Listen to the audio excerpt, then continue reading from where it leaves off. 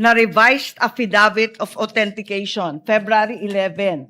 Ngunit sabi ni testigo Kalilong na merong kasama ito na wala rito sa record natin at sana maibigay si Senator Judge, ito yung sulat kasama nung second revised affidavit of authentication. Ito naman yung sinasabing sulat ni Santiago K. Fadulyon ng DOJ na nagsasaad na hindi kailangan na may private complainant yung sina Presidente, ang First Lady at saka yung dating Speaker dahil base sa kaso ng Santos Concho versus DOJ na 2008, hindi daw kailangan yung private complainant. May we also have a copy of the same. Finally, may we urge that a copy also be given of February 14 certification of DOJ asserting that the revised affidavit of investigation was finally sufficient. Nais lang namin na makita yon at alamin yung investigation data, huling-huli, nung March 7, almost a month after the submission of the affidavit of authentication, kasi halos isang buwan bago utusan na magkaroon ng investigation data form. Sana may kopya rin tayo noon.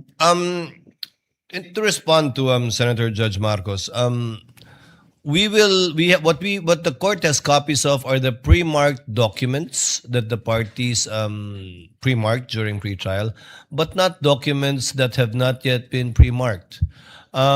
Most of the documents you mentioned that was discussed by counsel for respondent has not yet been pre-marked. They only used it to confront via cross-examination the witness of the prosecution. But the ones we have, we will furnish you with a reminder, of course, Senator Judge Marcos, that these documents have not yet been formally offered by either party.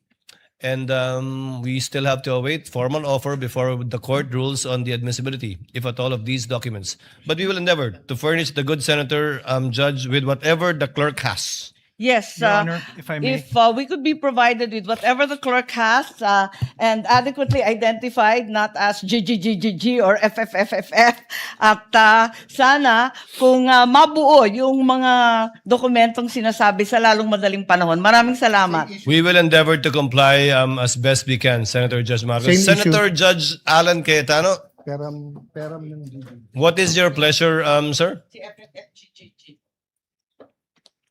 Mr. President and Mr. Presiding Officer, before I ask to be allowed to ask a question, can I just follow up yung kay Senator Marcos, including the ruling yesterday? Just in the interest of all Senator judges being able to follow closely, especially kami sa first row kasi medyo nagkaka-stiff neck na kami. Mahirap tignan yung TV, so baka dun sa Maglalagay harap. na po kami ng TV Yes. sa harap ng And lamesa I ng don't know, Council for Parties. I think all of us own a iPad or a tablet. I don't know what the solution is, but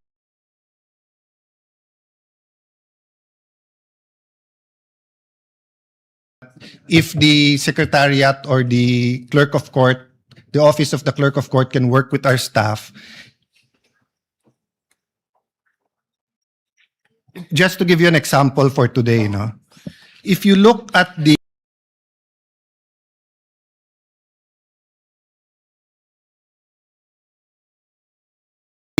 impeachment complaint on page 19, for example, it says that the affidavit we're looking for kanina,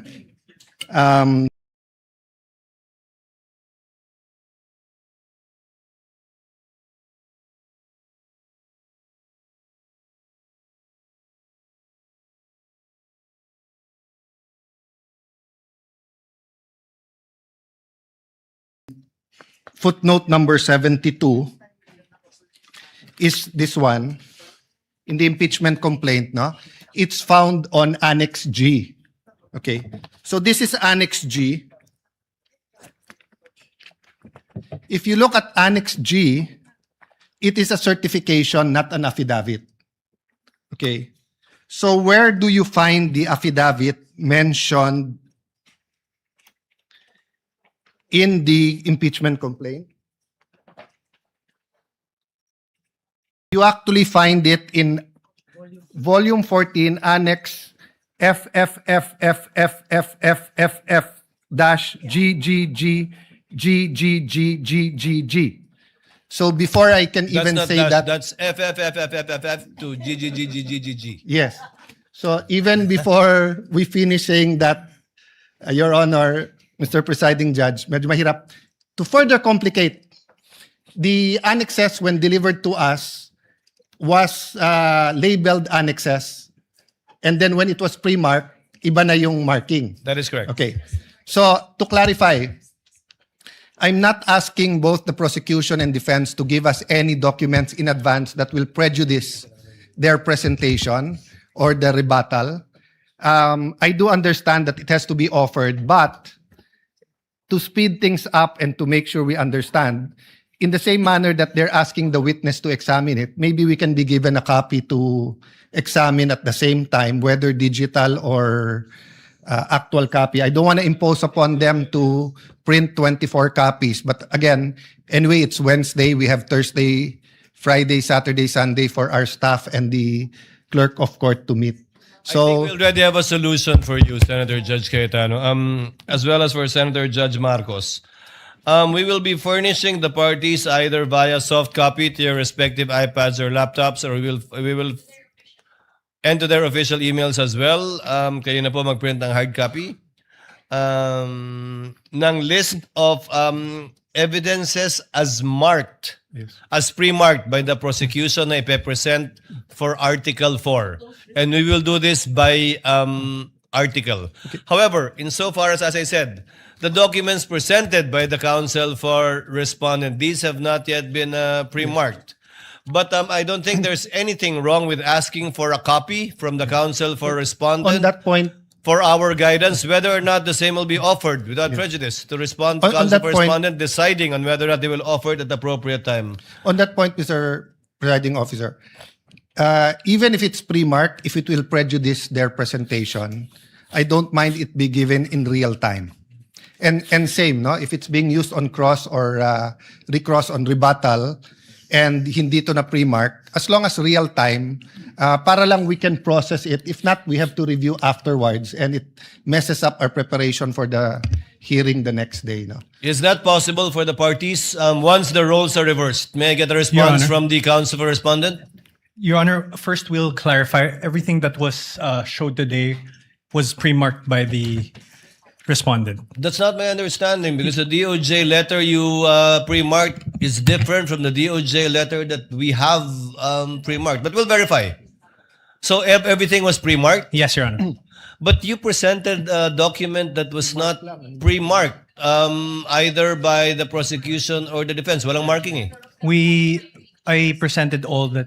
So if it was pre-marked, it's our lookout. Then then there's no problem furnishing the senator judges with a copy of the same. We have no problem with that, Your Honor. Senator Judge Alan Cayetano's concern has no basis if it was all pre-marked. Apparently, it was our oversight. Yes.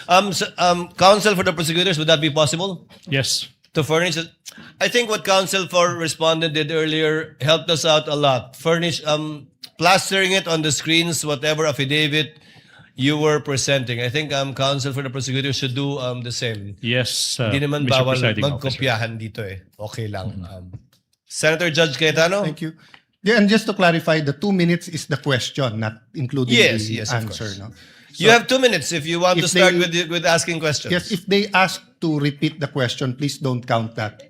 No, 2 minutes is long We will- with short questions, but many of us want to get to the bottom of it, end up only asking 1 or 2 questions. So just a little bit we liberality. will be lenient, Yes. Thank you. Senator Judge you Alan very much. Cayetano. You may Appreciate proceed, it. sir. You have 2 minutes.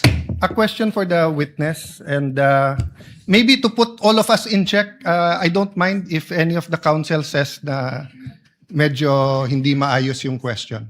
I mean, given what happened yesterday and today, and there are questions that could prejudice the case either way. As long as we call each other out respectfully,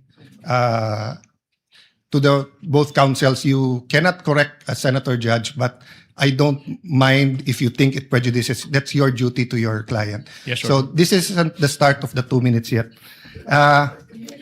Magandang hapon, Mr. Witness. Good afternoon, Your Honor. Medyo mahaba na yung pag-upo mo dyan, but allow me a few questions. No? Yung circumstance lang, so paano nagsimula yung investigasyon na na-involve ka? Were you from the start o hindi? At written instructions ba to? O sinabi, oy, may investigasyon tayo? Just konting clarity, paano na-umpisa yung specific investigation? And was it based on the November 3 video? Tama ba? November 23, Your Honor. Okay. It all started, I received a phone call, sir, from my executive officer that there is a video wherein there is a statement given by the Vice President, which is classified as threat, and I was tasked and assigned to investigate the case, sir. Okay. So basically, ganun yung pagkasabi na I'm tasking you to look at the video, investigate. Yes, Your Honor. Were you working alone or with a group? With a group, Your Honor. NBI group. Yes, Your Honor. And was this is there an interagency also or just purely NBI? Don't have personal knowledge. Maybe our chief, sir, has the Okay. knowledge on that, sir. Yes. No, that's all I asked for naman, yung personal knowledge. Yes, Your Honor. Pakiulit mo yung sinabing, how exactly sinabi sa'yo na tignan mo yung video, imbestigahan mo, or may statement? So, To be specific, sir, as far as I remember, may statement si Vice President regarding the November 23 press conference na kung saan may pagbabanta na naganap, Okay. pakiimbestigahan. pakiimbestigahan. So, ganun ka-general. May Yes po. pagbabantang naganap, pakiimbestigahan. Yes po. And you proceeded by watching the video. Yes, Your Honor. And when you watched the video, you got to the part na may pagbabanta. No, Your Honor, I first don't know which part of that. So, you watched the whole video, of course. First, the clippings, Your Honor. Okay. Then, I look for the whole video, Your Honor. Then you watched the whole video. Yes, Your Honor. And thank you for your honesty. So after the clipping, tapos the whole video, what did you do next? You reported or you made your recommendations? I don't understand the process lang kasi. Upon identifying the whole video, I informed my executive officer that I identified the video, Your Honor. And then yung sinabi mo yesterday, then you started looking for patterns. That's why you looked at yung dating mga video ni Vice President. Yes, Your Honor. So you started investigating the threat against the President, the First Lady, and the former Speaker of the House. Yes, Your Honor. Did you investigate the threat against the Vice President? We tried, Your Honor. How did you try? It is included in our letter to the Vice President, Your Honor. That's why we were inviting her to proceed to our office to investigate the threats to her life, Your Honor. How about the vlogger who asked her about Oplan or whatever they call that Romanov? Did you invite them? Yes, Your Honor. And did they testify? The Princess Maui did not appear, Your Honor. Did not appear. Did you also look for previous videos that are threatening to the Vice President? We look on the Romanov part, Your Honor. Okay. But we identify a different person who first mentioned the Romanov, Your Honor. Did you coordinate with the PSG? I have no personal knowledge, Your Honor. You yourself? Yes, Your Honor. Maybe our chief, Your Honor. Yeah. But you are aware that the primary responsibility of protecting both the President and the Vice President is the PSG? Yes, Your Honor. So isn't it fair to say that any investigation against a threat to the first family, the president or the vice president, you would normally ask the PSG if they received any threat? I have no personal knowledge, Your Honor. No, I'm asking, hindi ba normal sa investigation kung sino yung primary agency na taga-protekta na lumalaban dun sa threat ay tatanungin natin? Yes, Your Honor.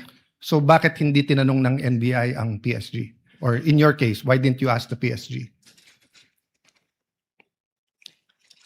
Maybe it can be answered by a chief, Your Honor. No, I'm not. I will ask your chief also. I'm asking you, when they said, look at this, you looked at other videos, you tried to get Princess Maui, you tried to get the Vice President, but you didn't contact the PSG for the First Lady, for the President, and for all you know, the PSG will tell you right there and there, the threat is real, or the PSG will say, politika lang yan.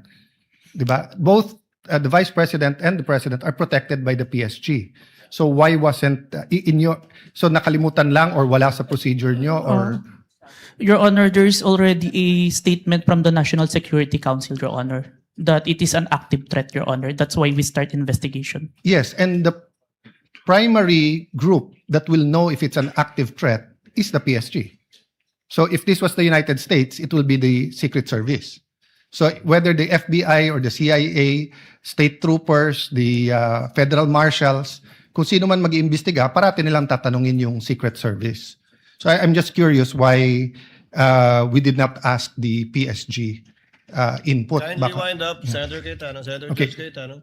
So my last question is, how did you characterize the threat of the Vice President to the President?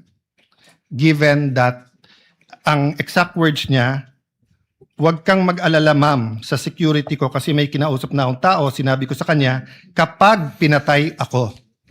So that'll be fair to you and not vague, no? Did that phrase, "kapag pinatay ako," have any bearing in your investigation?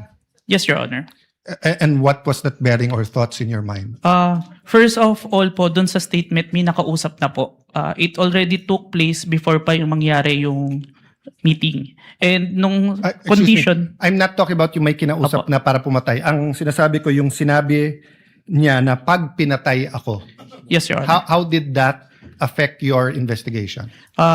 There is a condition na kapag pinatay siya. But as we can see, it's only applicable if there is only two parties. The statement make a loophole wherein a third party can use that na kapag namatay si BP, ma-execute ngayon yung statement ni BP na may nakausap na siya without the participation of the one mentioned, the President, the First Lady, and the Speaker of the House, Your Honor. That's fair. But what I'm saying is that in your reports, did you characterize it as a conditional threat?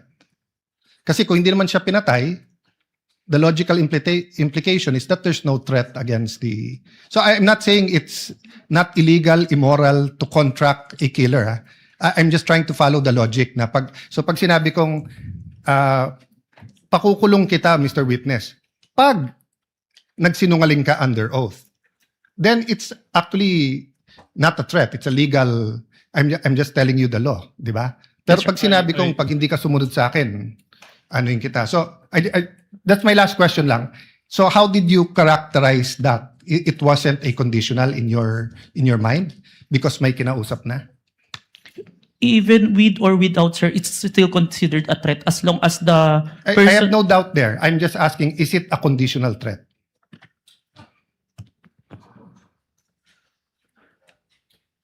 Based on our affidavit, sir, I believe it's conditional, which... Based in your affidavit. But your initial assessment, yung personal mo as an investigator, this is an investigation of the whole NBI, but yung personal mo. The threat is absolute, sir. Okay. Thank you, Mr. President. Thank you. Thank you, Senator Judge Cayetano. Yeah. We now proceed. Senator Judge Padilla is recognized. Maraming salamat po. Thereafter, Senator Judge Zubiri. Maraming Senator salamat Judge po. Padilla, you have 2 minutes. Opo. Nais ko lamang po magtanong sa ating saksi. Ginoong saksi, kanina po kasi habang nagkakaroon ng pagdinig, ako po'y laging iistorbo dahil tuwing may itatanong, mag-o-object, medyo magulo po eh. Pwede po bang sagutin po ninyo ako dahil noong pong February 5, ang sabi po dito ay insufficient po yung na hindi dapat makarating na sa preliminary investigation. Tama po ba? February 5 po yon. May certification, sir. Yes po. Opo. Tapos nung February 14, naging sufficient na for conduct of preliminary investigation. Nasagot po ba yung 7 na sinabi dito na para, ang sinasabi po kasi dito nung February 5, merong 7 na kulang. I believe so, sir. That's why we have received a certification, sir. Ayun. Kasi po, parang narinig ko kanina, hindi po naibigay yung original copy nung sinagawang interview kay Vice President Sara Duterte? Yung original po na kopya, kung sino po yung nag-record, wala po kayong affidavit? Meron po ba kayong affidavit na nakuha nyo? Yes sir, ako po yung ang inire-request po ng DOJ dyan is affidavit po nung nag-screen record, which is my affidavit, Your Honor. Meron po siyang affidavit? Ako sir, ako po yung nag-execute sir. Hindi po yung mismong tao? Yes po, ang hinihingi po kasi ni DOJ is kung sino yung nag-screen record through OBS sir. Hindi po yung mismong tao? Yes, Your Honor. Kayo lang po yung nag-affidavit? Yes, Your Honor. Pero meron po kayong ng pagkakataon ba na nakausap niyo yung tao at nagbigay siya ng affidavit? May I clarify, Your Honor, if sinong tao yung tinutukoy? Yung nag-record po? Ako po yung nag-record through OBS, sir. Hindi po. Yung mismong nag-record po kay Inday sa Vice President. Nakausap niyo po ba? Yung raw file po. Kasi napakahalaga po nun. Kasi doon po natin malalaman kung original ba o hindi. The video itself, sir, is publicly available. That's why I performed the recording, sir. Opo. Pakisagot na lang po, mahal na saksi, kung nakuha niyo po ba yung original. Yung original, hindi po yung galing sa internet. The original, no, sir. Yun lamang po. Maraming salamat po. Thank you, Senator Judge Padilla. Senator Judge Zubiri, you are recognized, sir. You have 2 minutes. Maraming salamat to our presiding officer. Magandang hapon po, Sir Witness. Good afternoon, Your Honor. Good afternoon. Gusto ko lang magtanong, clarificatory questions lang.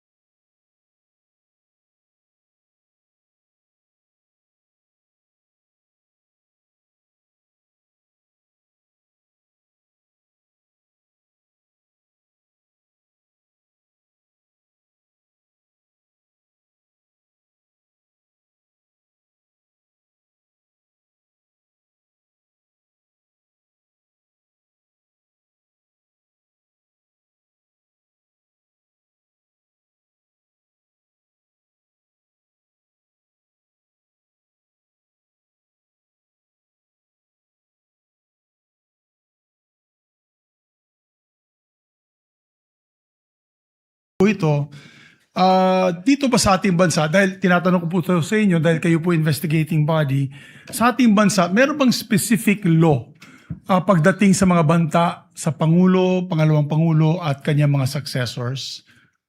Or yan ba'y pasok lang sa grave threats, which is applied sa lahat?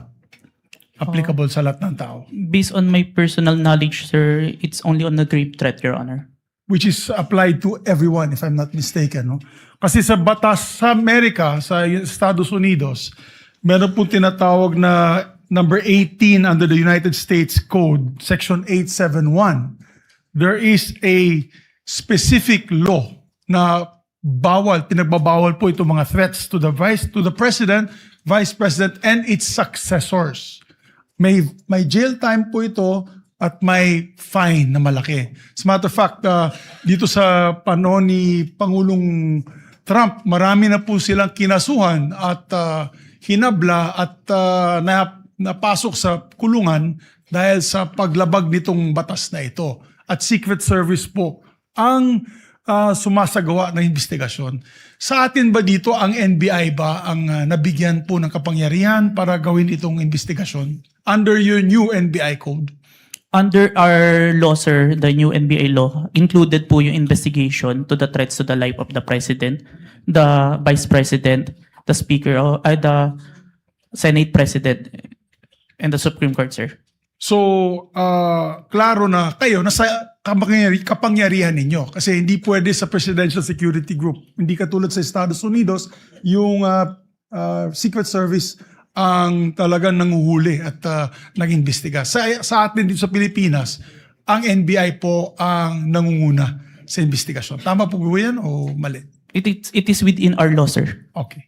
And this is just food for thought because not only are we senator judges, we're also legislators. It may be time that we also craft a law that will be specific on threats made to the President, Vice President, and its successors, meaning the Senate President, the Speaker of the House, and the Supreme Court Chief Justice.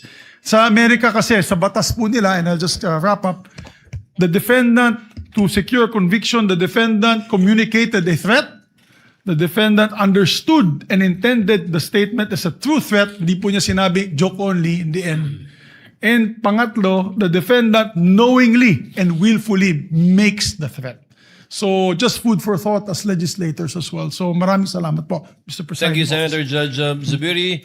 We now proceed to where we left off. I believe that was the redirect of the counsel for the prosecutor. Just out of curiosity, without any pressure, because I promised I would declare a break somewhere in between, depending on how long your direct and recross would be. I can call the break after the recross and the statement of the counsel for respondent, so that we break on a good point before we call on the last witness for today. Yes, counsel for the prosecutors. As to the question, if the prosecution will do the direct examination, The redirect. Kung mahaba-haba sorry, pa the yung redirect examination after the cross-examination of the defense, the prosecution decides not to conduct a redirect, Your Honor, please. Thank you, counsel for the prosecutor. Counsel for the respondent, do you want to begin to utilize your time now?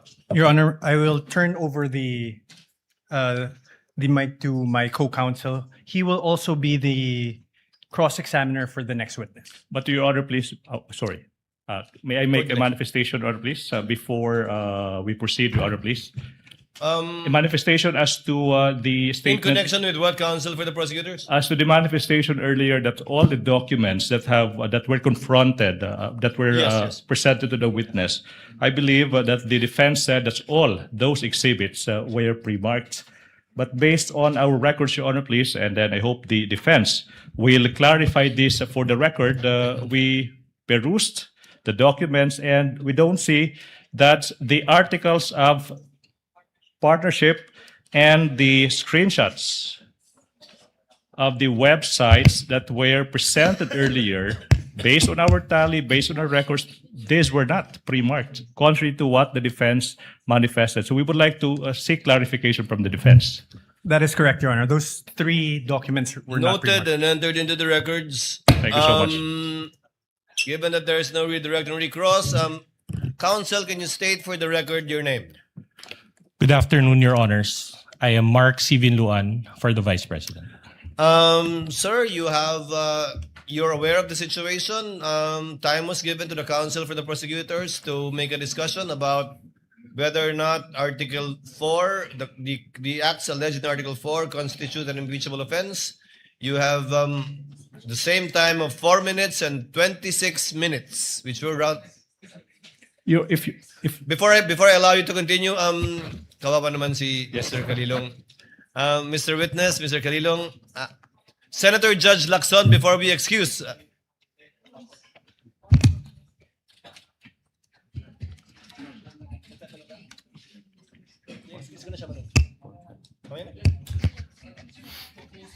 Senator Judge Soto is recognized. Sir, what is your pleasure, sir? Mr. President, Mr. Presiding Officer, are we going to dispense with the witness already? Unless you have questions. I believe Senator Lacson has questions to the witness. So not yet. Well, it's a simple question. The gentleman You're may proceed. familiar. Thank you very much. You're familiar with the internet, of course. Yes, Your Honor. Have you noticed that lately all the AI-generated videos have a caption saying AI-generated? Yes, Your Honor. Kaya pag walang nakalagay na AI-generated, siguradong hindi AI-generated? Not Yes, Your exactly. Honor. Today, Your Honor. Yes, lately, no? Lately, Your Honor. Lahat nakalagay. Pag AI-generated, nakalagay AI-generated and Meta does not allow it. Right? They allowed it, but there is a AI info part.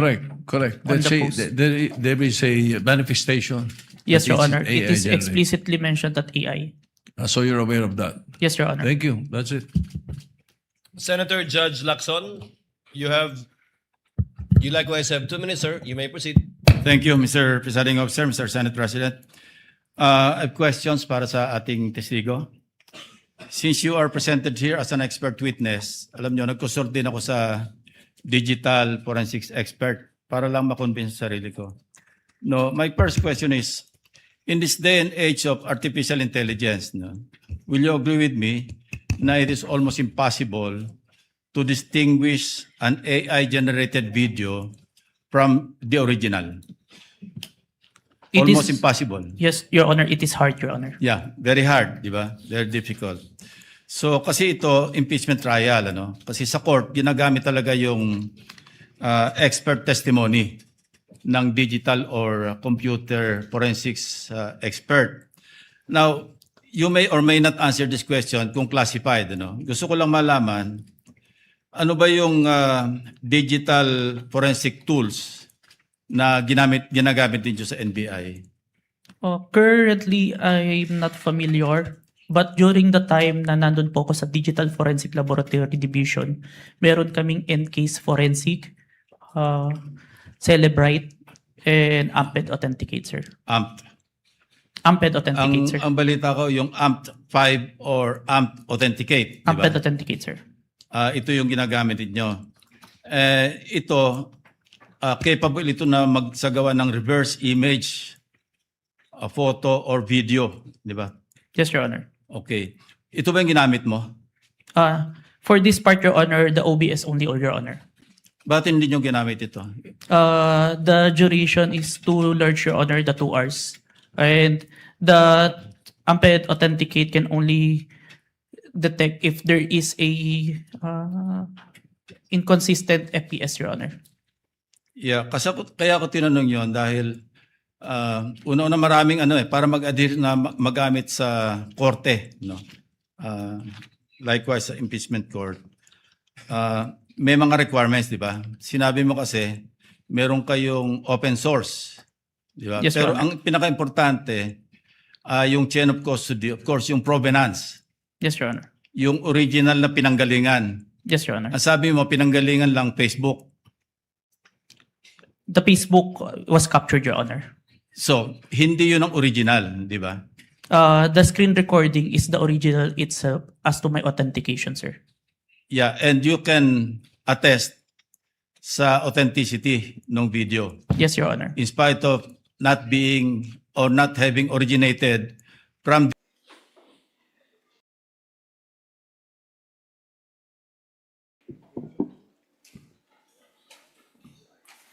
We recognize the presiding officer, Senator Chis Escudero.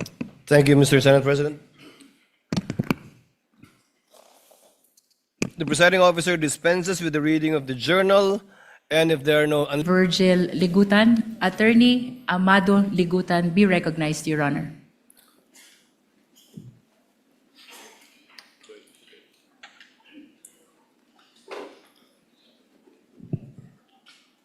For the record, Attorney Ligutan will be representing the counsel for prosecutors, and on the part of the respondent, it will be Attorney Narvasa. That will be correct.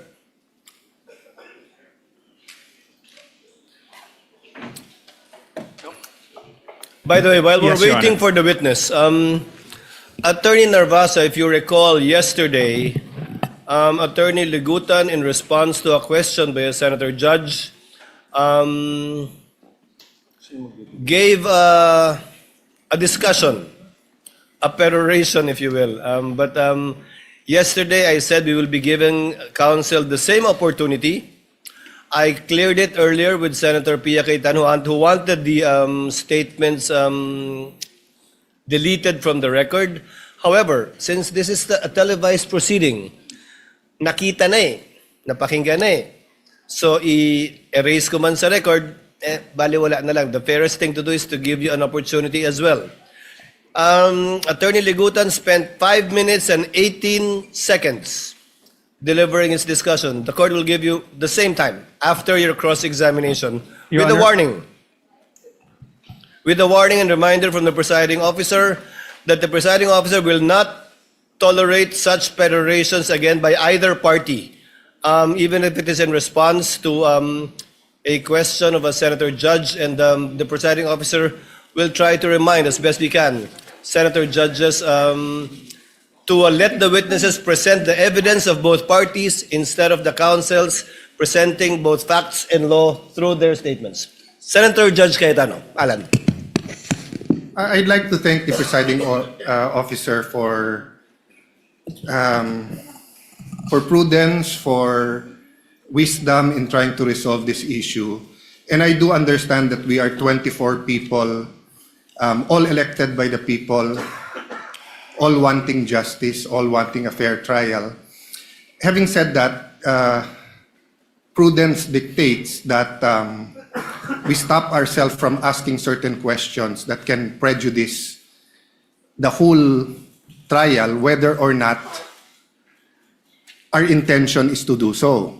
So the problem is well stated by the presiding officer that if we simply delete from the record, mapapanood nyo na rin naman sa YouTube yung magandang discussion ng prosecution. So, on one sense, it is fair to give the defense a chance to answer. But on another sense, it's unfair. Why? Because whoever phrases the question, lamang na eh. Kasi yung question nga is, why is this an impeachable offense? So for example, if I was the one who stood up yesterday and I asked the prosecution, why is this a political vendetta? And why is the House not investigating the flood control instead of investigating the Vice President? That would be unfair. That would be unfair to the House. That would be unfair to everyone. So simply giving the prosecution the chance to answer that question I asked would be unfair to everyone. So I do not know the solution. I accept the solution of the presiding officer. Now, let's not tolerate any more questions like that. I agree with Senator P. I don't like being called out. But that's the role of the presiding officer and the Senate President. No? So, sana yun lang, no, na one, when we ask the questions, we'll make sure it doesn't prejudice the whole trial. Whatever we say here, may ma-accuse na lawyering for the prosecution or defense. Okay lang yun. Okay lang yun. Sa prayer nga kahapon, di ba? Basta't justice, bahala na magalit. Okay. But my last point, Mr. President, let's give the defense a little latitude in not only answering that question, but what you want to say. Because nga, the question is unfair. So if you're simply going to answer that question, then it won't solve the problem na nakapagsalita sila 5 minutes, kayo nakapagsalita. So we'll consider, personally, I'll consider the very eloquent answer yesterday as a sort of a closing. So same, personally lang, Mr. Presiding Officer, give the latitude to the defense na parang closing din, whatever. Because they have affirmative defenses. And they did not push us to hear that. They went straight to trial. So dun din sa mga nagsasabi na delay sa dami ng objection, that's unfair. No? Let's give everyone latitude here. The same thing, I think, may konting ano sa internet na photocopies are not original and the counsel was simply citing, tama ba? A Supreme Court decision, no? And the rules of court. And the rules of court. So I'm just saying it's an emotional issue. So all of us will be hit, badgered, whatever. I think trabaho naman nung witness natin, bantayan yung internet. So as long as hindi foul, hindi threat. But having said that, Mr. President, let's give each other leeway, but only to the point that the trial will not disintegrate, di ba, into a political fiasco or circus. Thank you, Mr. President. The remarks of Senator Judge Alan Cayetano are noted. Senator Judge Pia Cayetano. Thank you, Mr. President. This will be brief. First of all, I'd just like to confirm that I acknowledge what the presiding officer said, that I agreed. Basically, I'm withdrawing my motion in the interest of fairness, because the delivery of justice is about fairness. So kung nakapagsalita nga ang prosecution with their closing statement, di pwede rin dapat mag-closing statement ang defense, no? So I am amenable to that. But very, very, very briefly, Mr. President, I'd like to put on record, why are we being strict about the rules? Why do I have to bother standing up? Well, because nothing in this world will run well without the rules. Now, my colleagues, the Senate is a basketball-loving Senate. Dami dito, hilig mag-basketball. Kung ako volleyball player, colleagues ko, basketball. I'll use basketball as an example. Will you have a decent basketball game if there's no rules? No, there's rules. That's why we stand up. And then sometimes there are also opportunities to question the rules. That's also fine. But that's why we have to stand up and call the attention of the presiding officer when we feel that the rules are being violated. And we will continue to do so when we believe it is necessary in the interest of justice. Thank you, Mr. President. The remarks of the lady are noted. Since we are discussing housekeeping chores and matters, let the presiding officer continue with the same. The presiding officer will call for a break midway through in order to afford the parties 15 minutes to relax, go over their notes, and do their thing. In regard to senator judges or counsels for the parties who are not on deck, you're free to answer the call of nature in the least disruptive manner possible and return afterwards outside of the 15 minutes that we will be doing halfway through the proceedings. And finally, a request has been brought to the presiding officer to request as well the senator judges to lower the tone of conversational voices because I think where you're seated is an echo chamber. Naririnig sa iba't ibang sulok ng plenaryong ito yung mga sinasabi din ninyo at hindi rin nakakapag-concentrate yung ilan sa ating mga kasama na nakaupo sa paligiran ninyo. Just a reminder, and one last reminder before I recognize counsel for the respondent, Mr. Calilong, you will be testifying once again and will be undergoing cross-examination under the same oath Yes, Your that you Honor. took yesterday. Do you understand that? Yes, Your Honor. Thank you, counsel for respondent. Attorney Narvasa, if you're ready, you may proceed with your cross-examination. Your Honor, may I be allowed to approach a witness? You may do so. Thank you, Your counsel. Honor. Good afternoon, Mr. Calilong. Good afternoon, sir. During your direct examination, you testified that you were trained on photo and video authentication. Yes, sir. You said that you were trained for 2 weeks? Specific for photo and video, sir. Sir, my questions are answerable by yes or a no. Can you Yes, sir. please constrain yourself to these questions, unless I tell you, okay? Objection to that, Your Honor, please. And you got this training from Max. Before counsel for respondent proceeds, counsel for the prosecutor to let the presiding officer Your Honor. recognize you first. You are so recognized, sir. What is your objection? Thank you so much. Inasmuch as I would like to accommodate the defense that in asking the question that the witness is to be limited to a yes or no question, Your Honor, please. Unfortunately, Your Honor, please, that's not sanctioned in the rules. There's nothing in our rules that would allow a defense to constrain a witness, even on cross-examination, to answer the questions by a yes or no answer. It's not in the rules. So, Your Honor, please, we cannot constrain a witness to answering either a yes or a no. The witness should be able to qualify. The usual answer by the defense is that it could be handled by the prosecution on redirect. But that is not the case, Your Honor, please.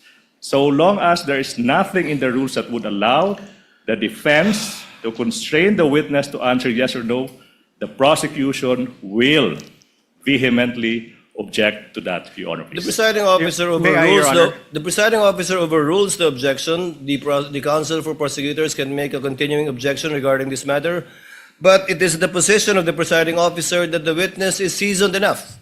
According to his testimony yesterday, he has attended over, if I recall correctly, 30 hearings already. So he would know how to respond and to explain if the need would arise.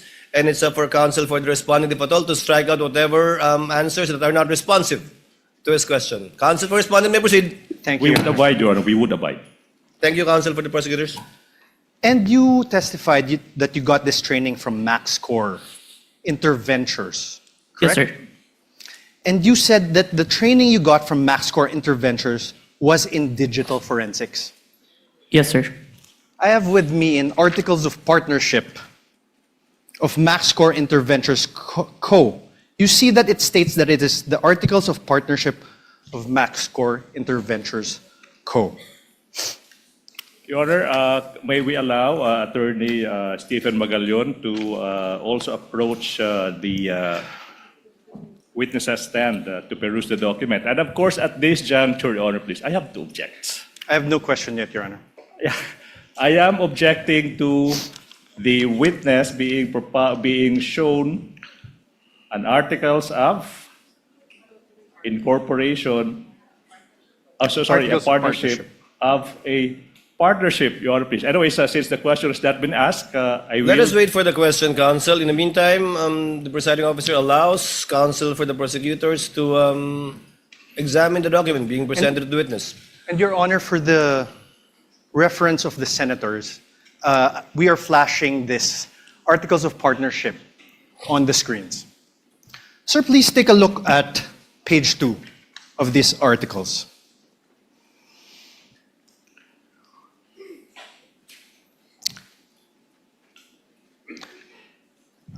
Page 2, sir. That's here. Page 1, page 2. Let's read it together, okay?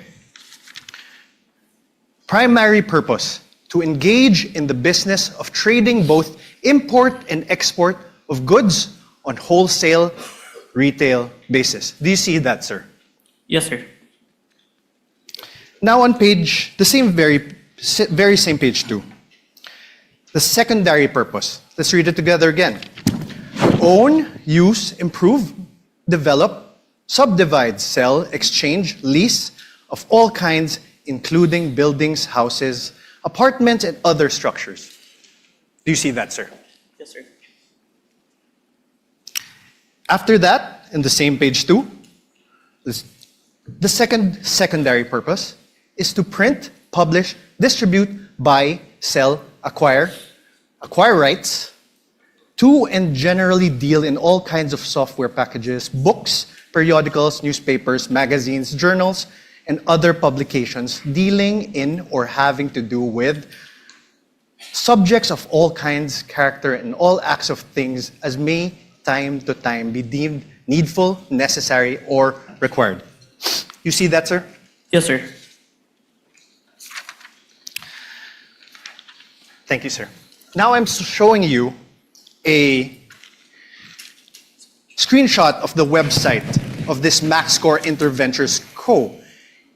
It states under About Us. I am also flashing this on the screen, Your Honors, for the ease of the senator judges.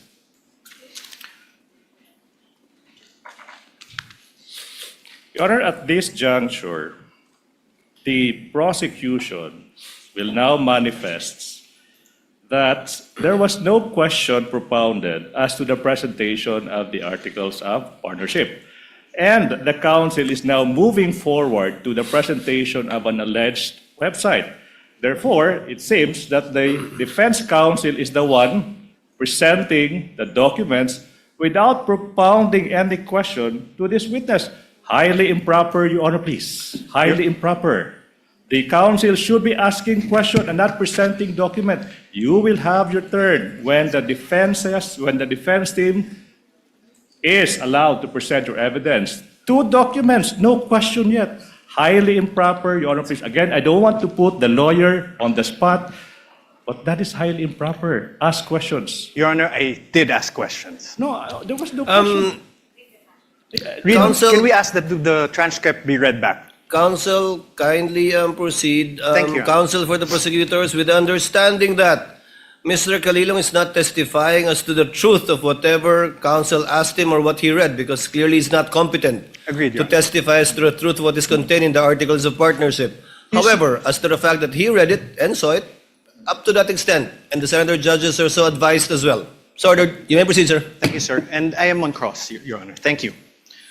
Sir, under the words About Us, it says MaxCore Interventures has been established as a one-stop source of different products and services intended for both government and private institutions. Its company tagline innovation without boundaries stands true testament to provide customers with quality merchandise, from the simplest to the most sophisticated ones at very affordable prices. The company places a long-term business relationship through customer satisfaction on top of its priority list, with integrity and honesty as the foundation of the company. It envisions to evolve into excellence amidst the competitive pace of information technology. You see that, sir? Yes, sir. Sir, now I'm showing you another screenshot of the website of this MaxScore Interventures Co. You confirm that I'm also flashing this for the ease of the court.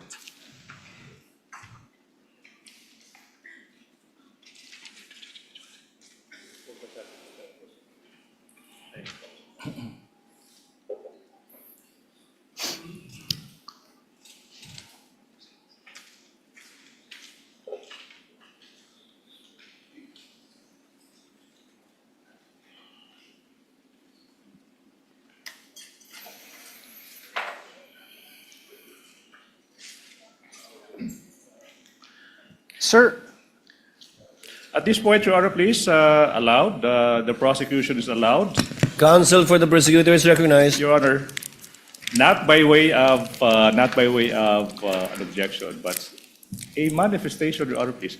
Your Honor, this is... Wait. I'm Before not- that, I would like to object to your manifestation. Your Honor, there's no objection. Why is the Your Honor, prosecutor allowed to manifest during my cross-examination? Counsel Honor. for respondent, kindly wait for the presiding officer to recognize you. Thank you, Your Honor. What is the desire of the counsel for the prosecutors to I make would a what? like to put into record the simple fact, Your Honor, please, that basis has not yet been laid as to the presentation of these documents. He presented an articles of partnership and screenshots of websites without saying who took these screenshots or who, from where did the defense get the articles of partnership.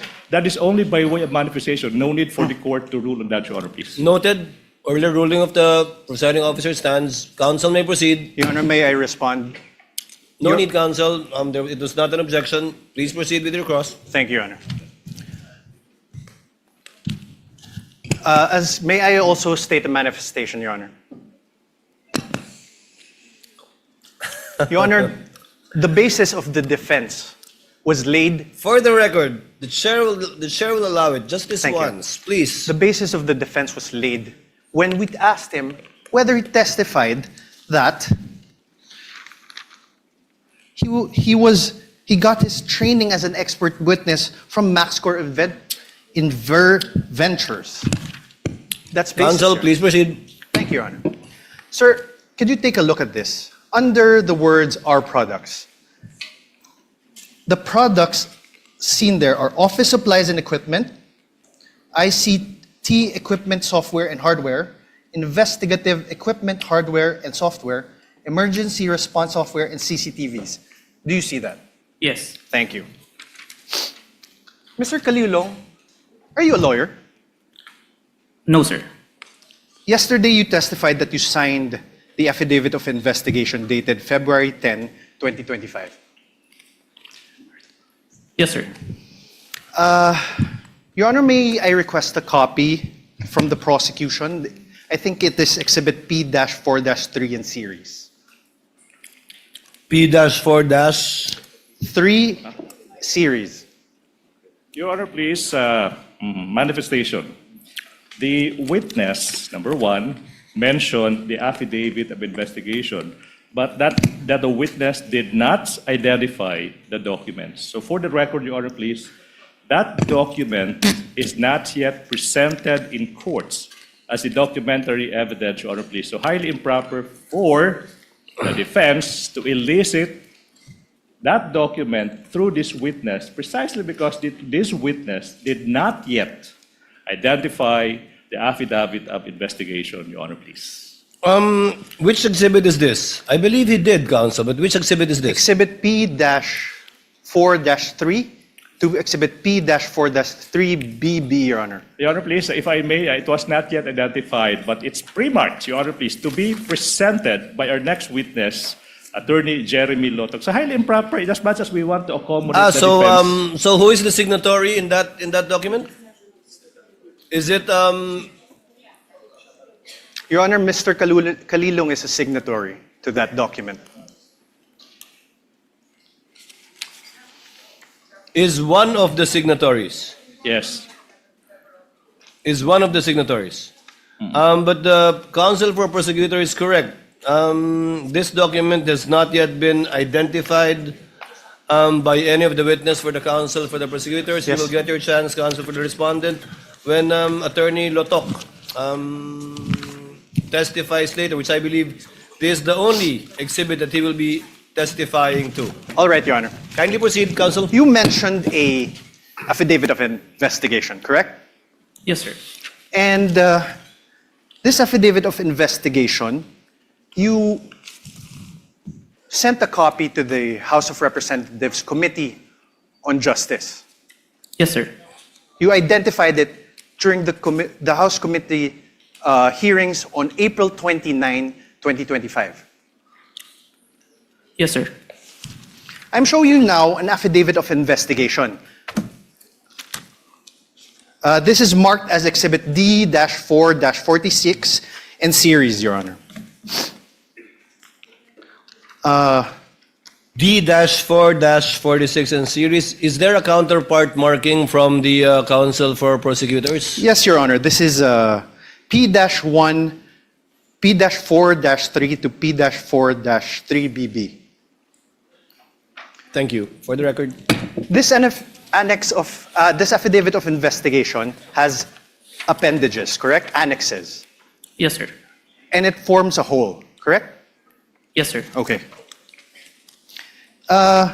Sir, do you confirm that you signed this? I'm one of the signatories, sir. Do you want me to have in my identifying signature? Okay. Your Honor, do you have here, sir? Kaso lang, sir, yung sinumpit mo po, I withdraw, Your Honor. Apart from this affidavit of investigation, dated February 10, are you aware if there is another affidavit of investigation executed by the NBI represented by the Cybercrime Division in relation to this case? This is the only one that is submitted, sir. No, executed, signed. Your Honor, My question is the defense executed. cannot argue with the witness, Your Honor, please. The witness would know how to respond, counsel.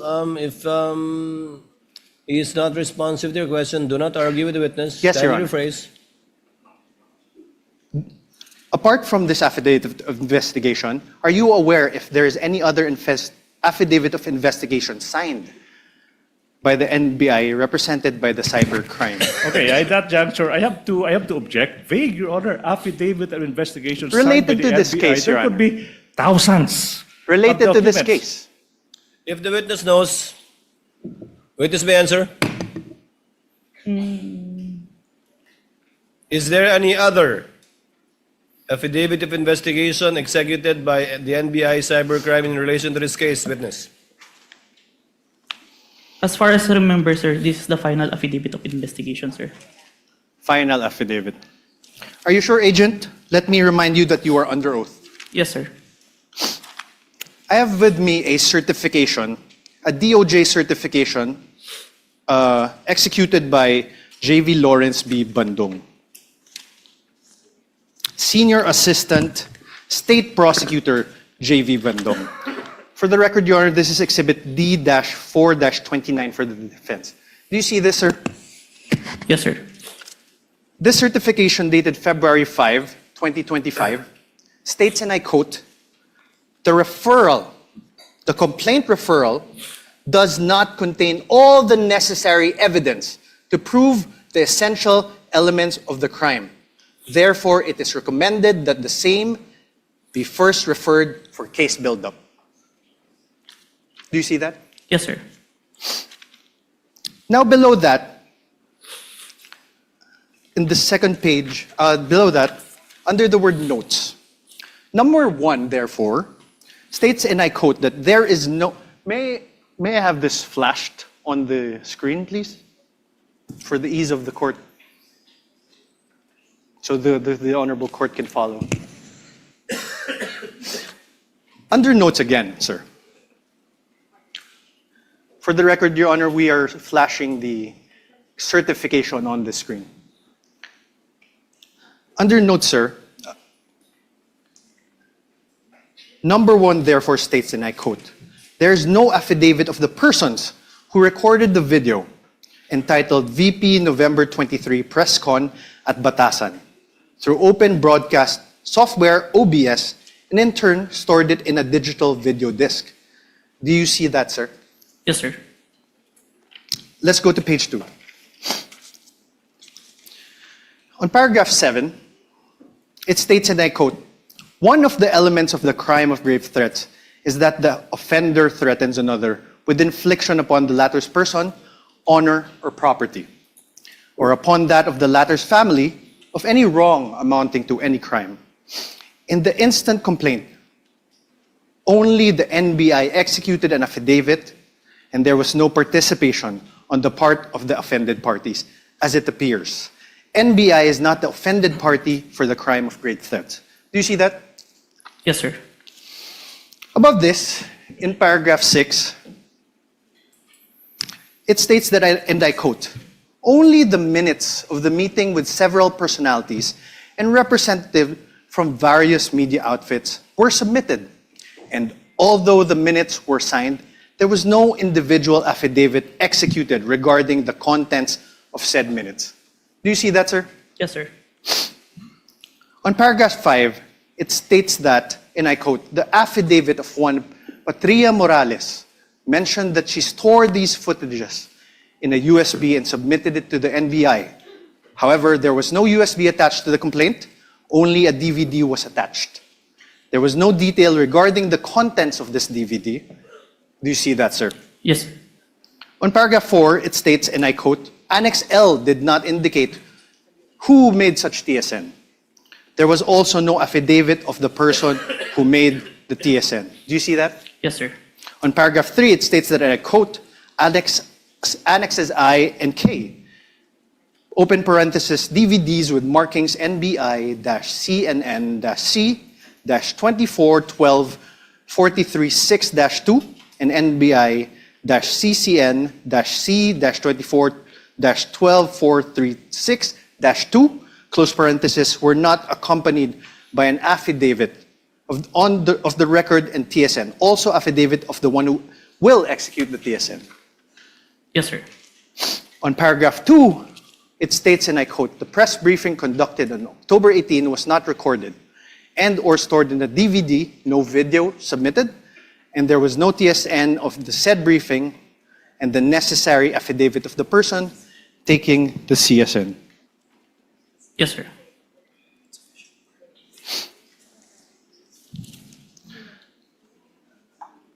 Now you are aware,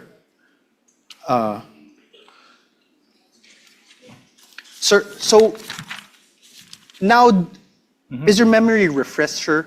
Did the DOJ send back the original affidavit of investigation to the NBI? Yes, sir. As far as Thank you. Now, you are aware that on February 11, 2025, the NBI, through its then director, retired Judge Jaime B. Santiago, wrote to the Office of the Prosecutor General submitting a revised affidavit of investigation. Yes, sir. This is your affidavit of investigation dated February 10, right? February 10, 2025. Correct? So, wait. So, objection, Your Honor. The defense said that this is your affidavit, dated February 10, without showing any document to I'm the asking, witness. sir. How could the witness answer to a question that is not accompanied with a document? That should be the basis for the question and the And answer, this Your is Honors. your affidavit. I will reform, Your Honor. Kindly reform, counsel. Thank you, Your Honor. This is your affidavit dated February 10, 2024, correct? Please check.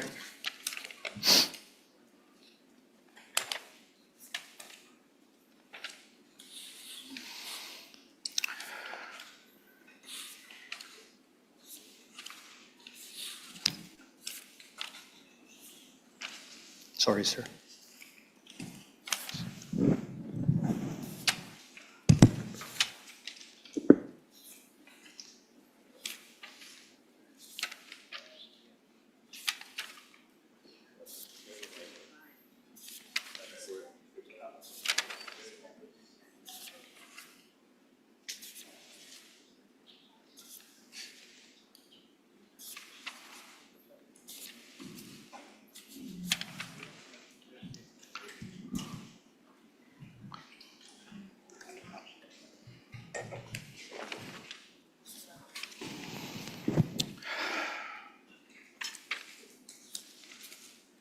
Your Honor, can I make a manifestation, Your Honor, please? Your Honor, can we object again to this manifestation? Manifestation.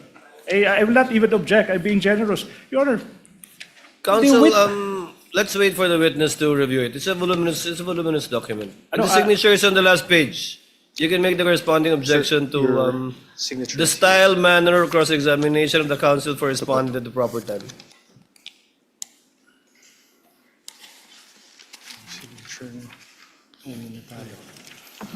And po.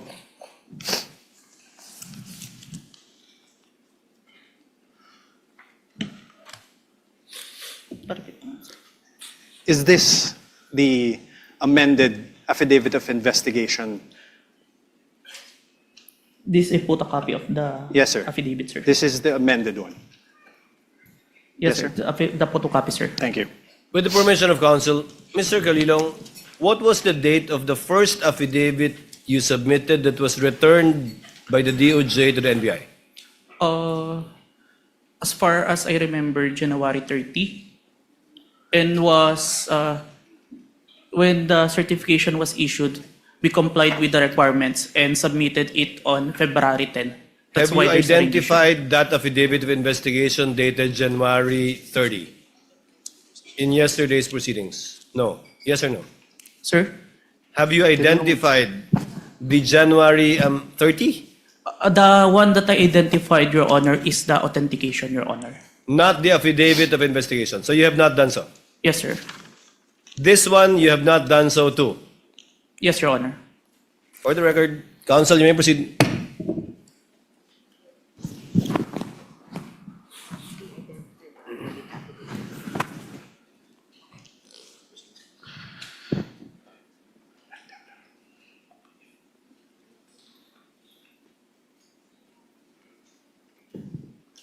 I'm showing you now a letter dated January 30 from the former NBI Director Jaime Santiago.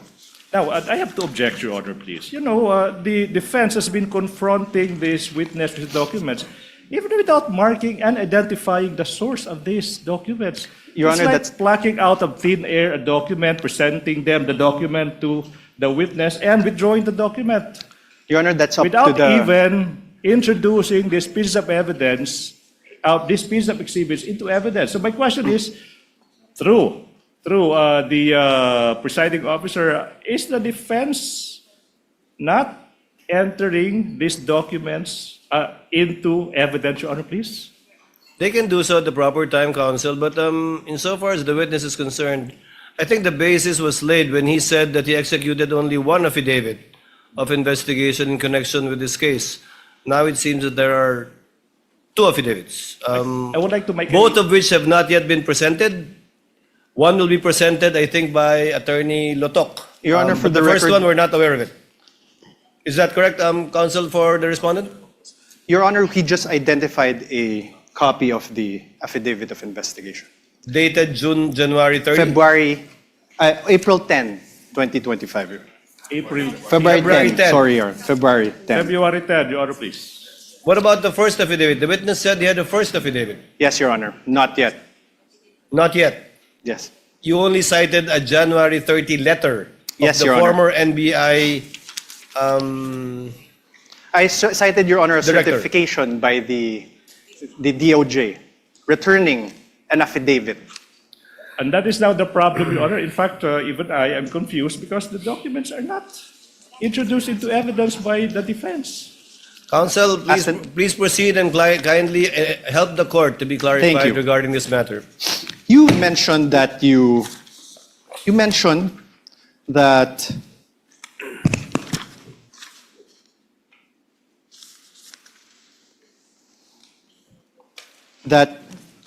you were aware that the then director, retired Judge B. Santiago, wrote to the Office of the Prosecutor General submitting a revised affidavit of investigation on February 11, 2025. I'm showing you now that letter dated February 11, 2025. For the record, this is Exhibit D-4-43 for the defense. Up for the defense, you mean pre-marked, I suppose. Because when you say marked as evidence for the defense, it's not yet. Your turn has, you have yet to present your exhibit, so it should be pre-marked, Your Honor, please. No, it's pre-marked, and I believe both the defense and the respondent and the prosecution also have common pieces of evidence which you decided during pre-trial. This is not one of them, which you decided during pre-trial to be marked separately. It's not one of those few common pieces of evidence. Yes, there are a few. Sir? Please proceed, counsel, for the respondent. Witness the answer. There is a signature above the name Judge Jaime B. Santiago. Whose signature is that? Your Honor, now I would like to object to the relevance. A letter is being, the witness is being confronted with a letter coming from the former NBI Director, Judge Jaime B. Santiago, and this witness is now being asked to identify whose signature is that. That's obvious. I'll allow it conditionally if you can show the relevance insofar as your ability to test the credibility and the accuracy of the witness is concerned. In the meantime, I'll allow it. Kindly show the connection, counsel. Thank you. Sir, whose signature is this?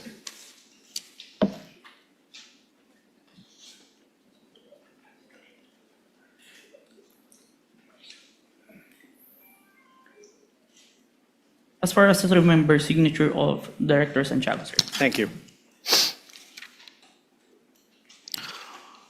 On the last line of the letter, on the 4th page, sir, please take a look.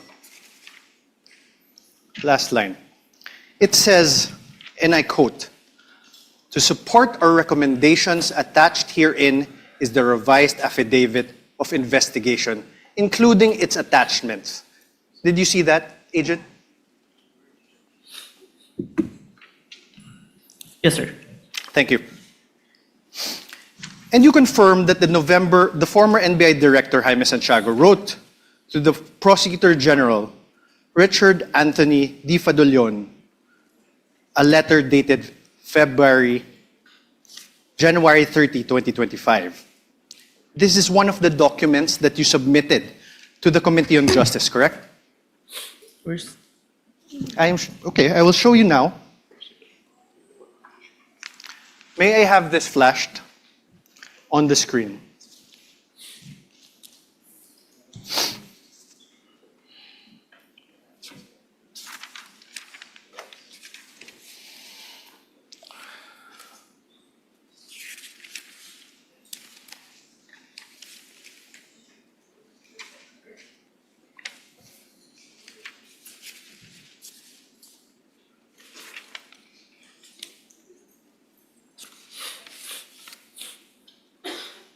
Do you recall this document? Yes, sir. Yes.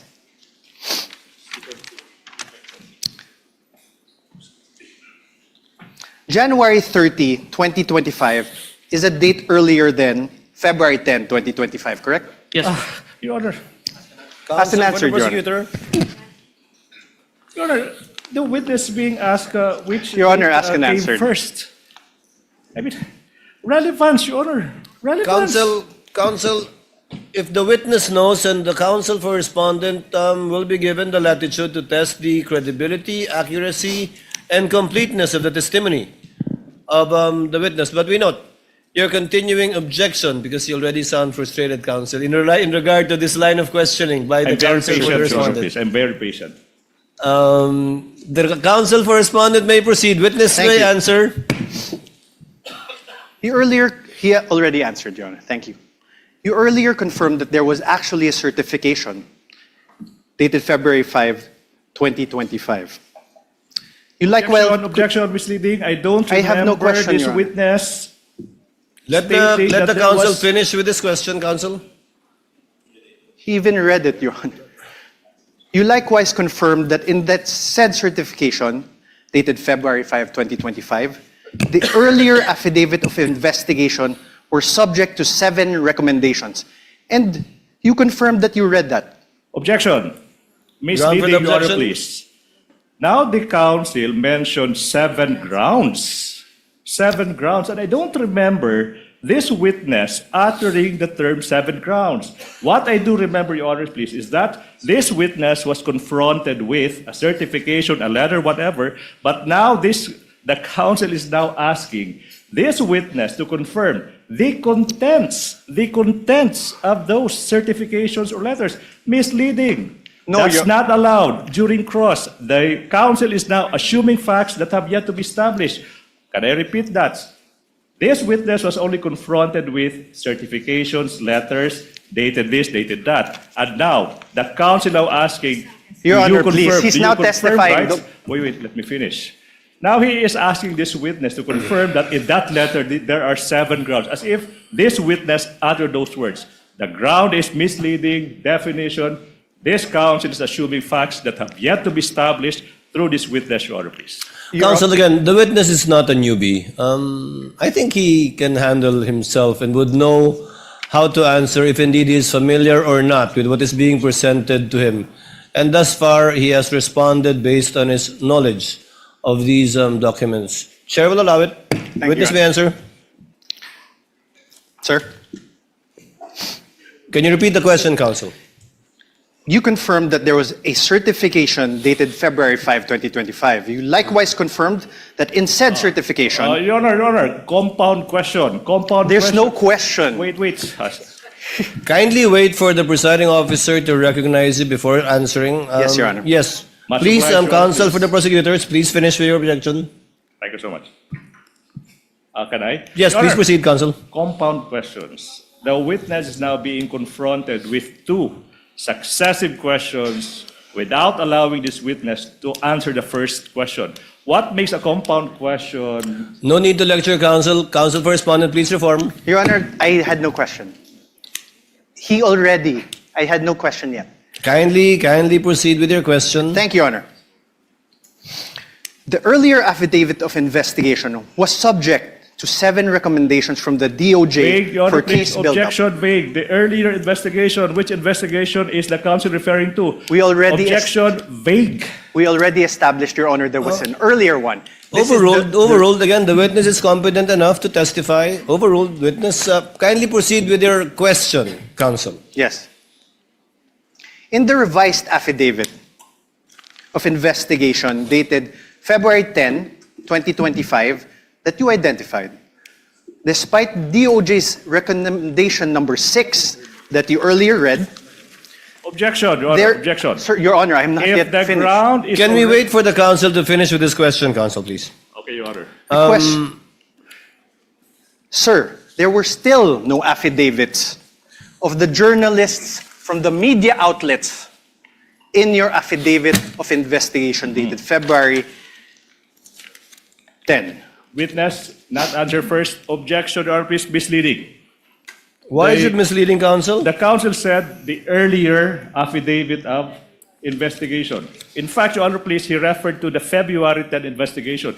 That's not the earlier investigation. That is the final affidavit investigation submitted to the DOJ. Misleading. Misleading, Your Honor. Your Honor, The presiding officer will ask the question. Mr. Witness, did you attach the affidavits revised, right? of the 2 witnesses that viewed the video of the Vice President in the February 10 affidavit? Yes, sir. Let me qualify my answer in number 6, sir. You may do so. In number 6, sir, The DOJ requested an affidavit to be executed regarding the contents of the minutes. I executed an affidavit attesting to those minutes, sir, which I'm part of the interview, sir. But was it attached to the February 10 affidavit? Yes, sir. Counsel for the respondent, your witness. Thank you. Sir, but there are no affidavits of the journalists from the media outlets, correct? My question is not found there, Your Honor. Oh, Your Honor, please. My question is not Your found Honor, there. okay, wait. The counsel is confronting the witness with a document, and he propounded questions, was and then not- he asked another question, and he took the document away. What's Your the Honor, purpose of that? I was Objection, not- Your Honor, please. My question is plain, Your Honor. Let the Do you- witness peruse the document you presented him with. Let him answer that through a document. My question is plain, Your Honor. Your Honor, a witness should be allowed to peruse the document I am that he not- was confronted with. Counsels, please. Witness, I think the witness understood the question. Mr. Calilong, you may answer if you understand the question. I will repeat the question, Your Kindly Honor. repeat, counsel. Thank you, Your Honor. There is still no affidavits of the journalists from media outlets appended on your revised affidavit of investigation, sir. May I qualify my answer, sir? No, sir. Oh. Just answer a yes or no. Kindly look at the document presented to you. On redirect, counsel can make you explain the disparity, if any. The question is simple. Are the affidavits attached to the affidavit of investigation?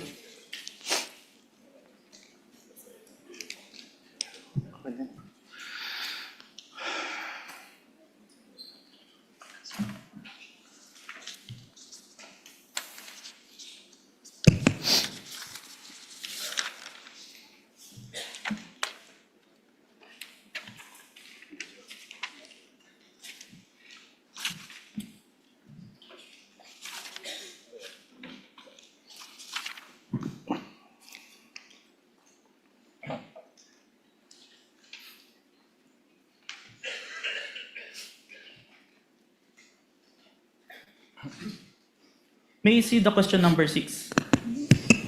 Your Honor, my question does not relate to question number 6. Kindly show the witness, counsel.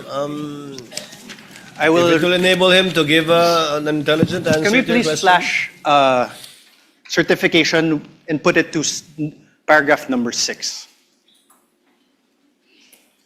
The paragraph number 6 states that only the minutes of meeting with several personalities and representatives from various media outfits were submitted. Although the minutes were signed, there were no individual affidavit executed regarding to the content of the minutes.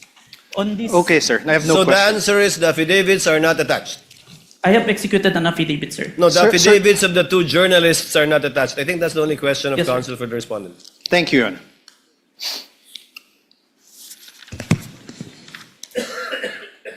Instead, sir, as you confirmed, what you appended to the affidavit of investigation are affidavits of NBI agents, correct? Yes, sir. Not the journalists who were present The one who during interviewed. the November 23, 2024 press conference. The one who interviewed, sir. Yeah, the one in the interview. Not the journalists. Yes, sir. Ask and answer, Your Honor. Sir, in the revised affidavit of investigation dated February 10, 2025 that you identified, despite DOJ's recommendation number 7, can we show again DOJ recommendation number 7? In the certification dated February 5, 2025, it is still the NBI Cybercrime Division that is the complainant. I believe this is answered on the letter of the director, sir. Sir, my answer is answerable by yes and no. The complainant is still the NBI Cybercrime Division. Yes, sir. Thank you. The supposed offended parties in this case would be President Bongbong Marcos, Yes, sir. the First Lady Liza Marcos, Yes, sir. the former Speaker of the House Martin Romualdez. Yes, sir. Did President Marcos appear before the NBI during its investigation? No, sir. Did the First Lady Liza Marcos appear before the NBI during its investigation? No, sir. Did the former Speaker Martin Romualdez appear before the NBI during its investigation? No, sir. Sir, I'm showing you again for the record the affidavit investigation. Sir, did you attach to that affidavit of investigation dated February 10, 2025, an affidavit of the President Marcos? Only the responses, sir. Sir, listen to my question. That's Did the you- answer. Your Honor, he did not answer, so I am entitled to That's ask his again. answer. Not responsive. The question was, Mr. Witness, did you attach the affidavit of President Marcos to the February 10 affidavit? No, sir. Did you attach an affidavit of the First Lady Liza Marcos on your affidavit? No, sir. Did you attach an affidavit of former Speaker Martin Romualdez on your affidavit of investigation? No, sir. To your knowledge, if you know, sir, did President Marcos file any criminal complaint against Vice President Sara Duterte as a result of the November 23, 2024 online press conference? He made a statement. No, sir. My question is, if you know, did the President file any criminal complaint against the Vice President? I have no personal knowledge. Did the First Lady Liza Araneta-Marcos file any criminal complaint against VP Sara? I have no personal knowledge. How about the Speaker Martin Romualdez? Did he file any criminal complaint against VP Sara as a result of the November 23, 2024 online press conference? I have no personal knowledge. Did you really investigate this case? Oh, Your Withdrawn, Honor, Your Honor. argumentative, Withdrawn. Your Honor, please. Withdrawn. Did you really investigate this? How about Question the has been Speaker withdrawn. Martin Romualdez? In other words, sir, the alleged offended parties were not included as complainants in the case you filed with the Department of Justice. Yes, sir. Thank you. Based- Thank you. And despite the fact that the NBI Cybercrime Division did not comply with recommendations number 6 and number 7 in the certification date February 5, 2026, it nevertheless filed the revised affidavit of investigation dated February 10, 2025 that you identified today. Can I qualify my answer, sir? No, sir. Just answer with a yes or no. Witness may be allowed to answer according to how he wishes to explain. You may proceed, Mr. Witness, to answer. Yes, sir. Thank you, Your Honor.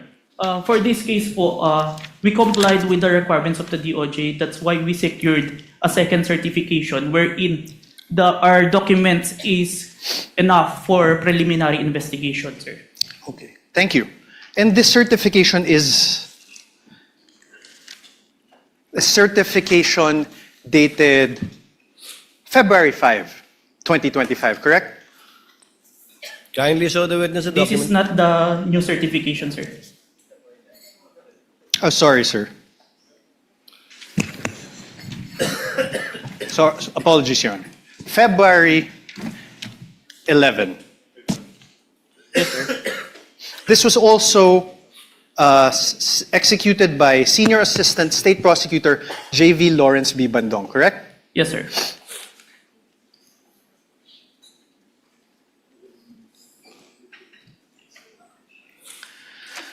Now let's discuss the nature of the investigation you conducted. You claimed in your affidavit, sir, affidavit of investigation, that the NBI began its investigation into the VP's remarks because it was directed by the DOJ to do so. Motu proprio and directed, sir. Okay. Do you understand what you just said, sir? Oh, Yes, sir. Oh. Can I I'm object asking, to that, sir. Your Honor, please? I'm That's asking, sir, it argumentative. makes sense, Your Honor. Argumentative, counsel. Move on. Mutu proprio, sir, means... Oh, no, objection. You cannot lecture, counsel. This is Sir, what does cross-examination. you mentioned mutu proprio. What does it mean? Even without a complainant, we started the investigation, sir. Are you sure, sir? Oh, argumentative. Are you sure, I get- sir? Move on, Are counsel. you sure, Move on. sir? How...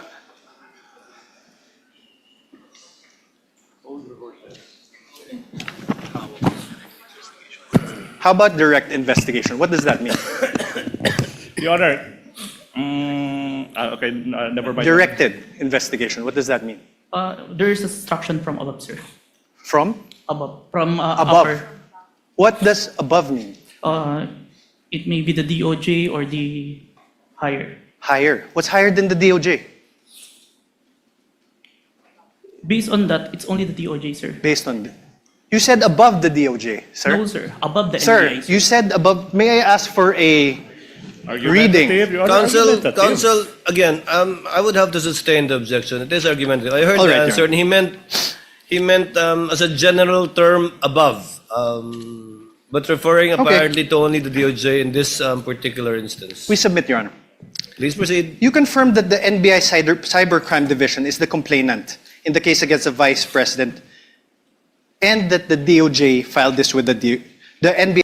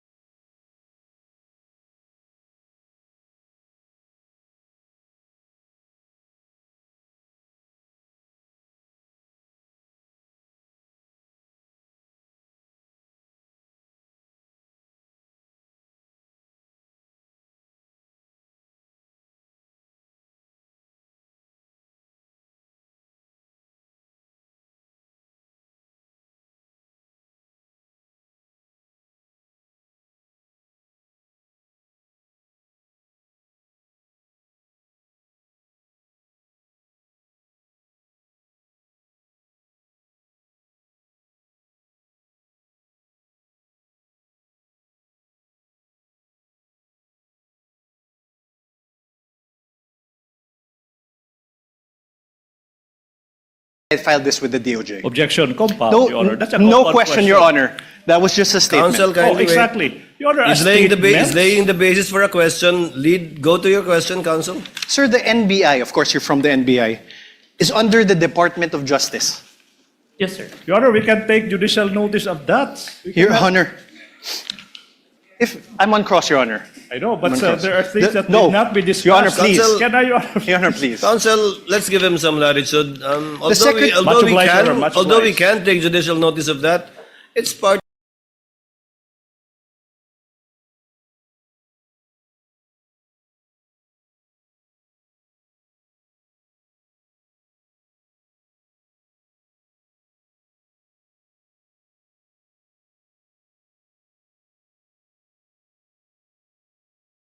Of his cross-examination. Yes, thank you, Your Honor.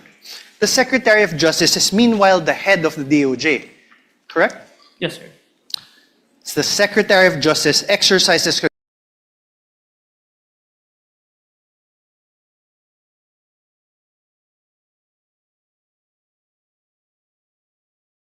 control and supervision over the NBI. Yes, but even No more questions. The witness Yes is or no, answering. Mr. Witness? If you know. Can you repeat, sir? Mr. Witness? The Secretary of Justice exercises control and supervision over the NBI. Yes or no? We are under, sir. But we're independent. So you do not know. Oh, Your Honor, that's sorry. argumentative. So Sir, you are do you- not know? All right, Your Honor. Are you aware of Book 4, Chapter 8, Oh. Supervision and Control of the Admin Code? Your Section Honor. 39. Your Honor, I have no Your Honor. question yet. Yeah. Please. Yeah. Section Counsel for the 39. prosecutor, let the counsel for respondent finish his question. Yes, Your Honor. Section 39 thereof, Secretary's authority. The Secretary shall have the supervision and control over the bureaus, offices, and agencies under him. Supervision and control. Sir, my question is this. Is the NBI, the National Bureau of Investigation, under a bureau under the Department of Justice? Yes, sir. Thank you. And, sir, the President has control over all executive departments, correct? I believe so, sir. The DOJ is one of those executive departments, correct? Yes, sir. And the current President is Ferdinand Marcos Jr., correct? We agree to that. That's judicial notice. Your Honor, please. Yes There's or no no? other Yes, sir. president. We No, only he have answered one already, Your president. Honor. Already asked and answered. The head of the executive branch is President Ferdinand Marcos Jr., correct? Yes, sir. the very same Ferdinand Marcos Jr., who you said was an offended party in the case against Vice President Duterte. Yes, sir. So, in other words, the NBI investigated and filed the complaint. The DOJ directed the investigation and will determine whether the case should proceed to court. And the alleged offended party, President Marcos, is the constitutional head of the executive branch, Objection. exercising control over both the DOJ and the NBI. I Your Honor, withdraw, Your objection. Honor. I withdraw. I withdraw, Your Is the Honor. ground is- I withdraw. Oh, Your Honor. It's even more compound question. Nothing to object asking to. several Withdraw, subject Your Honor. matters. Withdraw. Counsel, move on. Sir, you testified earlier that you investigated the Vice President in relation to the press briefing that she conducted on November 23, 2024. Yes, sir. This investigation by the NBI Cybercrime Division was started after the conduct of the November 23, 2024 press briefing of the Vice President, correct? Yes, sir. So basically, to put it simply, the investigation was done after the supposed incident on November 23, 2024. The same day, sir. The same day, but after. Oh, Your Honor, the same day then after. Same, not responsive, Your Honor. Counsel, clarify your question. Same day, The same investigation was done after, later than, the supposed incident on November 23, 2024. Yes, sir. Thank you. You mean to say later that day? Yes, Your Honor. Because how can you investigate something that hasn't happened yet? Correct. Yes, Your Honor. Please proceed. Sir, you're not one of the participants of the press conference on November 23, 2025, correct? Yes, sir. So you do not have personal knowledge about what transpired during that press briefing, correct? It was live streamed, sir. You did not watch that live stream, correct? In It was- real time. Yes, sir. You only acquired knowledge about it when you started investigating later that day. Yes, sir. You also do not have personal knowledge of the alleged threats made by the Vice President during that press conference. Press briefing, sorry. After the press briefing, After. sir. You only acquired knowledge about it when you started investigating. Yes, sir.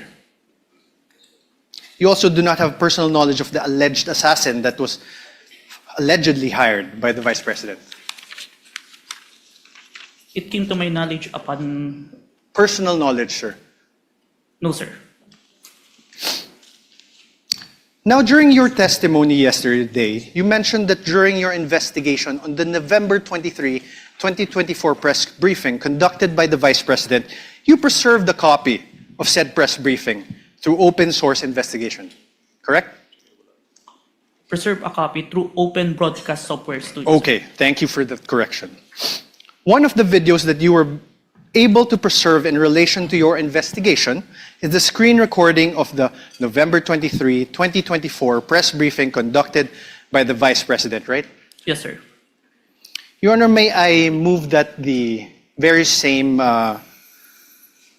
USB be unsealed and shown by the prosecutor's Exhibit P-4-10 be unsealed and shown the witness.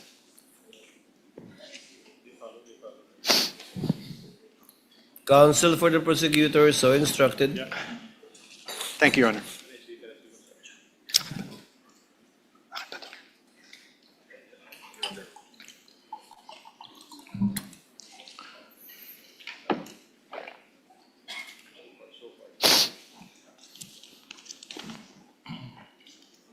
Okay ka na po?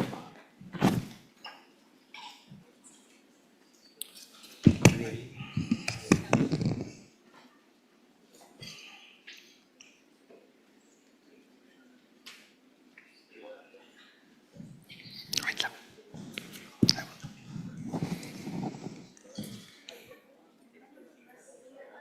November 20.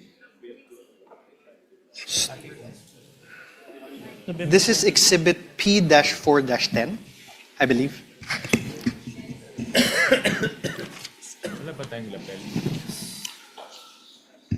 Your Honor, may I request that he unseal the USB and that it be allowed to be played? Which part, counsel? Your Honor, we will play various parts of the, not the whole, for the as the... That's what I was worried about. Yes, Your Honor. We understood by the faces of the honorable members of the court. So you will We will just... play parts. Yes, Your Honor. Of it, and you identified, I presume, the time stamp. Yes, we have, Your Honor. I will get to that. Witness may open the seal. Thank you, Your Honor. And counsel for the prosecutors is instructed to accompany one of the counsels for the respondent in the tech booth to make sure that it's the same USB being presented. For the record, Your Honor, the witness is opening the prosecution's exhibit P-4-10, Your Honor. This is the video dated November 23, 2024.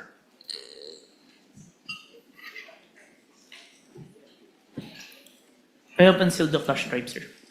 Counsel this with understanding, okay, very much like yesterday, that this USB will again be sealed and signed by both parties. Yes, Your Honor.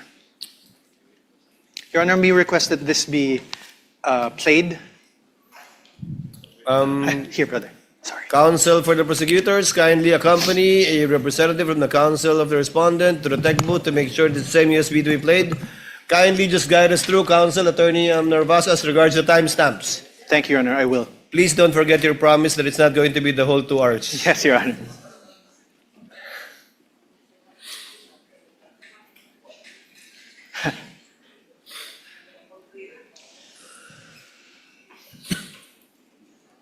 Waiting. Senator Judge Pia Cayetano, what is your pleasure, ma'am? Yes. If it's possible, Mr. President, if our Secretariat can install a monitor here because magkaka-stiff-neck na po ako watching this. And it really doesn't look nice that I'm slouched there looking this way. So, and then this one here is a little bit, not for videos, but for the copies of affidavit, it's quite difficult. So if they can put one here, the others want another, but I can speak for those in the front row we would like to request. Thank you. The clerk of court, rather, is instructed to kindly install a TV monitor in front of the tables of the counsel for the parties instead of at the witness stand. Both sides.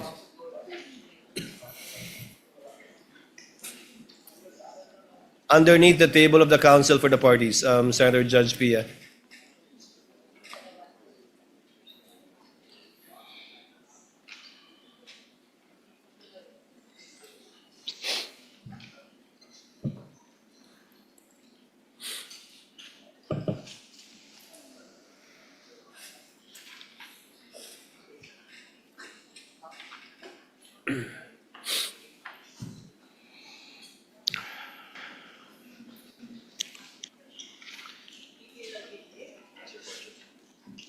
Counsel, for the record and for reference, kindly identify the timestamp that you will be playing. I presume in chronological order. Your Honor, for the record, we are showing the witness a part of the video marked as the prosecution's exhibit P-4-10.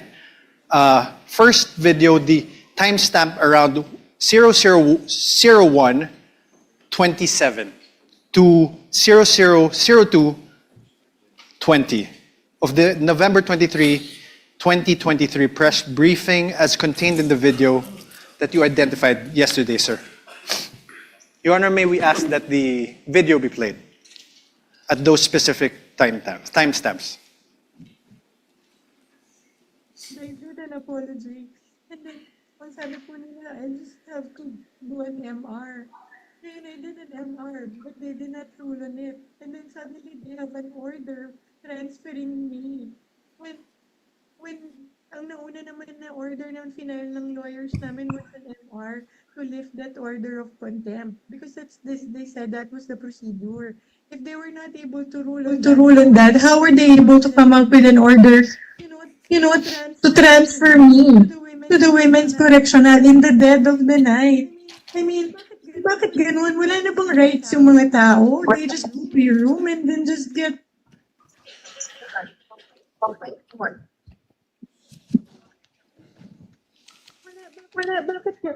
I don't understand. Your Honor, may I ask that the video be stopped?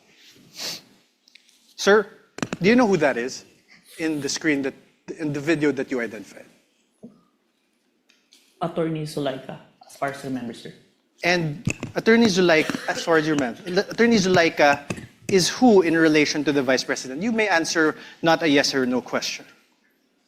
As far as I remember, she is the COS. COS meaning Chief of Staff, Chief of right? Staff. And she is there in that video because she was cited in contempt by the House of Representatives, correct? If you are aware, you're the investigator. Prior to the... Sir, my question again. The witness Let is the about to witness answer. answer. Witness was in the process of answering. Prior to the scene, I have no personal knowledge, but based on her statement during the video, I think it was mentioned. So you didn't investigate the things that happened prior to the scene, correct? Sir, yes or no? We have investigated, sir. You didn't investigate. Oh, I did, sir. argumentative. That's why there's an October 18, sir. So what happened before that? If you investigated, what I happened? say I don't have personal knowledge, sir. Sir. Because I'm not present during that time, sir. Witness is not responsive. The question was, what happened prior to this video, this particular clip of the video, if you know, given that you investigated the incident, as you said? As far as I remember, there is a hearing in the House of Representatives. What committee, sir? I can't remember the committee, sir. What happened, sir?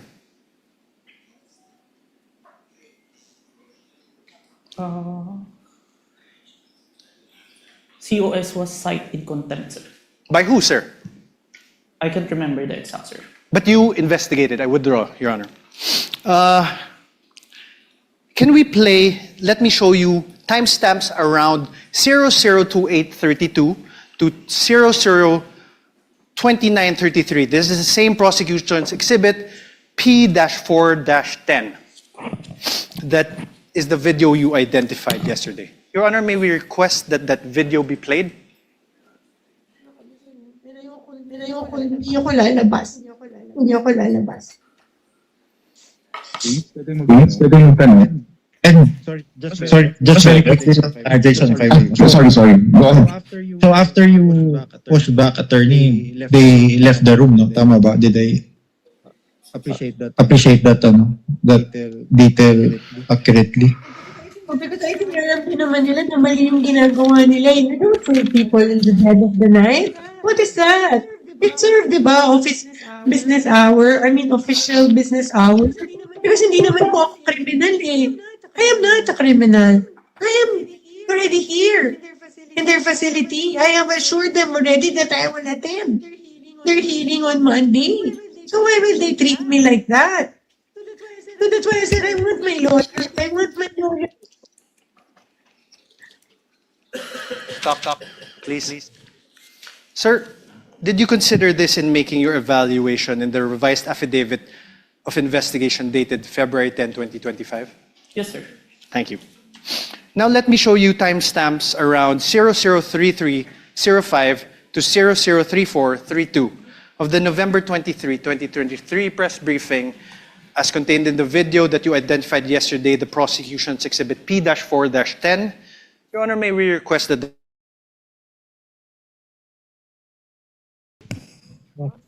You're online, ma'am. Go ahead, ma'am. Go ahead.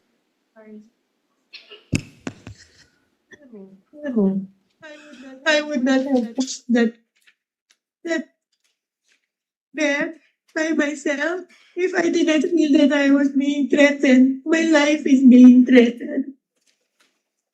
Alam niyo, I'm sure you saw in the hearing that my back hurts. I cannot parang lift everything. I cannot.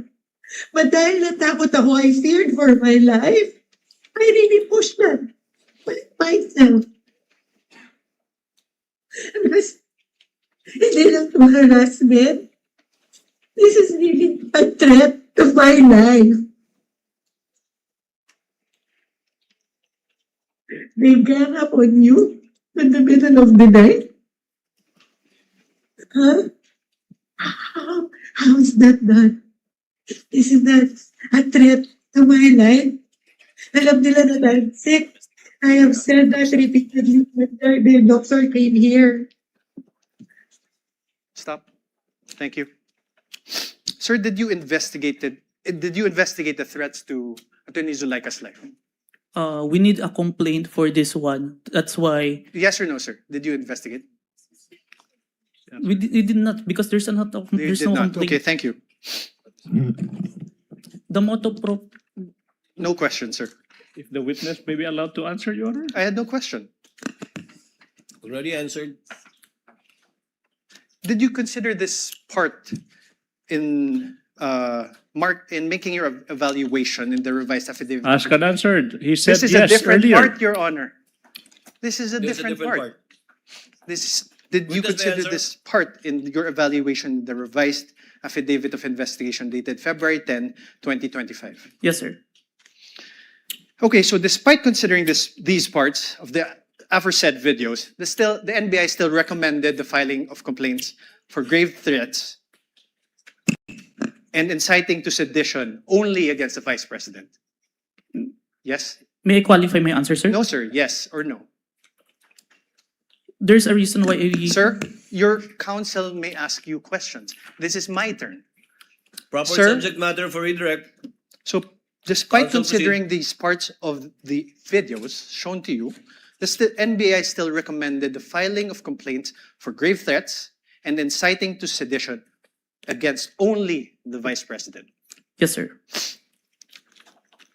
Now, in the revised affidavit of investigation dated February 10, 2025, in page 15, paragraph 40 thereof, it is stated there, and I quote, "We unanimously believe that Vice President Duterte may be held liable for grave threats defined and penalized under Article 282 of the Revised Penal Code and inciting to sedition defined and penalized under Article 142 of the Revised Penal Code in relation to RA 10175 or the Cybercrime Prevention Act of 2012. You see that, sir, right? Yes, sir. This conclusion was reached by you together with other affiants of the revised affidavit of investigation dated February 10, 2025, correct? Yes, sir. Now, sir, you mentioned that you're not a lawyer, right? Asked and answered. Asked and answered. To date, Move on, we are counsel. aware, are you aware if any court has convicted the Vice President for grave threats over what transpired on November 23, 2024? As far as I know, not yet, sir. Not yet. As far as you know. Mr. Witness, as far as you know, no. No, sir. Proceed, counsel. To date, thank you, Your Honor. To date, are you aware if any court has convicted the Vice President for inciting to sedition over what transpired on November 23, 2024? No, on my personal knowledge, sir. Thank you. But you're the complainant, right? Argumentative, Your Honor. I was just asking. Sustained. Move Asked on, and counsel. answered. Argumentative. Then you withdraw your question. Improper.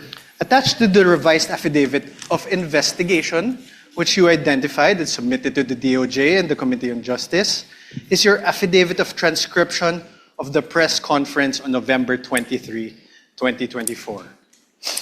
I am showing you this now. For the record, sir, Your Honor, I will show the... Can you check?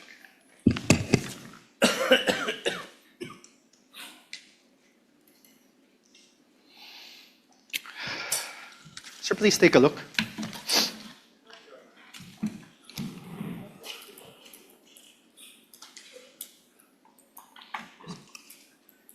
Can you please say it for the record? This is your affidavit of transcription.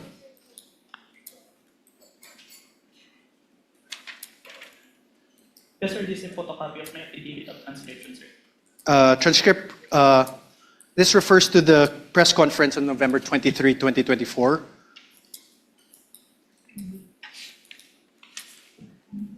Yes, sir. You signed this on December 20, 2024. Yes, sir. Sir, please take a look at your paragraph 2. Let's read it together. In relation to the ongoing investigation, the undersigned was tasked to transcribe the screen-recorded video of the press conference of Vice President Sara Duterte on 23 November 2024, which was saved on a DVD. You read that, sir? Yes, sir. On paragraph 3 thereof, let's read it together.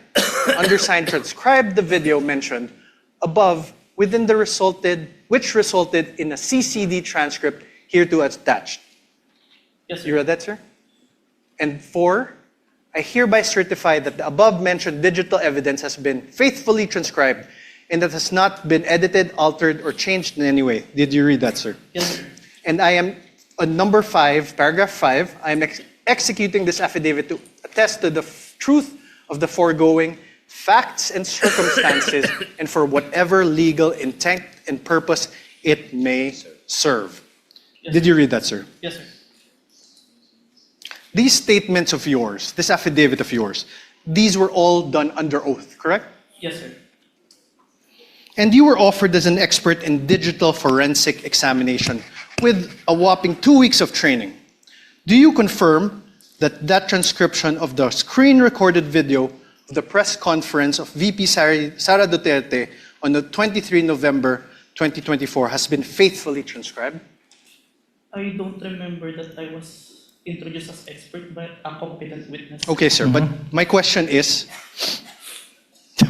the press conference of VP Sara Duterte, that the transcription of the screen-recorded video of the press conference of VP Sara Duterte on 23 November 2024 was faithfully transcribed by you? Yes, sir.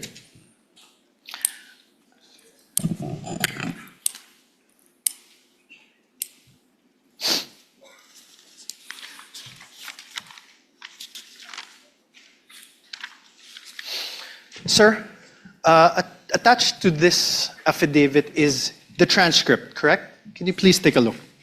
Yes, sir. And Your Honor, may I ask again that the video, parts of the video be played of the press conference on November 23, 2024. Let's go through it together, sir. Where's the timestamps?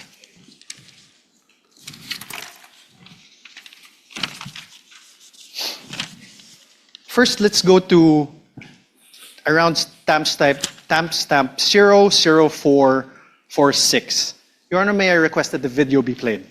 Sir, please. Steps after this order, are you going to file? Are you going to trigger na po ba, ma'am, the filing? I am not leaving this room. I am here in the House of Representatives detention facility for 5 days until the hearing on Monday.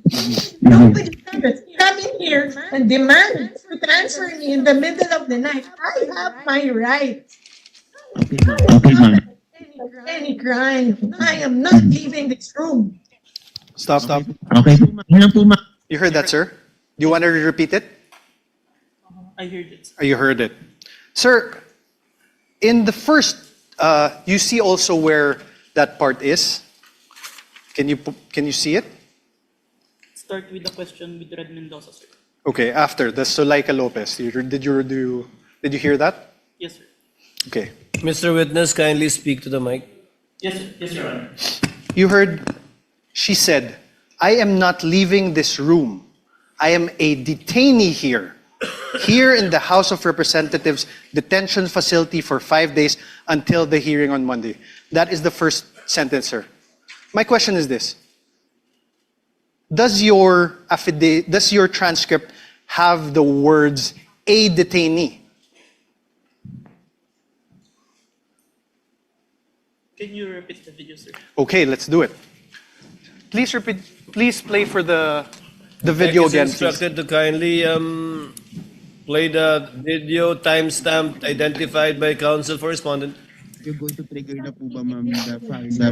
I am not leaving this room. I am here in the House of Representatives detention facility for 5 days. That part that the detainee is inaudible. The only I heard. That's You why. heard the, correct? Yes. Are the words or the sounds there? Here. Huh?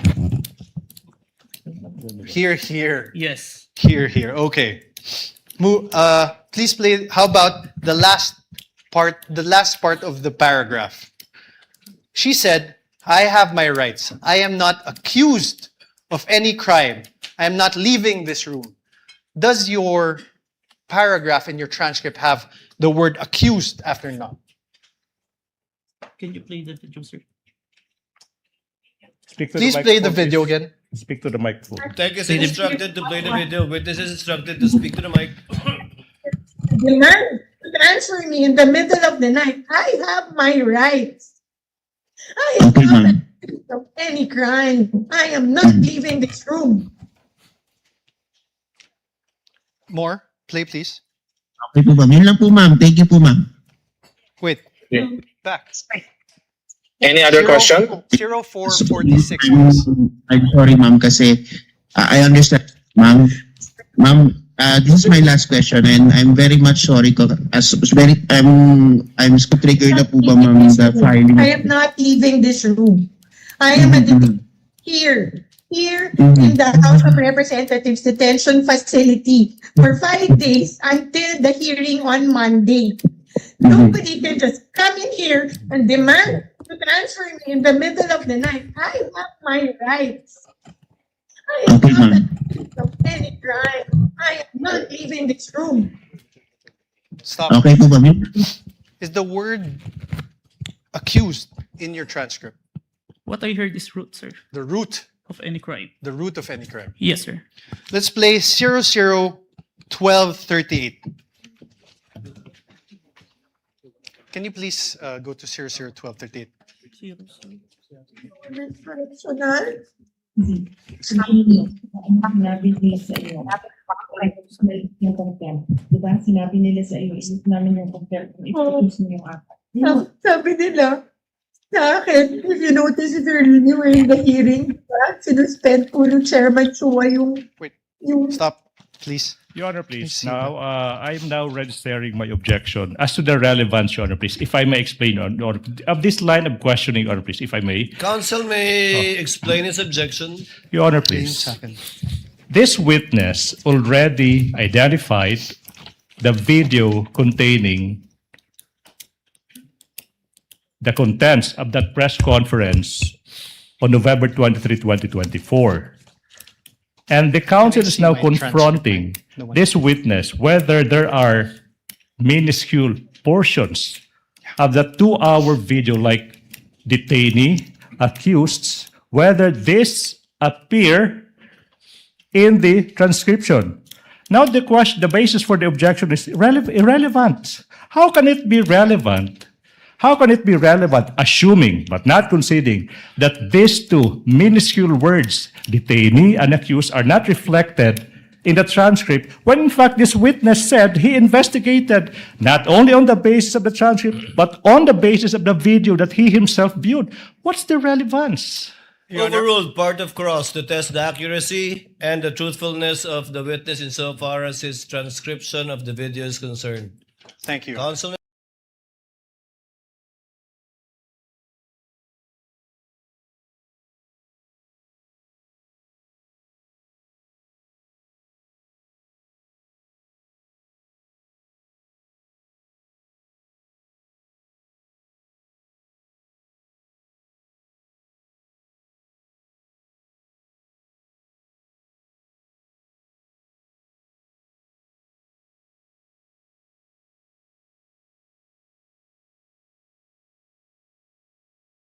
Proceed. Thank you. Please play again 001238.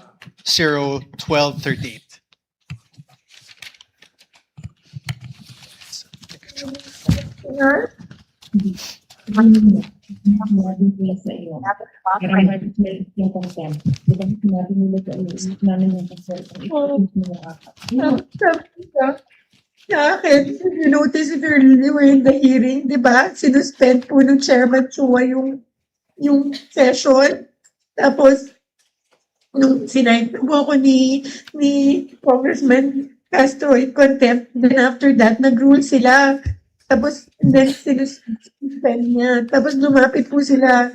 Nag-huddle sila. And then, they called my lawyer. And then, told him na kausapin ko. So, lumapit ako. And I really apologize. I said, you know, that letter to the Commission on Audit was really a position of the agency. It is our stand. Like all, di ba? Like, meron kang points na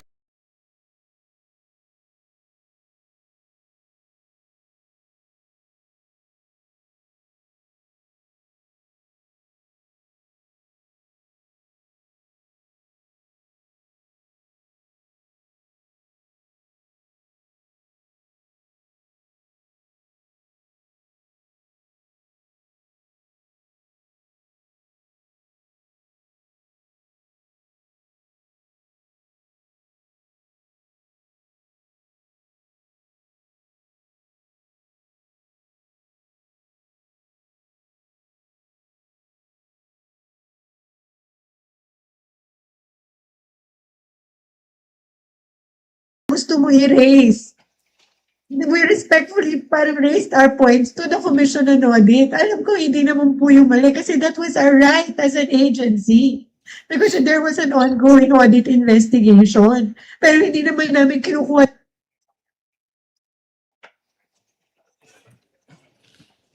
Narinig mo ba? Narinig mo? Did you hear the Vice President speaking?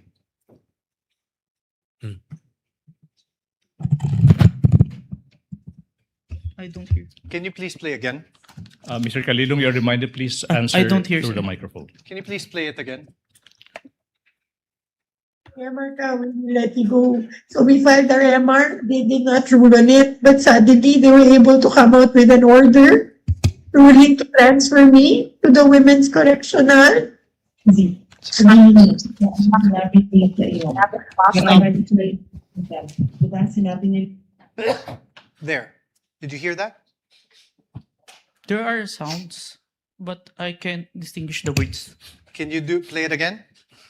Your Honor, asked and answered. What's the point? Okay, withdrawn, Your Honor.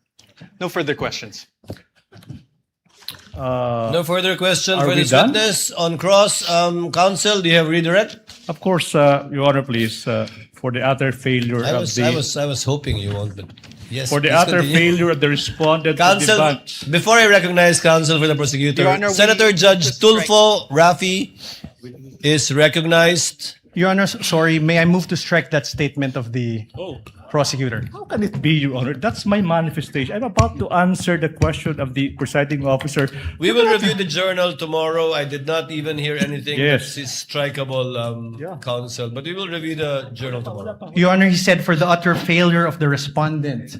Yes, Your Honor, We take I said exception for to the that. utter failure of the respondent to debunk the material points testified to by the witness yesterday. Your Honor, I'm he not is yet done. testifying. I'm yet not done either. He is I'm about still to answer the testifying. question. I'm not yet done with the answer. Counsels, please. The presiding officer has not recognized either of you. Thank you. Thank you. Kindly settle down. Senator Judge Rafi Tulfo is recognized.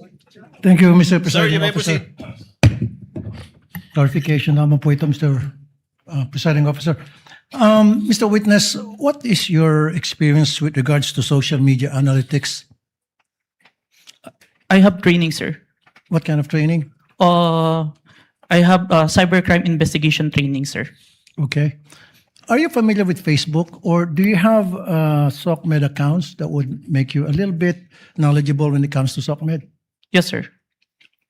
What is your account? What is your social media account? If I have any? an account in Facebook, Facebook. in Instagram, Okay. in X. X. So that means pretty much you're a little bit familiar with Facebook, right? Yes, Your Honor. Okay. There were concerns, Mr. Witness, whether the videos presented yesterday are AI generated or authentic. So are you experienced enough analyzing whether a video is AI generated or authentic? Yes, Your Honor. What makes you say that? Based on my experience, Your Honor, and the video itself, it's a 2 hours long. Normally, an AI-generated video will only last a short second, sir. So the video that was presented yesterday, where we saw the VP was saying something or talking to that effect. Did you do something, or what kind of system did you observe or follow to ensure whether that video was AI generated or authentic? Based on personal observation, sir. Personal observation. Yes, Your Honor. Okay, a few more questions. Therefore, will you be able to say that the video presented yesterday were AI generated or authentic? The video presented today is what it is being seen on the Facebook, sir. Okay. So, based on your affidavit, you mentioned that the NBI subpoenaed some members of the media who are participants of the online press con on November 23, 2024, right? Yes, Your Honor. And subsequently, you said that you questioned and investigated these persons regarding the conduct of that press con. So, based on what you gathered from your investigation, so I have a few questions, right? Yes, Your Honor. Who set up the press conference? Based on our interview, sir, it is the Office of the Vice President, sir. So it wasn't spur of the moment? Press con? I can't confirm, sir, but it's the response of the media personnel that we interviewed. Okay, who invited the participants? If my memory serves me right, it's JC Kahinhinan, sir. Okay. Who is JC? Staff of the Office of the Vice President, sir. Okay. Who are the participants? And how many participants were there, if you can remember? As far as I remember, it's at least 40. 40. Okay. Were there mainstream media or anybody from the broadsheets at that time? There are, sir. There were? Yes, sir. Do you know how many? Approximately, give or take? We have the one that we have issued subpoena, sir. At least 6, sir. 6. Okay. What was the reach of the video on that very day? Like how many views on that very day, and then a few days later? Were you able to observe that?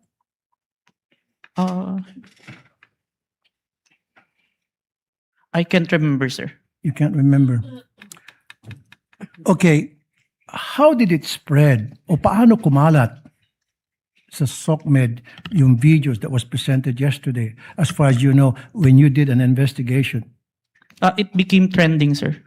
It became trending. And my last question is,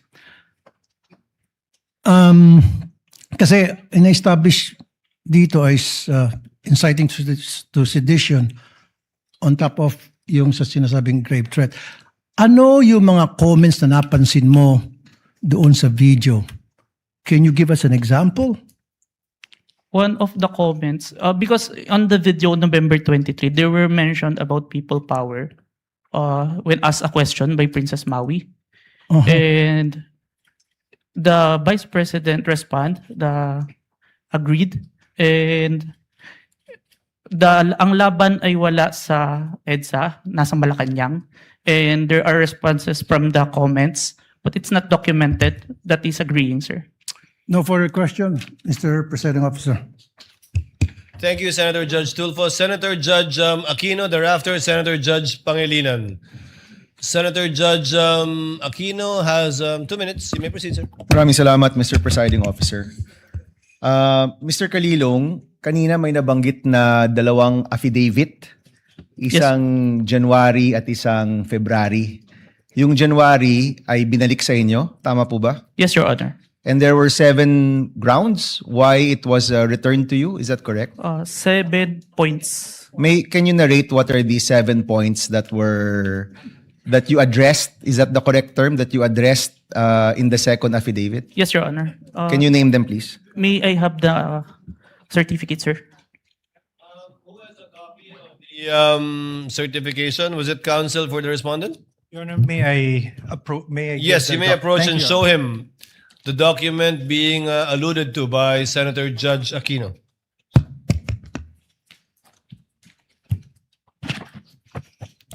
Note 1. There is no affidavit of the person who recorded the video entitled BP November 23 Press Con at Batasan through open broadcast Super Studio and in turn stored in the DVD. Number 2.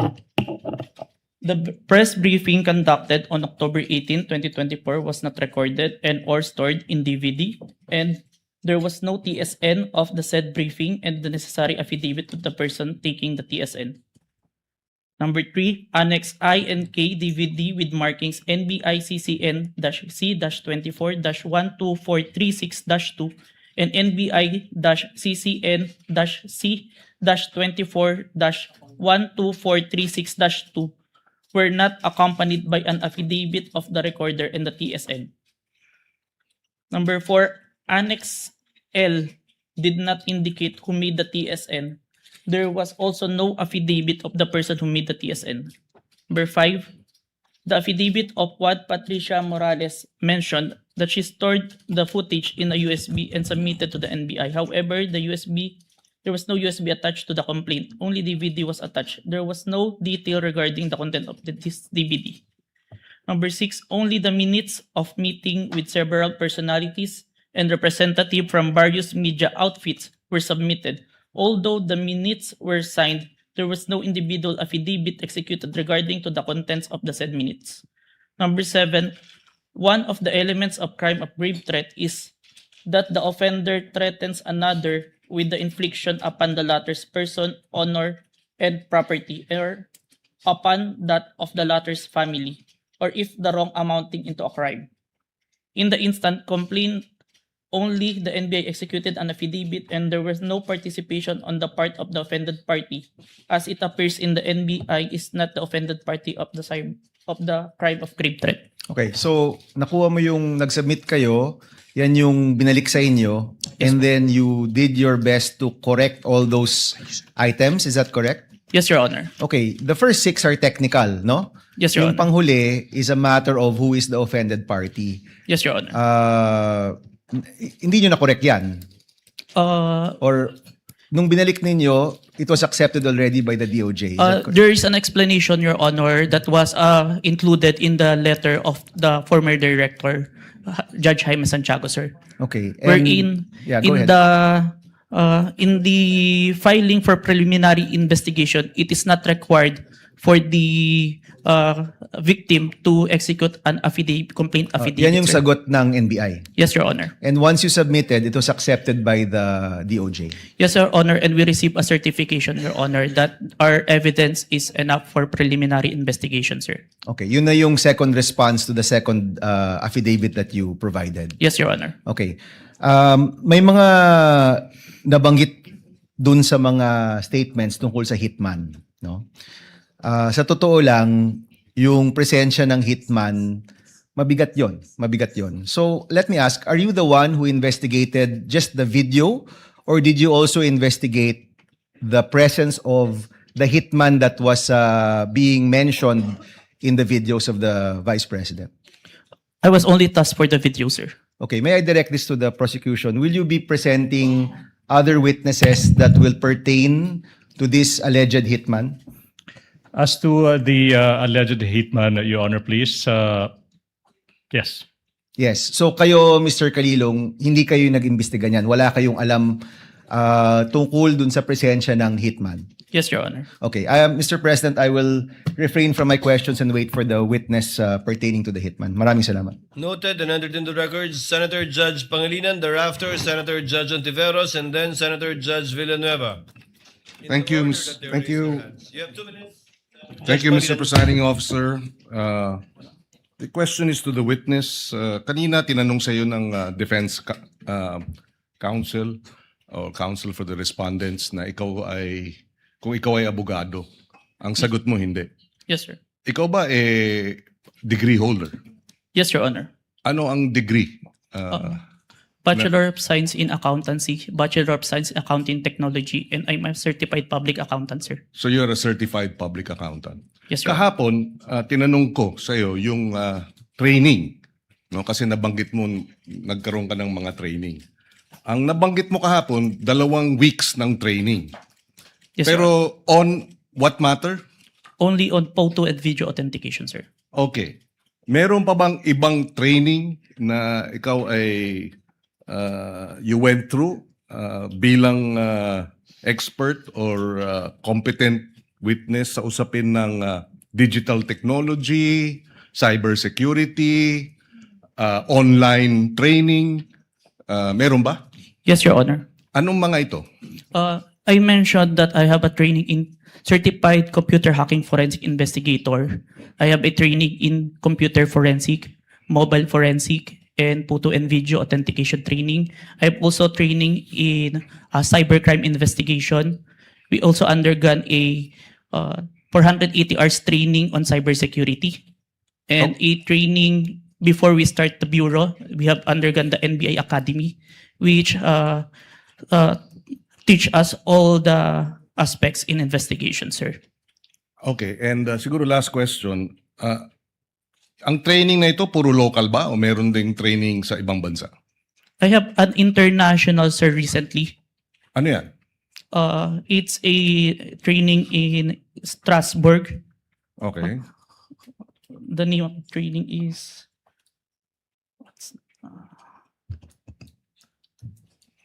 Saang lugar na lang, Mr. Witness? Strasbourg, Germany? France? Strasbourg, France, sir. Oh. It's a 5 days training, sir. And meron pang ibang international seminars na inattendan mo? International, sir, but it is conducted locally, the Interpol, sir. Interpol? Yes, Your Honor. Okay. I have no further questions. Thank you, Senator Judge Salamat. Malinan. Senator Judge Ontiveros is recognized. You may proceed, ma'am, and you have 2 minutes. Salamat po, Mr. Presiding Officer. Para sa Counsel for the Defense, Mr. Presiding Officer, just for clarity, ano pong relevance nung video na ipinakita ni Attorney Zuleika Lopez?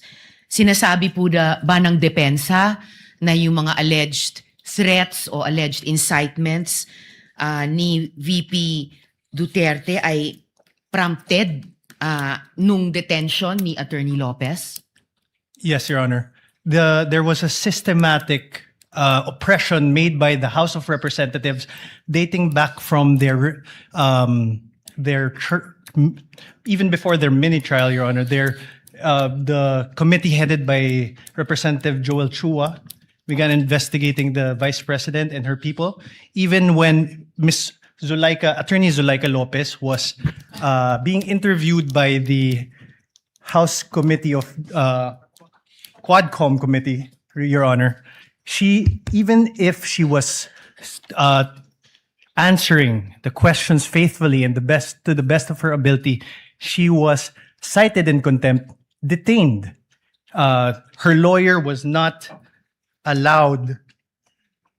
Her lawyer was not allowed to be with her when they were trying to detain her in the Women's Correctional Facility, Your Honor.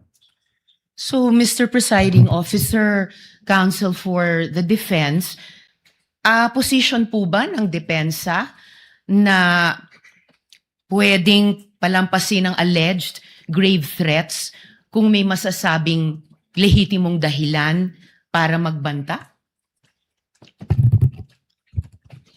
Your Honor, that is not the point. No.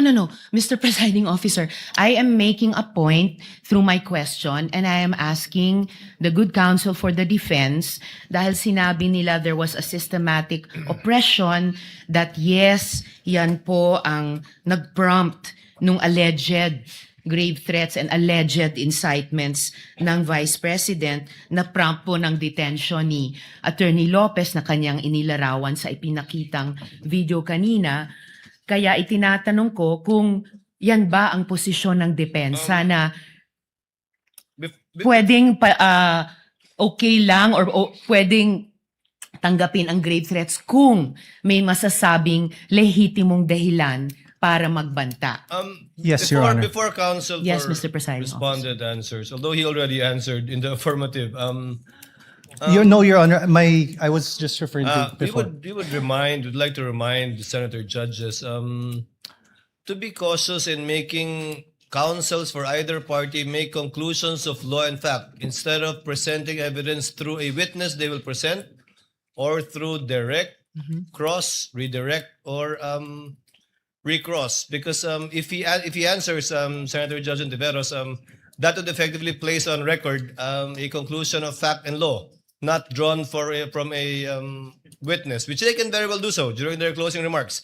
And when I allow him to speak, by way of repartee to the peroration yesterday and discussion yesterday by counsel for the prosecution. But other than that, as agreed with some of the senator judges, we would try to limit the answers of the counsels for the parties. With your indulgence, Senator Judge Ontiveros, please. I submit, Mr. Presiding Thank you, Officer, may I just in closing make of record that I also appreciated and also submitted to the ruling of the presiding officer yesterday because I appreciated that it partook of the history of impeachment proceedings in this court.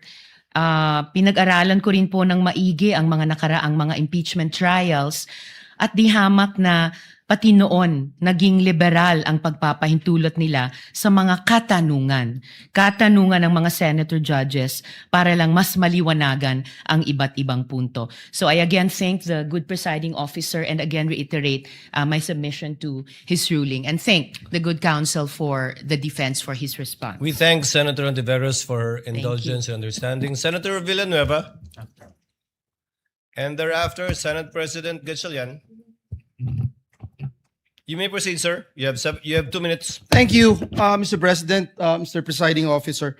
May I just point out something to the witness? Mr. President, Your Honors, the witness mentioned yesterday that reported statements of the Vice President were referred to the Presidential Security Command and evaluated in coordination with the National Security Council. Just to assist the court in evaluating the relevance and weight of the government security response in determining whether the respondent's conduct constitutes an impeachable offense.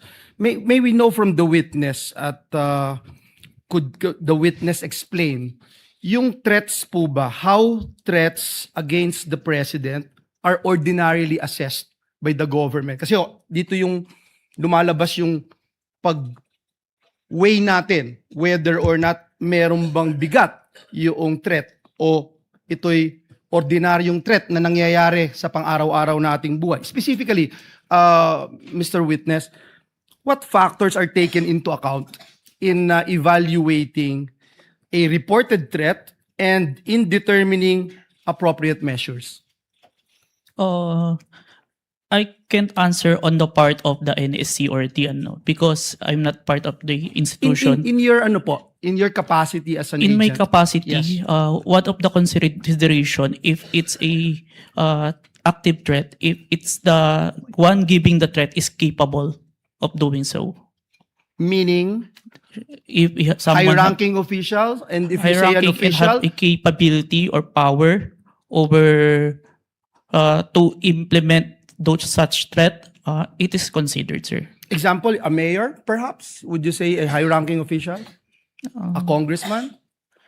Or yung basihan po ng kanyang threat. Kunyari, ang threat ko, dadalhin kita doon sa buwan. Wala naman akong space shuttle. So, wala din pong bearing yon. Is that the correct assumption? Not only, sir, but also how it was delivered, sir. Like what was mentioned in the that I mentioned previously, it was mentioned that no joke, no joke. It's a serious.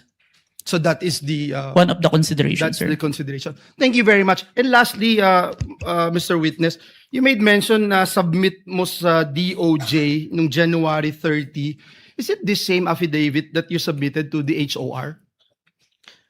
The one that submitted to the HOR is the affidavit dated February, sir.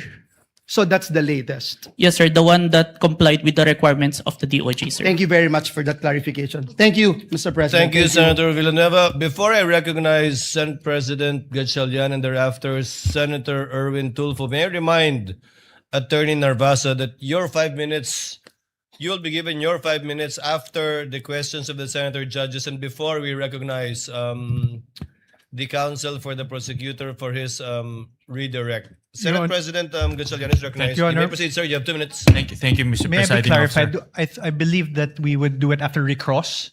So I heard cross. Sorry, After Your Honor. recross. Yes, Your Honor. Thank you, Your Honor. Better for us. Yes, Your Honor. Thank you, Mr. Presiding Officer. I just have a few questions, clarificatory questions.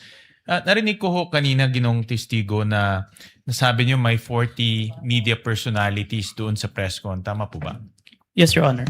Pero ang inyong inimbitahan, 6 lang. Yes, Your Honor. Bakit 6 lang?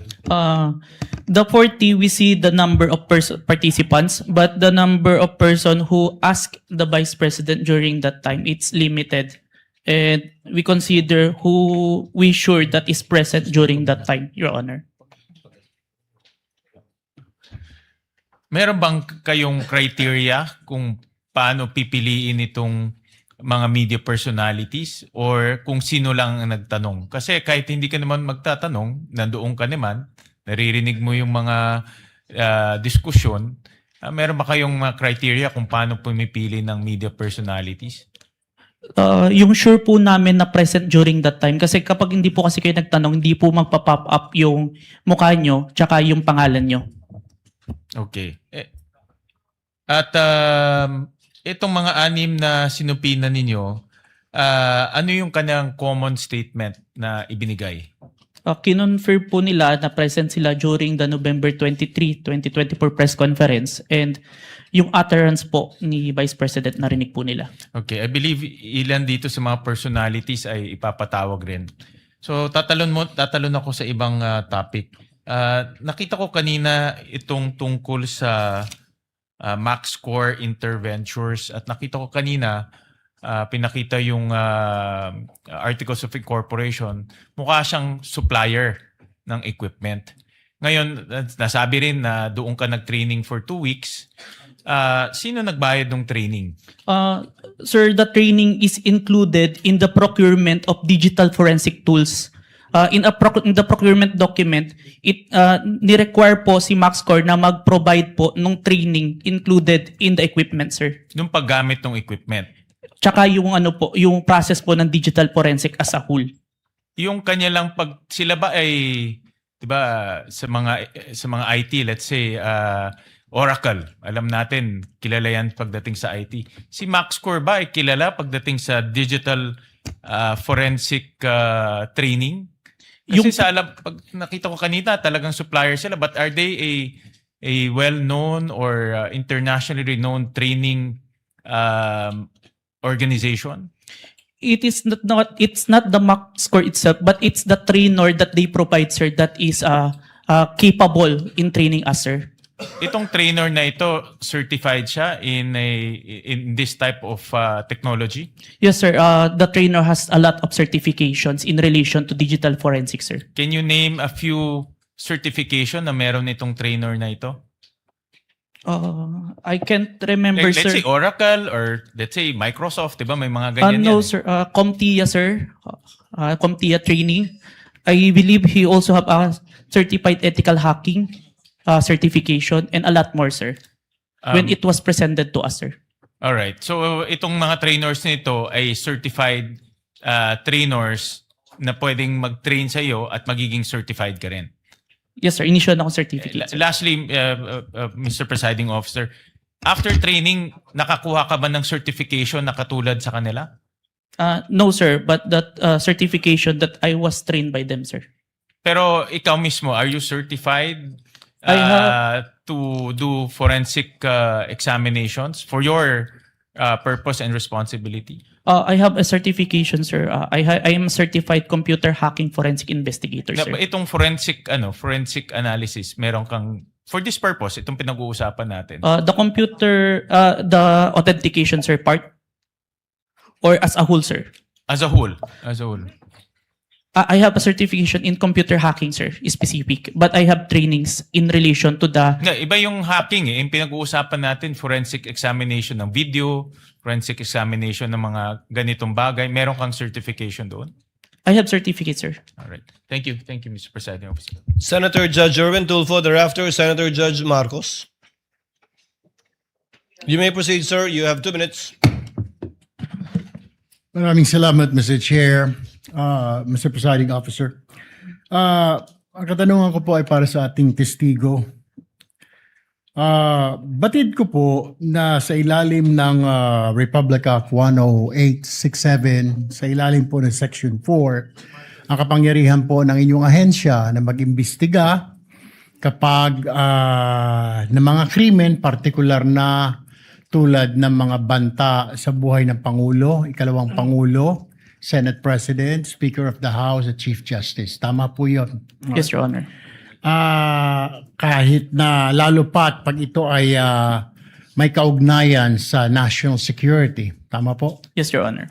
Pero ang tanong ko po, ang pagsasampa po ba ng kaso, nasa mandato rin po ba ng NBI na magsampa ng kaso doon sa mga tao na nagbanta sa buhay ng Pangulo, ikalawang Pangulo, Senate President, Speaker of the House, Chief Justice?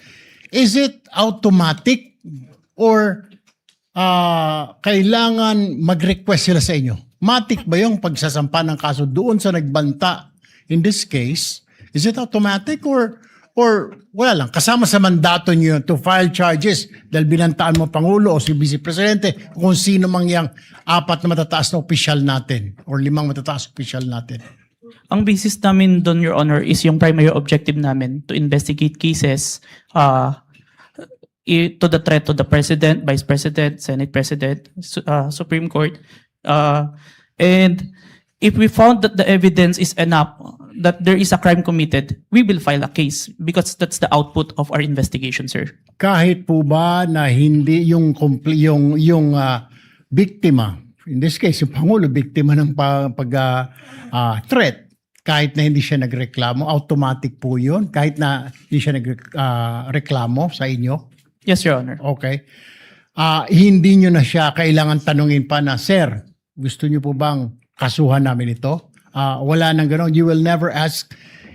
Sabihin natin, hindi lang Pangulo, Vice Presidente, nangyari din sa Vice Presidente o sa Speaker of the House, sa Senate President o sa Chief Justice. Hindi nyo naman lang siya afford to ask him like, Sir, will you go to the process? Kasi magpa-file ka po ng mga affidavit. This is a long process, etc. Kahit na Pangulo ka po, may pipirmahan ka mga affidavit. Is it automatic, Mr. Witness? We submitted it, sir, even without a complaint in the preliminary investigation, sir. No further questions, Mr. President. Thank you, Senator Judge Erwin Tulfo. Senator Judge Marcos is recognized. You may proceed, ma'am, and you have 2 minutes. Yes, maraming salamat. Mahal na namumuna. Hihingi lang po ako ng dokumento para mas madali nating sundan ang mga pangyayari. Nalilito lahat pagkat wala po kaming papel. At ang nabigay sa amin, eto, Annex FFFGGG. Nalilito po kami kung alin dito yung mga papel. Kung maaari kaming bigyan, unang-una, yung unang tinutukoy, the first affidavit of investigation dated January 30, alleging grave threats inciting to sedition ng NBI.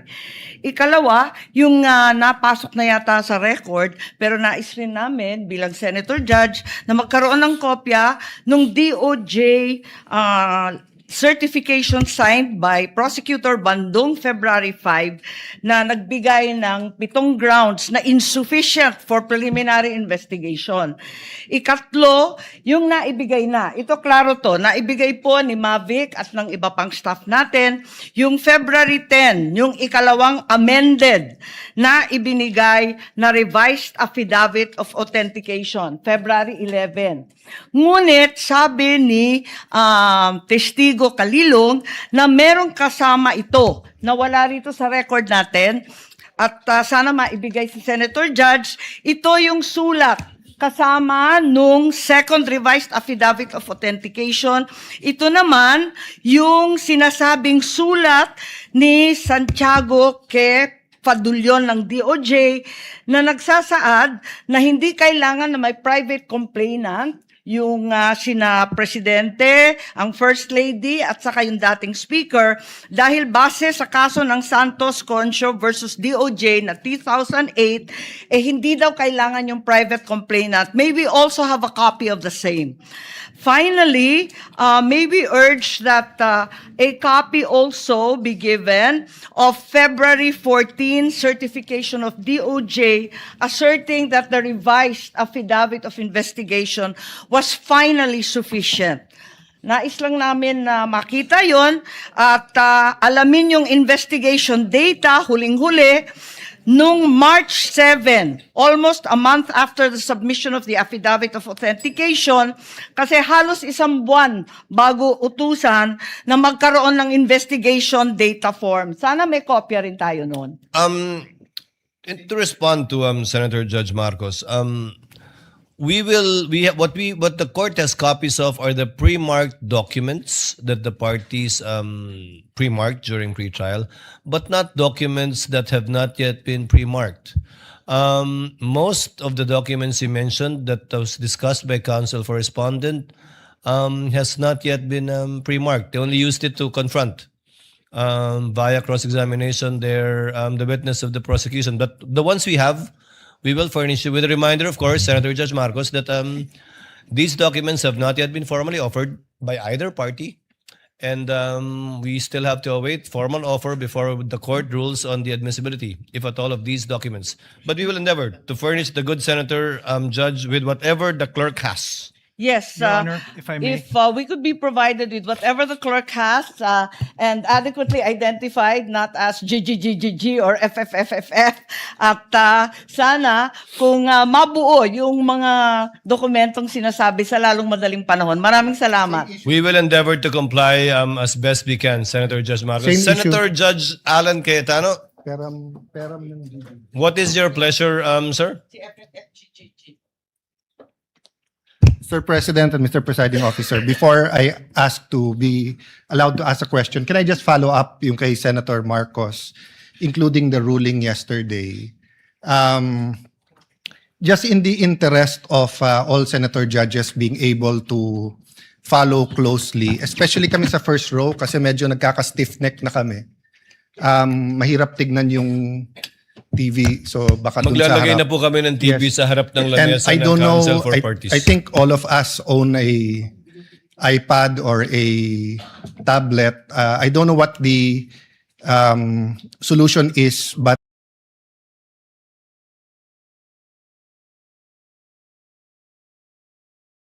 if the secretariat or the clerk of court, the office of the clerk of court can work with our staff.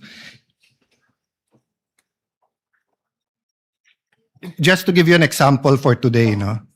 If you look at the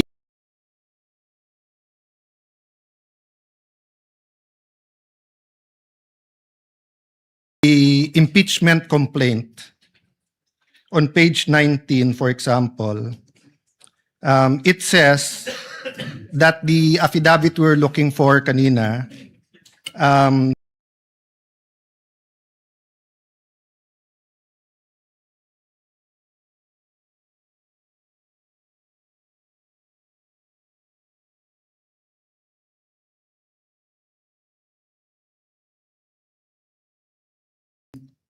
footnote number 72 is this one in the impeachment complaint, no? It's found on Annex G. Okay. So this is Annex G. If you look at Annex G, it is a certification, not an affidavit. Okay. So where do you find the affidavit mentioned in the impeachment complaint? You actually find it in volume 14, annex FFFFFFF-GGGGGGGG.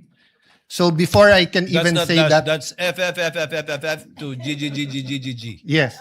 So even before we finish saying that, Your Honor, Mr. Presiding Judge, medyo mahirap.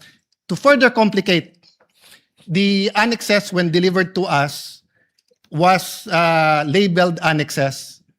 And then when it was pre-marked, iba na yung marking. That is correct. Okay. So to clarify, I'm not asking both the prosecution and defense to give us any documents in advance that will prejudice their presentation or the rebuttal. I do understand that it has to be offered, but to speed things up and to make sure we understand, in the same manner that they're asking the witness to examine it, maybe we can be given a copy to examine at the same time, whether digital or actual copy. I don't want to impose upon them to print 24 copies. But again, anyway, it's Wednesday. We have Thursday, Friday, Saturday, Sunday for our staff and the clerk of court to meet. I think So we already have a solution for you, Senator Judge Cayetano, as well as for Senator Judge Marcos. We will be furnishing the parties either via soft copy to your respective iPads or laptops, or we will enter their official emails as well. Kayo na po mag-print ng hard copy ng list of evidences as marked, as pre-marked by the prosecution na ipe-present for Article 4. And we will do this by article. However, insofar as I said, the documents presented by the counsel for respondent, these have not yet been pre-marked. But I don't think there's anything wrong with asking for a copy from the counsel for respondent on that point, for our guidance, whether or not the same will be offered without prejudice to respond to On counsel that for point- respondent, deciding on whether or not they will offer it at the appropriate time. on that point, Mr. Presiding Officer, even if it's pre-marked, if it will prejudice their presentation, I don't mind it be given in real time. And same, no? If it's being used on cross or recross on rebuttal and hindi to na pre-mark, as long as real time, para lang we can process it. If not, we have to review afterwards and it messes up our preparation for the hearing the next day. No? Is that possible for the parties once the roles are reversed? May I get a response Honor. from the counsel for respondent? Your Honor, first we'll clarify everything that was showed today was pre-marked by the respondent. That's not my understanding because the DOJ letter you pre-marked is different from the DOJ letter that we have pre-marked. But we'll verify. So everything was pre-marked? Yes, Your Honor. But you presented a document that was not pre-marked either by the prosecution or the defense. Walang marking eh. I presented all that. So if it was pre-marked, it's our lookout. Then then there's no problem furnishing the senator judges with a copy of the same. We have no problem with that, Your Honor. Senator Judge Alan Cayetano's concern has no basis if it was all pre-marked. Apparently, it was our oversight. Yes. Counsel for the prosecutors, would that be possible? Yes. To furnish it? I think what counsel for respondent did earlier helped us out a lot. Furnish plastering it on the screens, whatever affidavit you were presenting. I think counsel for the prosecutor should do the same. Yes, Hindi naman Mr. bawal Presiding Officer. magkopyahan dito eh. Okay lang. Senator Judge Cayetano? Thank you. Yeah, and just to clarify, the 2 minutes is the question, not including Yes, the yes, of answer. course. No? You have 2 minutes if you want to if start they- with asking questions. Yes, if they ask to repeat the question, please don't count that. No, 2 minutes is long with short questions, but many of us want to get to the bottom of it, end up only asking 1 or 2 questions. So just a little bit liberality. We will be lenient, Yes. Thank you. Senator Judge Thank Alan you very much. Cayetano. You Appreciate may proceed, it. sir. You have 2 minutes. A question for the witness, and maybe to put all of us in check, I don't mind if any of the counsel says na medyo hindi maayos yung question. I mean, given what happened yesterday and today, and there are questions that could prejudice the case either way. As long as we call each other out respectfully, to the both counsels, you cannot correct a senator judge, but I don't mind if you think it prejudices. That's your duty to your client. Yes, sir. So this isn't the start of the 2 minutes yet. Sa magandang hapon, Mr. Witness. Good afternoon, Your Honor. Medyo mahaba na yung pag-upo mo dyan, but allow me a few questions. No? Yung circumstance lang, so paano nagsimula yung investigasyon na na-involve ka? Were you from the start o hindi? At written instructions ba to? O sinabi, oy, may investigasyon tayo? Just konting clarity, paano na umpisa yung specific investigation? And was it based on the November 3 video? Tama ba? November 23, Your Honor. Okay. It all started, I received a phone call, sir, from my executive officer that there is a video wherein there is a statement given by the Vice President, which is classified as threat, and I was tasked and assigned to investigate the case, sir. Okay. So basically, ganun yung pagkasabi na I'm tasking you to look at the video, investigate. Yes, Your Honor. Were you working alone or with a group? With a group, Your Honor. NBI group? Yes, Your Honor. And was this, is there an interagency also or just purely NBI? Don't have personal knowledge. Maybe our chief, sir, has the Okay. knowledge on that, sir. Yes. No, that's all I asked for naman, yung personal knowledge. Yes, Your Honor. So pakiulit mo yung sinabing, how exactly sinabi sa'yo na tignan mo yung video, imbestigahan mo, or may statement? So, To be specific, sir, as far as I remember, may statement si Vice President regarding the November 23 press conference na kung saan may pagbabanta na naganap, Okay. pakiimbestigahan. pakiimbestigahan. So, ganun ka-general. Yes May po. pagbabantang naganap, pakiimbestigahan. Yes po. And you proceeded by watching the video. Yes, Your Honor. And when you watched the video, you got to the part na may pagbabanta. No, Your Honor. I first don't know which part of that. So, you watched the whole video, of course. First, the clippings, Your Honor. Okay. Then, I look for the whole video, Your Honor. Then you watched the whole video. Yes, Your Honor. And thank you for your honesty. So after the clipping, tapos the whole video, what did you do next? You reported or you made your recommendations? I don't understand the process lang kasi. Upon identifying the whole video, I informed my executive officer that I identified the video, Your Honor. And then yung sinabi mo yesterday, then you started looking for patterns. That's why you looked at yung dating mga video ni Vice President. Yes, Your Honor. So you started investigating the threat against the President, the First Lady, and the former Speaker of the House. Yes, Your Honor. Did you investigate the threat against the Vice President? We tried, Your Honor. How did you try? It is included in our letter to the Vice President, Your Honor. That's why we were inviting her to proceed to our office to investigate the threats to her life, Your Honor. How about the vlogger who asked her about Oplan or whatever they call that Romanov? Did you invite them? Yes, Your Honor. And did they testify? The Princess Maui did not appear, Your Honor. Did not appear. Did you also look for previous videos that are threatening to the Vice President? We look on the Romanov part, Your Honor. Okay. But we identify a different person who first mentioned the Romanov, Your Honor. Did you coordinate with the PSG? I have no personal knowledge, Your Honor. You yourself? Yes, Your Honor. Maybe our chief, Your Honor. Yeah. But you are aware that the primary responsibility of protecting both the President and the Vice President is the PSG? Yes, Your Honor. So isn't it fair to say that any investigation against a threat to the first family, the president or the vice president, you would normally ask the PSG if they received any threat? I have no personal knowledge, Your Honor. No, I'm asking, hindi ba normal sa investigation kung sino yung primary agency na taga-protekta na lumalaban dun sa threat ay tatanungin natin? Yes, Your Honor. So bakit hindi tinanong ng NBI ang PSG? Or in your case, why didn't you ask the PSG?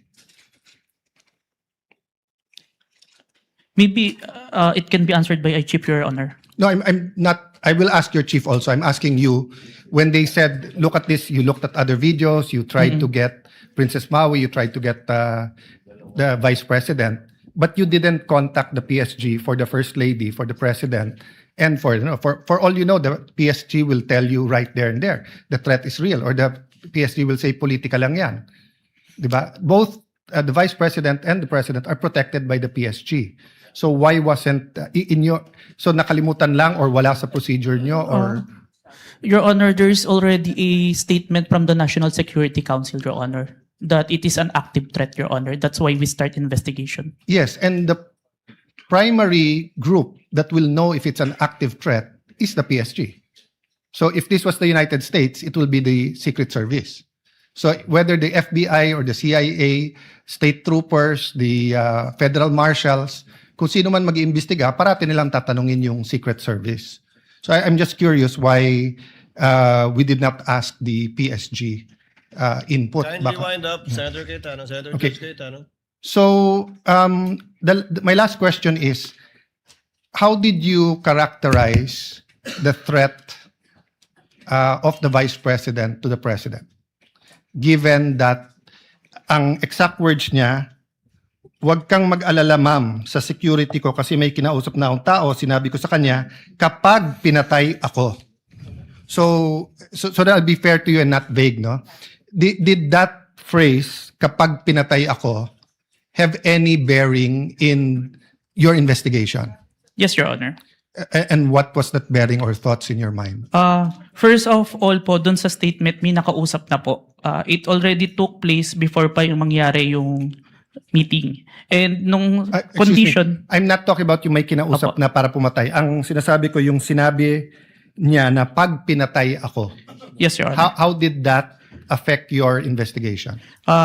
There is a condition na kapag pinatay siya. But as we can see, it's only applicable if there is only two parties.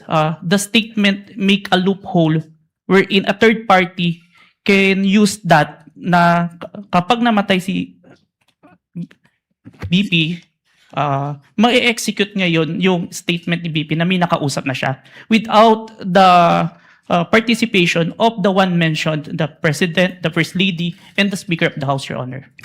That's fair. But what I'm saying is that in your reports, did you characterize it as a conditional threat? Kasi kung hindi naman siya pinatay, the logical implication is that there's no threat against the... So I'm not saying it's not illegal, immoral to contract a killer. Ha? I'm just trying to follow the logic na pag sinabi kong pakukulong kita, Mr. Witness, pag nagsinungaling ka under oath, then it's actually not a threat. It's a legal... I'm just telling you the law, di ba? Pero pag sinabi kong pag hindi ka sumunod sa akin, ano yung kita? So that's my last question lang. So how did you characterize that? It wasn't a conditional in your mind because may kinausap na? Even with or without, sir, it's still considered a threat as long as the person... I have no doubt there. I'm just asking, is it a conditional threat?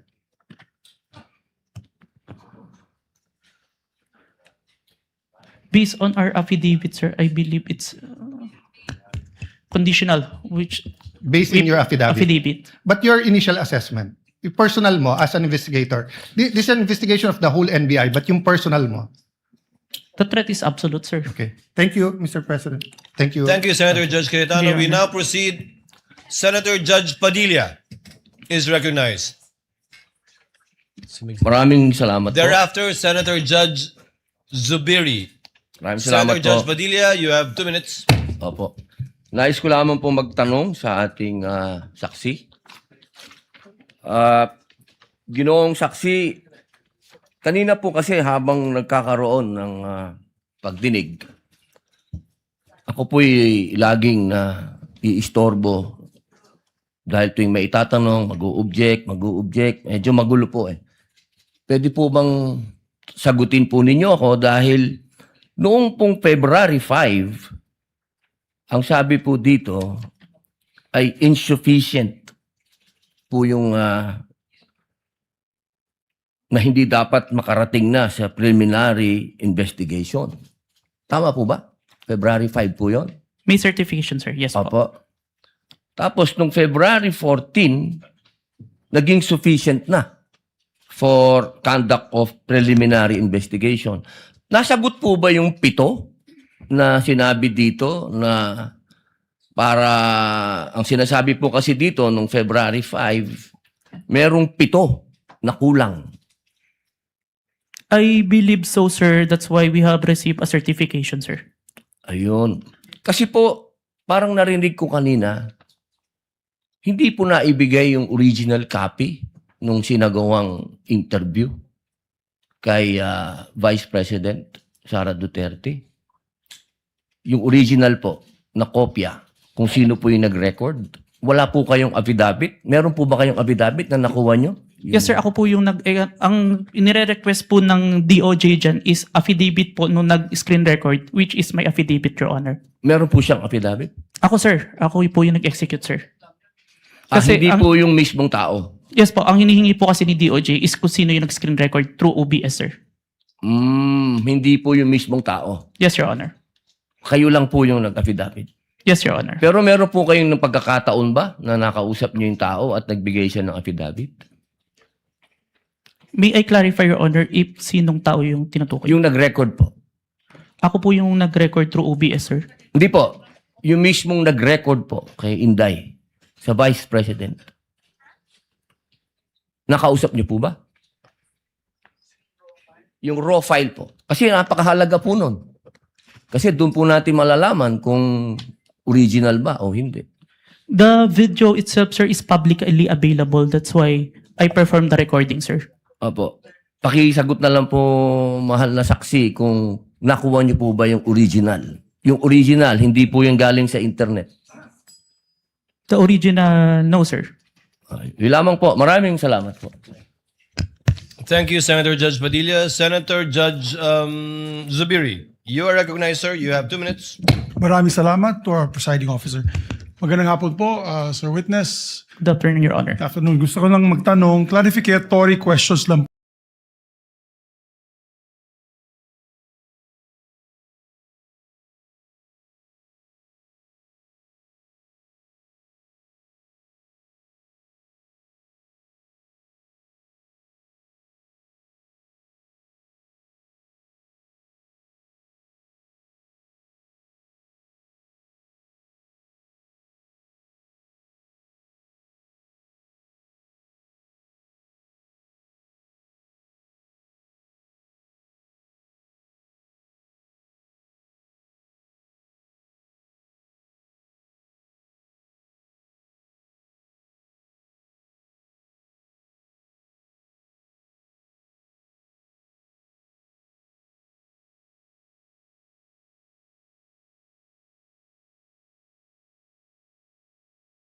po ito. Dito ba sa ating bansa, dahil tinatanong ko po ito sa inyo, dahil kayo po investigating body, sa ating bansa, meron bang specific law pagdating sa mga banta sa Pangulo, Pangalawang Pangulo at kanyang mga successors? Or yan ba'y pasok lang sa grave threats, which is applied sa lahat? Applicable sa lahat ng tao? Based on my personal knowledge, sir, it's only on the grave threat, Your Honor. Which is applied to everyone, if I'm not mistaken. No? Kasi sa batas sa Amerika, sa Estados Unidos, meron po tinatawag na number 18 under the United States Code, Section 871. There is a specific law na pinagbabawal po itong mga threats to the President, Vice President, and its successors. May jail time po ito at may fine na malaki. As a matter of fact, dito sa panahon ni Pangulong Trump, marami na po silang kinasuhan at hinabla at napasok sa kulungan dahil sa paglabag nitong batas na ito. At Secret Service po ang sumasagawa ng investigasyon. Sa atin ba dito, ang NBI ba ang nabigyan po ng kapangyarihan para gawin itong investigasyon under your new NBI code? Under our law, sir, the new NBA law, included po yung investigation to the threats to the life of the President, the Vice President, the Speaker, the Senate President, and the Supreme Court, sir. So, klaro na kayo, nasa kapangyarihan ninyo. Kasi hindi pwede sa Presidential Security Group. Hindi katulad sa Estados Unidos, yung Secret Service ang talagang nanguhuli at nag-imbestiga. Sa atin dito sa Pilipinas, ang NBI po ang nangunguna sa investigasyon. Tama po ba yan o mali? It is within our law, sir. Okay. And this is just food for thought because not only are we senator judges, we're also legislators. It may be time that we also craft a law that will be specific on threats made to the President, Vice President, and its successors, meaning the Senate President, the Speaker of the House, and the Supreme Court Chief Justice. Sa Amerika kasi, sa batas po nila, and I'll just wrap up, the defendant, to secure conviction, the defendant communicated a threat, the defendant understood and intended the statement as a true threat, hindi po niya sinabi joke only in the end. And pangatlo, the defendant knowingly and willfully makes the threat. So just food for thought as legislators as well. So maraming salamat po, Mr. President. Thank you, Senator Judge Zubiri. We now proceed to where we left off. I believe that was the redirect of the counsel for the prosecutor. Just out of curiosity, without any pressure, because I promised I would declare a break somewhere in between. Depending on how long your direct and recross would be, I can call the break after the recross and the statement of the counsel for respondent, so that we break on a good point before we call on the last witness for today. Yes, counsel for the prosecutors. As to the question, if the prosecution will do the direct examination, The redirect. Kung mahaba-haba sorry, pa the yung redirect examination after the cross-examination of the defense, the prosecution decides not to conduct a redirect, Your Honor, please. Thank you, counsel for the prosecutor. Counsel for the respondent, do you want to begin to utilize your time now? Your Honor, I will turn over the mic to my co-counsel. He will also be the cross-examiner for the next witness. But Your Honor, please, may I make a manifestation, Your Honor, please, before we proceed, Your Honor, please? A manifestation as to the In statement. connection with what, counsel for the prosecutors? As to the manifestation earlier, that all the documents that were confronted, that were Yes. presented to the witness, I believe that the defense said that all those exhibits were pre-marked. But based on our records, Your Honor, please, and then I hope the defense will clarify this for the record. We perused the documents and we don't see that the articles of partnership and the screenshots of the websites that were presented earlier, based on our tally, based on our records, these were not pre-marked, contrary to what the defense manifested. So we would like to seek clarification from the defense. That is correct, Your Honor. Those 3 documents were not Noted pre-marked. and entered into the records. Thank you so much. Given that there is no redirect and recross, counsel, can you state for the record your name? Good afternoon, Your Honors. I am Mark Sivinluan for the Vice President. Sir, you're aware of the situation. Time was given to the counsel for the prosecutors to make a discussion about whether or not Article 4, the acts alleged in Article 4 constitute an impeachable offense. You have the same time of 4 minutes and 26 minutes, which were around. Before I allow you to continue, kawawa naman si Mr. Calilong. Mr. Witness, Mr. Calilong, Senator Judge Lacson, before we excuse.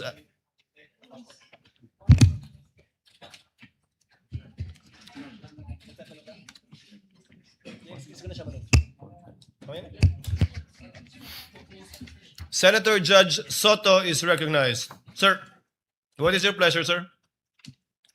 Mr. President, Mr. Presiding Officer, are we going to dispense with the witness already? Unless you have questions. I believe Senator Lacson has questions to the witness, so not yet. Well, it's a simple question. The gentleman may you're proceed. familiar. Thank you very much. You're familiar with the internet, of course. Yes, Your Honor. Have you noticed that lately all the AI-generated videos have a caption saying AI-generated? Yes, Your Honor. Kaya pag walang nakalagay na AI-generated, siguradong hindi AI-generated? Yes, Your Honor. Today, Your Honor. Yes, lately, no? Lately, Your Honor. Lahat nakalagay. Pag AI-generated, nakalagay AI-generated and Meta does not allow it. Right? They allowed it, but there is a AI info part. Correct. On Let's the say post. there is a manifestation. Yes, that Your it's Honor. It is AI-generated. explicitly mentioned that AI. So you're aware of that? Yes, Your Honor. Thank you. That's it.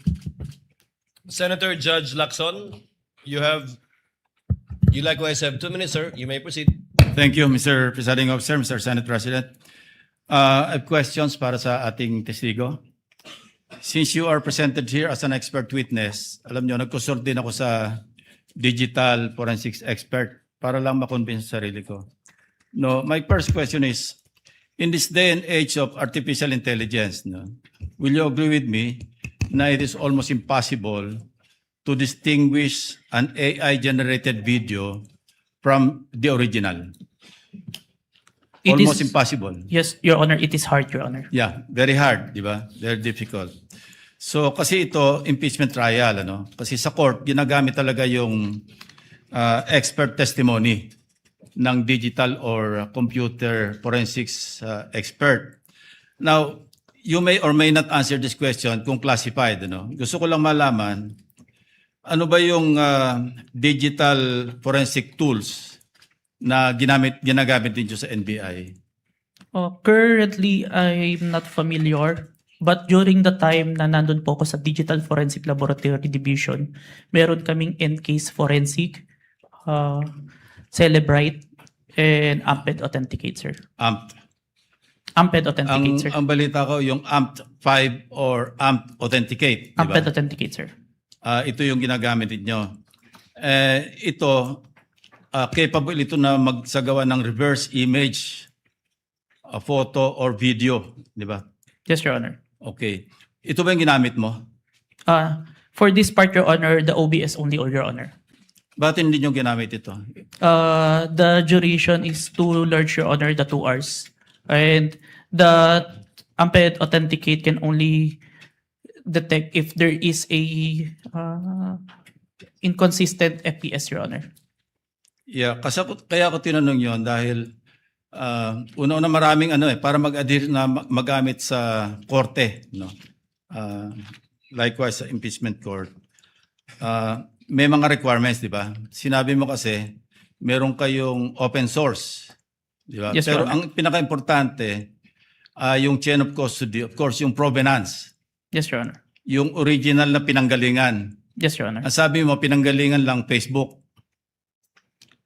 The Facebook was captured, Your Honor. So, hindi yun ang original, di ba?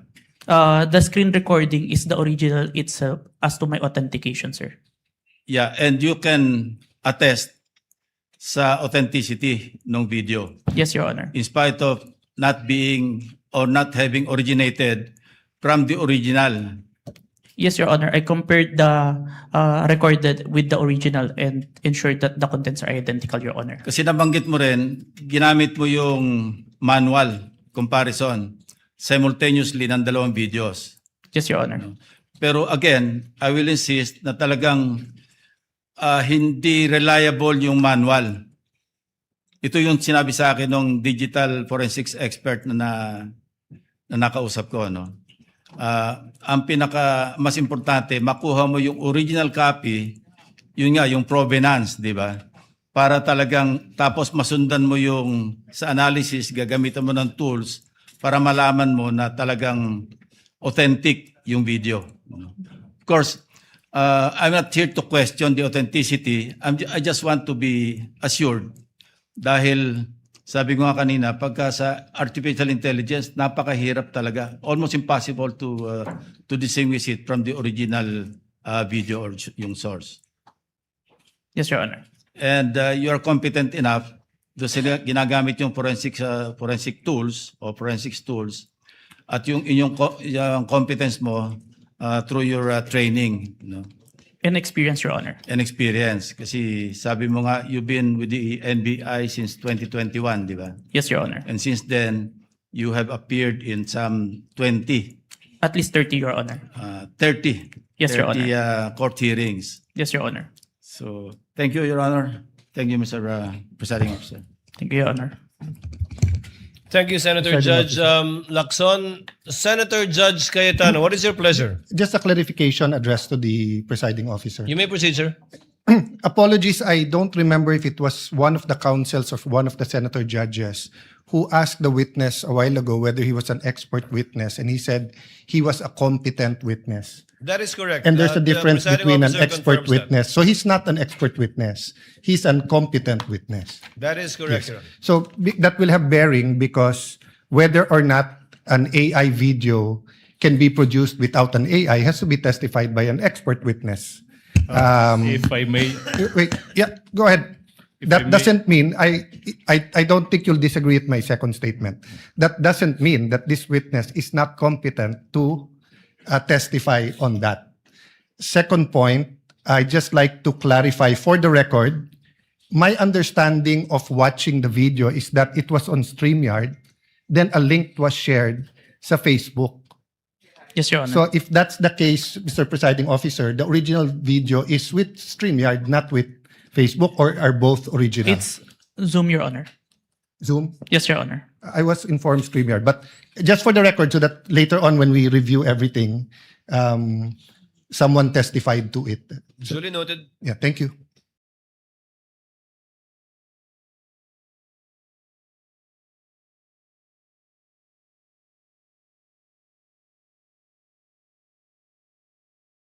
Duly noted and entered into records. Mr. Vinluan, you have your 4 minutes and 26 seconds, but we cannot use the seconds in our timer, so just look at the clock, sir, please. Your Honor, please. Before we... yes, Mr. Kalilong, you are excused, sir.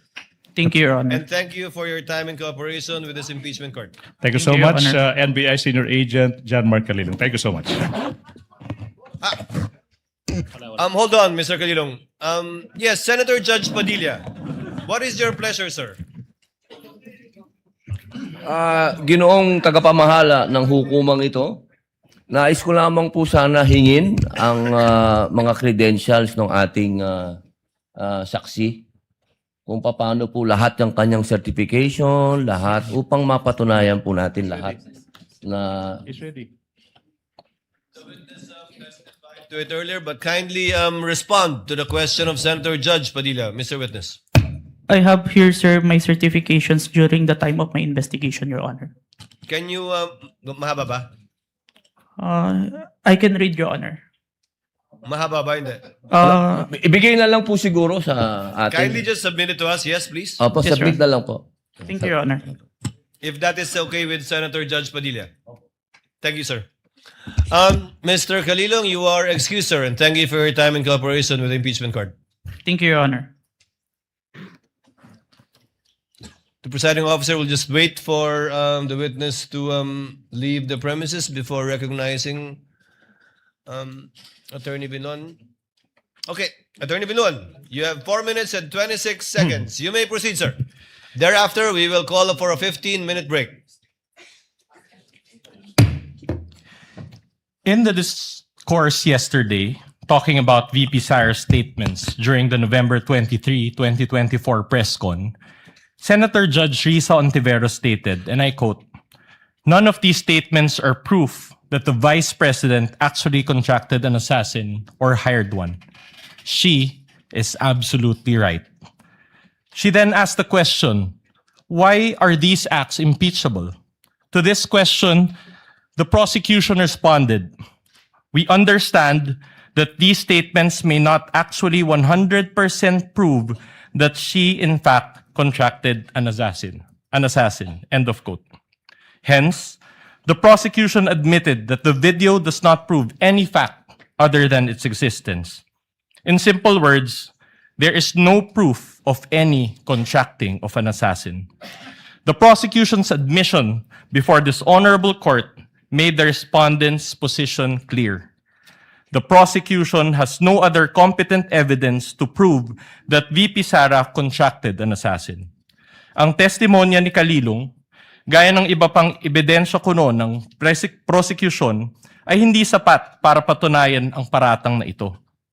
Trying to prove this stretched narrative using a hodgepodge of materials is a waste of this honorable court's time and the Filipino people's money. Si VP Sara na mismo ang nagsabi na hindi assassin ang kinausap niya. This term only came from people who took her statements out of their proper context and tried to exaggerate them for what they really meant. The truth of the matter is this: she and her family were threatened. And while her response was unconventional, it was justified. What triggered her response was a question about Operation Romanov, which is the plot to eliminate VP Sara and her entire family. The NBI's own records prove this. In the minutes of the meeting of Dempsey Reyes' interview, he said, and I quote, "May press con kasi earlier than that, sabi niya, parang hindi lang niya gusto daw, sabi lang niya, gusto daw siyang patayin daw, according to her, ni Speaker. That was during a press conference the day before, November 2022. End of quote. During the virtual press con, Princess Maui mentioned Operation Romanov again and even warned her about her safety. Reyes talked about it, Princess Maui reiterated it, but the NBI gaslighted it. When VP Sara uttered those words, she was not responding as Sara Duterte, the Vice President, but Sara Duterte, the wife, mother, daughter, and sister, who only sought to protect her own and her family members' lives. Operation Romanov is in place, and the threat against their lives is real. VP Sara became the target of unauthorized intelligence and surveillance operations by government operatives that exposed her family to high-level risks and security threats, thereby causing intense trauma and uncontrollable fear. Her homes in Davao and Manila were profiled, and this is proven by classified casing reports. Her trusted security personnel were removed. Her schedule of official functions, like the one in Naga, was leaked by intelligence agents, and her security was heavily compromised. In sum, the prosecution was right in using the term culmination. But the prosecution's interpretation is wrong. Rather, when VP Sara left the administration, she suffered various forms of threats and harassment for many months from the powers that be, and the culmination was her statement on that fateful early morning in November 2024. She didn't commit an impeachable offense.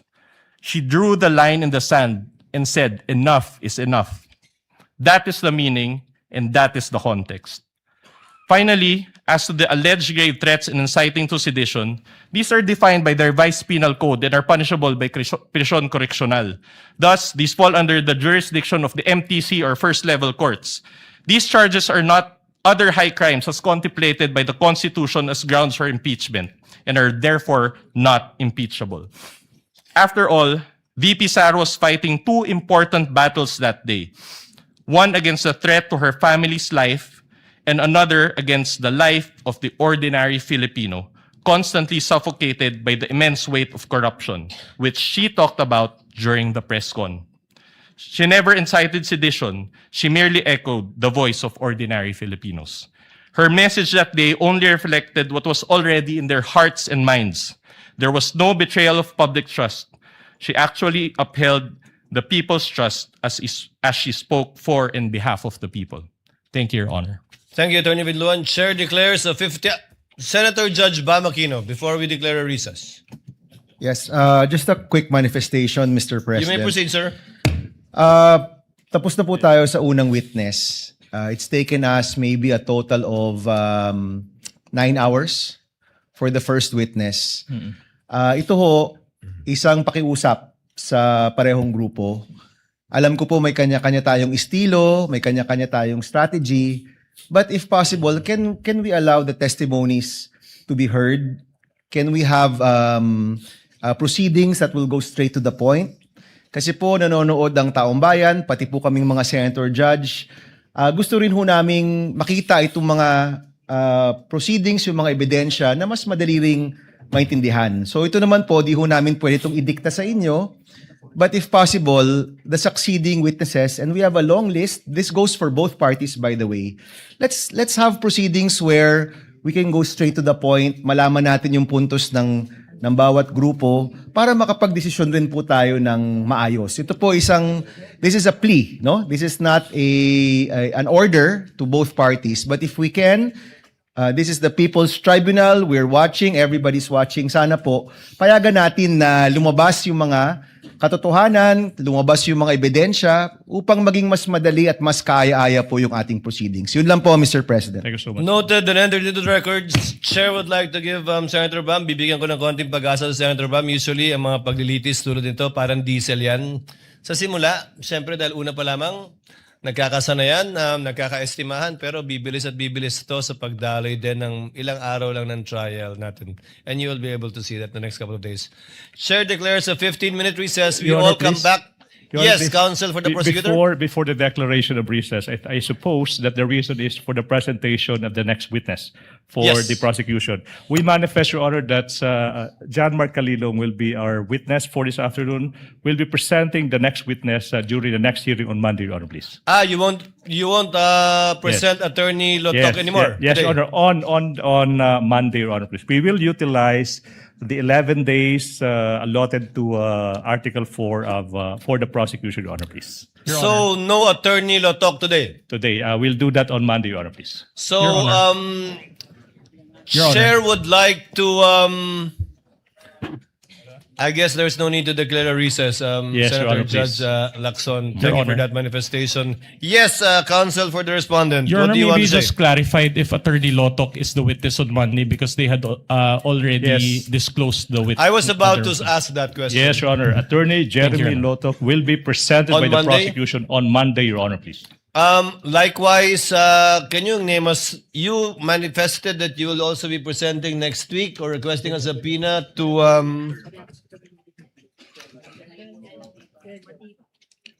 yes, to Attorney Lopez and Attorney Director Matibag. That would be Captain Belinda Bello, Your Honor, please, and NBI Director Matibag. And then Lotok first. Lotok, Your Honor, please, and then Matibag. and then we'll disclose on Bello, Your Honor, please. Captain the Sergeant at Arms. Belinda Bello of the House of Representatives, Your Honor, please. So those two witnesses. Yes, Your Honor. We have 3 days, counsel. No. Wait. Name me one more. Okay, that would be NBI Director Matibag, Your Honor, please. Given the manifestation of the counsel for the prosecutor, chair hereby orders the issuance of subpoena once again to Attorney Lotok for the trial dates on July 13, 14, and 15, as well as for Attorney Melvin Matibag. No need for a subpoena for Miss Bella? Your Honor. Before I recognize counsel for respondent, no need for a subpoena? There's no need for subpoena, Your Honor, please. You did not request for a subpoena, counsel. Yes, Your Honor. So no need. No need, Your Honor. You will produce, can you state the name again for the record, counsel? Can you state for the name of the witness again for the record? Your Honor, the first witness will be Captain Belinda Bello.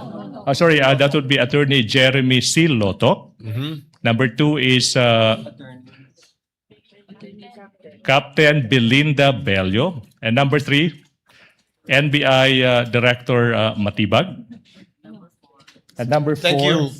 That's for no. Pero lahat po ay Pilipino at lahat po ay ginagalang ang pangalan mo. Sinabi niyo po sa propetang Jeremiah, sa Jeremiah 29:11, "For I know the plans I have for you, plans to prosper you and not to harm you, plans to give you hope and a future. You love us so much that you made us in your nature and likeness, giving us free will. Thus, to receive the fruits of your plans, plans to prosper us and not to harm us, plans to give us hope and a future, we must first seek your kingdom and righteousness. You call us to be faithful, Lord God. For us to be faithful both in small things and in big things. Same with the rules, Mr. President. Help us to be faithful with the Constitution, the Senate rules, the rules of impeachment. Help us to be faithful to the rules of fairness. As the prosecution stated yesterday, to hold everyone accountable from the barangay captain to the highest official of the land. Lord God, Holy Spirit, do not allow us to obstruct justice, yet always give us the strength to obstruct injustice, regardless of the cost and the consequences. Magalit na po kung sinong magagalit, gamitin niyo kami bilang instrumento ng hustisya. Lead each one of us to pursue the impeachment trial with fairness, political neutrality, and due process. To pursue the flood control scandal with the same zeal, effort, fairness, and political neutrality. To pursue corruption in all forms. Help us build a justice system that is ideal rather than one that is weaponized and is actually an instrument of oppression and tyranny. We may disagree on many things, but let us agree in asking for your love, grace, and mercy upon the nation. We may have different visions of a prosperous Philippines, of accountability, fairness, yet may we agree in the words you put in the framers of the Philippine Constitution, which is found in the preamble. We, the sovereign Filipino people, imploring the aid of Almighty God in order to build a just and humane society and establish a government that shall embody our ideals and aspirations, promote the common good, conserve and develop our patrimony, and secure to ourselves and to our posterity the blessings of independence and democracy under the rule of law and a regime of truth, justice, freedom, love, equality, peace, do ordain and promulgate this Constitution. Thank you for this privilege to serve you and our people, Lord God. We ask for all of this in Jesus' mighty name. Amen. Amen. The clerk of court will now call the roll. Roll call of members. The Honorable Senator Judge Aquino, Senator Judge Cayetano Alan, Senator Judge Cayetano Pia, Senator Judge De La Rosa, Senator Judge Ejercito, Senator Judge Estrada, Senator Judge Go, Senator Judge Ontiveros, Senator Judge Lacson, Senator Judge Lapid, Senator Judge Legarda, Senator Judge Marcoleta, Senator Judge Marcos, Senator Judge Padilla, Senator Judge Pangilinan, Senator Judge Soto III, Senator Judge Tulfo Erwin, Senator Judge Tulfo Rafi, Senator Judge Villanueva, Senator Judge Villar Camille, Senator Judge Villar Mark, Senator Judge Zubiri, the presiding officer, Senator Judge Escudero, the Senate President. With 20 senators present, the chair declares the presence of a quorum. We now recognize the presiding officer, Senator Chis Escudero. Thank you, Mr. Senate President. The reading of the Journal of July 6, 2026 of the Senate sitting as an impeachment court is hereby dispensed with, and unless there are any objections, the same is hereby approved and adopted. The clerk of court will now please read and call the case before this impeachment court.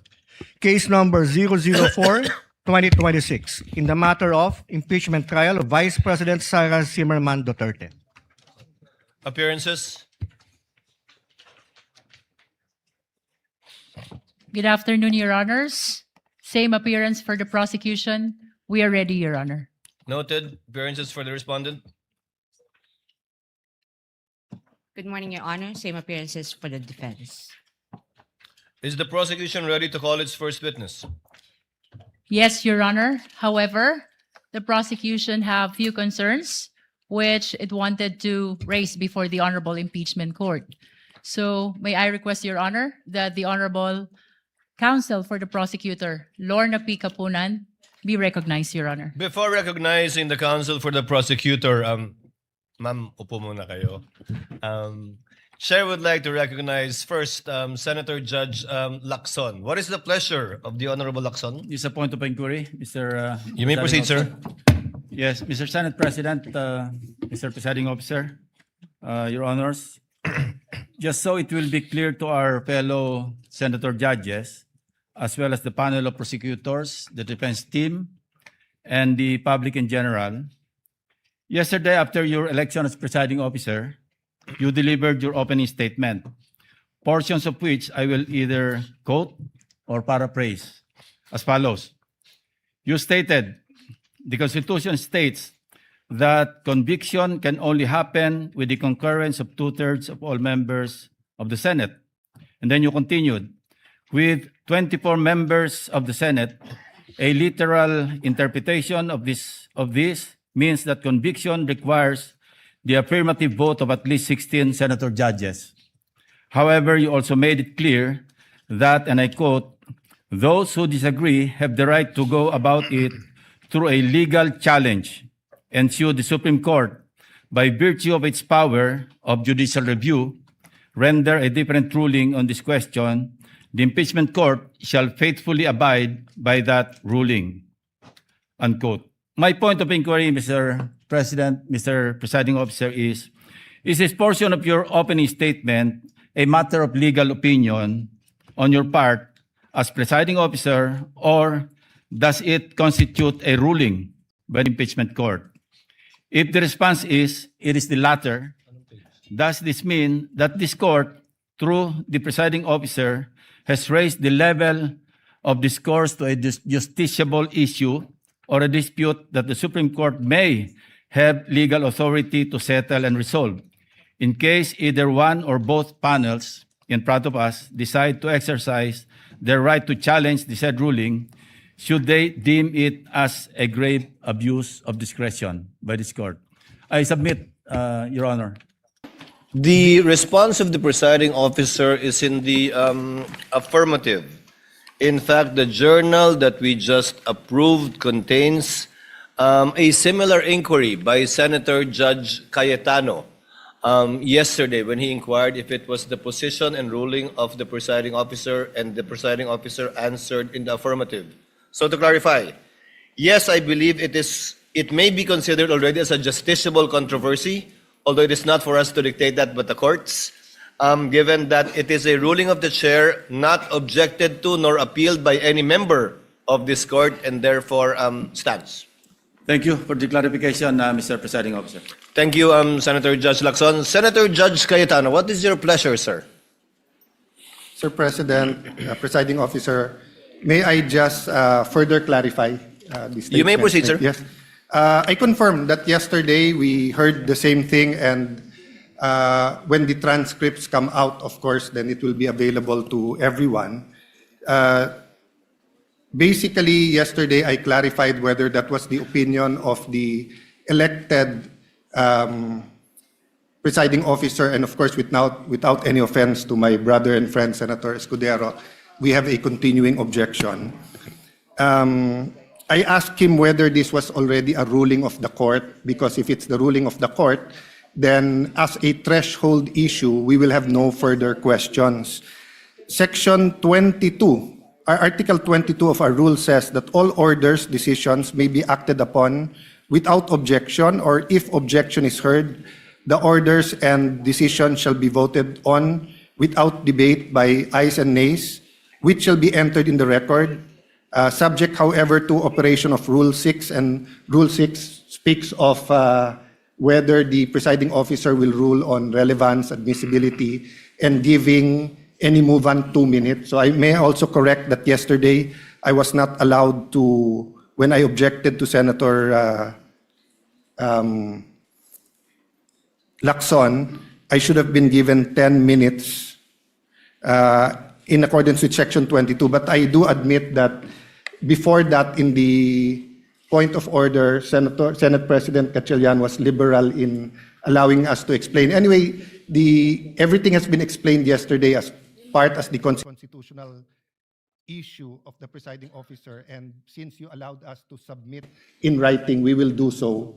But just on this point of the threshold issue of 2/3 of all members, there is actually a pending case in the Supreme Court entitled Cayetano versus Aquino. That is myself and my seatmate, Senator Aquino. We talked, but we're not talking about the case. So actually, you're correct, Senator Lacson, that anyone can go on this issue itself. And I just like to make sure today and further clarify that there's no objections, that as of today, the stand of the impeachment court is that of all members means that as long as you're still a member, so meaning when are you not a member anymore? When you die, when you are removed by finality, and when you resign. No? Otherwise, you are still a member, so you are still counted. And it is in that spirit that we ask, and we're preparing maybe a memoranda for all members to allow Senator Marcoleta and Senator Jinggoy, since they are going to have a vote. And if they are not allowed to vote, then that will be counted as a vote for acquittal. And that might be favorable to the defense rather than a part of giving a fair trial. So all I wanted to clarify today, Mr. President, is that we will continue to thresh out if there are any constitutional issues. But as of today, it is very clear that as a court, we have decided that 2/3 of 24, there are 24 members of the Senate today, 20 are present here today, but there are still 24 members, and 16 ang number of senators needed to convict on any of the articles, Mr. President, Mr. Presiding Officer. Thank you. What is the pleasure of Senator Judge Pangilinan? 21 na pala. Thank you, Mr. Presiding Officer, Mr. Senate President. Just to place on record that I would like to clarify that the ruling of the chair of 16 is as to the issue of whether the threshold number of conviction. The matter of whether or not Senators Marcoleta and Senator Estrada should be participating in the process of the trial is another matter that we will have to discuss perhaps in camera or on the floor at a later date, Mr. President. Noted. If there are no other senator judge who wishes to make a manifestation, the lead prosecutor, Representative Luistro, is once again recognized. What was your earlier manifestation and motion, ma'am? Your Honor, we respectfully reiterate our request that counsel for the panel of prosecutors, Attorney Lorna Capunan, be recognized. Counsel for the panel of prosecutors, Attorney Lorna Capunan, is recognized. Will you be the one to present the your first witness, ma'am? Good afternoon, Your Honors, Senate President, Presiding Justice. I do have manifestation. Well, in direct answer to the query of the presiding Senator Judge, I am not presenting the witness today. But I would like, with your permission, Your Honors, to manifest a query that we request be addressed by this Honorable Court, Presiding Judge, to the defense. The lady may proceed. We are informed, and in fact, we have seen an interview conducted in the Senate premises on the Vice President herself. And she had been quoted as saying that she is expecting a bloodbath and a bludgeoning, but she will not, her head may be blooded but unbowed. My respectful query, Your Honors, please, which could be directed to the defense counsels, is if the Vice President is in the premises, does she intend to appear personally before this impeachment court? And that is preliminary to another manifestation that I would like to make. Your Kindly Honors, proceed please. with your next one, counsel. Because the chair is not yet sure if it will even address this to the counsel for respondents or will simply answer the query of the counsel for respondents. This is relevant to the presentation that we will be making this afternoon, Your Honors. This court will recall your own statements, Mr. Presiding Judge, that on Tuesdays, every Tuesday of every week, that the prosecution must indicate who the witnesses they intend to present before this court will be. This is to enable the impeachment court to issue, when appropriate, and if deemed necessary, a subpoena for such witness. And that is my query this afternoon, because an presentation of witness on the first article that we will be presenting, which is grave threats and acts of sedition, Your Honor. One of the key witnesses, hostile, albeit hostile, would be the Vice President. And therefore, if we can inquire if it is her intention to again appear in the premises of the Senate, because we are already respectfully informing this honorable court that we will manifest, that we will have a written request for her presence in connection with this article on grave threats. Your Honor, that is the relevancy of my manifestation. The chair would like to rule on the manifestation and request of the counsel for prosecutors instead of throwing the question to the counsel for respondents, for the simple reason that I do not want to the parties to engage in a debate before this court. You can very well do that with the presentation of your witness through direct and cross-examination, redirect and recross.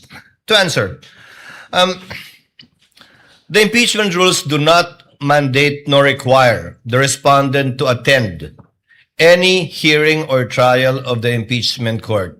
Whether she was in the building earlier or arrived after, it is totally up to the respondent because from the point of view of the court, she is represented in this court through her counsel already.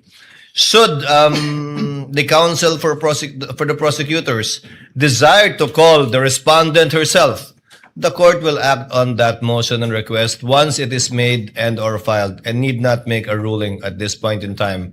Because of course, when that motion is made, we will ask the counsel for respondent to make a comment and or reply. Thank you, Sir Presiding Judge, Justice, Senator Judge. We yield to the wisdom of your decision. Thank you, ma'am. With that, we will reserve the right. We are not waiving the right to call her at the appropriate time and to file the appropriate request for subpoena ducis tecum and subpoena testificandum. On that matter, Your Honor, I have no further questions and would like to turn over the floor to our lead public prosecutor. Thank you, Counsel Your for Honor. Prosecutors, Attorney Lorna Kapunan, for your remarks, which are duly noted. Yes, the lead prosecutor is recognized. Your Honor, as manifested yesterday, the articles of impeachment is divided into 4 teams, and I would like to turn over to the head prosecutor of Article 4, that is threat, the Honorable Lawrence Defensor. May I request that he be recognized, Your Honor. The member of the panel of prosecutors, Congressman, the Honorable Lawrence Defensor, is recognized for his introduction of Article 4, I presume? Thank you so much, Mr. Presiding Officer. May I be allowed to make a manifestation to introduce Article 4? Before you proceed, Senator Judge Cayetano is recognized. Before that, I ask for your indulgence from the prosecution and the defense. There are certain issues that we are more than willing to listen to the debate here. I'm speaking for myself, but I think for also other senator judges, and of course will give us much leeway. But there are certain issues that we also need time to study. So if we look at our rules of impeachment, suppletory kasi yung rules ng rules of court. And the difference between asking the accused to take the stand and asking someone who's not the accused, but we may say something that is incriminatory. There's a wide difference. So the accused, under the rules of court, hindi mo pwedeng i-force to take the stand. Pero yung hindi accused, they have to take the stand and wait for the question, and then they can claim the right against self-incrimination. But it could be argued that this isn't exactly a criminal court and a criminal offense. It's an impeachment court. So if it pleases the court, or if the prosecution is sure to ask for the subpoena, may I propose, Sir Presiding Officer, that both sides give us a memoranda in advance so that we can also do our part and study rather than spend much more time during the debates, because I'd really like to study that issue also. Thank you, and sorry for the interruption, Congressman. Noted, Senator Cayetano. However, it is premature at this time. We will do what we did with respect to the motion for the issuance of subpoena ad testificandum and ducis tecum in regard to the bank accounts of the spouses Duterte and Carpio, as well as the AMLC records. We require the parties to submit a memoranda, and we will be scheduling it for oral arguments by the parties. If that is the desire of the Honorable Senator Judge Cayetano, we will do the same with respect to this once the motion has been filed formally by the panel of prosecutors. The Honorable Defensor is recognized. You may proceed, sir. Thank you so much, Your Honor. Honorable Senator Judges, noong 22 ng Hunyo 2026, nagulat at nagdalamhati ang buong bansa sa pamamaril sa isang paaralan. Sorry, excuse me. Your Honor, may I be allowed to finish my manifestation? I will not disrespect and interrupt the defense counsel Yes, but before once he that, has started. This is no disrespect, sir. Counsel for respondent is recognized. Thank you, Your Honor. Your Honor, this is improper. The improper for trial. Manifestation, this is not a manifestation proper for court procedure. This is instead them telling a story. This is a narration by the prosecution, which is not allowed. This is not allowed by any rule in any court. So what, May I be allowed what is to reply? proper is that they present their first witness, and We will are be ready. presenting our witness, Your Honor. However, please allow us to freely advocate our position. That's why, Your Honor, including we are the defense objecting. when it's their turn. We will not Councilor object to the respondent, same. kindly let him finish. Thank you, Your Honor. Thank to you so respond much, to you. Your Honor. To respond to you. Yes, you were saying. Thank you, Honorable Senator Judges. Noong ikadalawampung-dalawa ng Honorable Hunyo- Defensor, kindly finish your reply to the Thank you, Your objection Honor. of I will counsel proceed. for respondent. Allow us to freely advocate our positions through the proper and respectful discourse. This is not prohibited under the rules. In fact, the court has declared that yesterday, the rules will not comply with the strict procedures of a judicial proceeding. Each article is a separate complaint, and it would be the proper guidance for the senator judges, lalo na po sa ating mga kapwa Pilipino na nanonood, para mas lalo nilang maunawaan ang ipipresenta naming ebidensya. The impeachment is a sui generis. Sui generis dahil kakaiba ito, hindi ito judicial, administrative, o civil o criminal proceeding. Hayaan niyo po kaming magbigyan ng 5 minuto para mailatag namin kung paano namin maipresenta at ang basihan namin sa pagpresenta ng aming ebidensya. Your Honor, may I respond? The presiding officer should rule. Although indeed we will interpret the rules liberally, and although indeed this is a sui generis proceeding, neither will we allow any dilatory moves and/or tactics, and I will bind and hold you to your 5 minutes, Honorable Defensor. Absolutely, And we Your will Honor. clock it. Your Honor, we will may- afford the same opportunity to the counsel for respondents when their turn arrives. Thank you, Your Honor. May I proceed, Your Honor? You may proceed. Honorable Senator Judges, noong ika-22 ng Hunyo 2026, nagulat at nagdalamhati ang buong bansa sa pamamaril sa isang paaralan sa Tacloban City na ikinasawi ng 3 batang mag-aaral at ikinasugat ng marami pang iba. Ang mga salarin, mga minor de edad, sa kabila ng kanilang murang edad, agad na pumilos ang mga otoridad upang ipatubad ang mga umiiral na batas. Ang mensahe ay malinaw. Ang pagpigiging bata ay hindi nangangahulugang walang pananagutan. Ang pananagutan ay umiiral, pagamat iba ang paraan ng pagpapatupad nito sa ilalim ng batas. Kamakailan, isang pasahero ang inaresto sa airport at kinasuhan matapos itong magbiro na may bomba sa kanyang bagahe dahil mahigpit na ipinapatupad ng mga otoridad ang patakarang zero tolerance policy sa anumang pagbabanggit ng bomba o anumang pampasabog. Sa isang hiwalay na pangyayari noong Mayo 2020, isang public school teacher ang inaresto, pinusasan at kinasuhan ng NBI sa Zambales matapos magbiro na magbibigay ng pabuya sa sinumang papatay sa presidente ng Republika. Ano ang prinsipyo dito? Ang pananagutan ay pinapairal sa lahat, bata man o matanda, nasa laylayan man o nasa katungkulan. The prosecution comes before you today to present evidence for Article 4, establishing that Vice President Sara Duterte committed acts that betrayed the public trust, committed culpable violation of the Constitution, committed high crimes in publicly admitting through a live broadcast that she contracted someone to assassinate the President, the First Lady, and the former House Speaker. We acknowledge the burden of this trial on the senator judges as well as the Filipino people.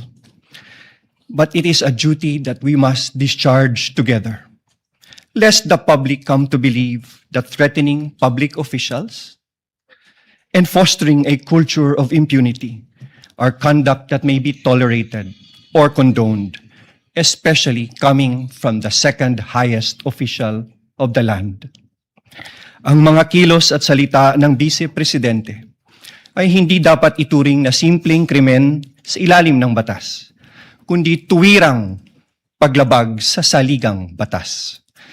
Kaya ang paglilitis na ito ay mahalagang mekanismong itinakda upang tiyakin na ang kapangyarihan ay laging may kaakibat na pananagutan.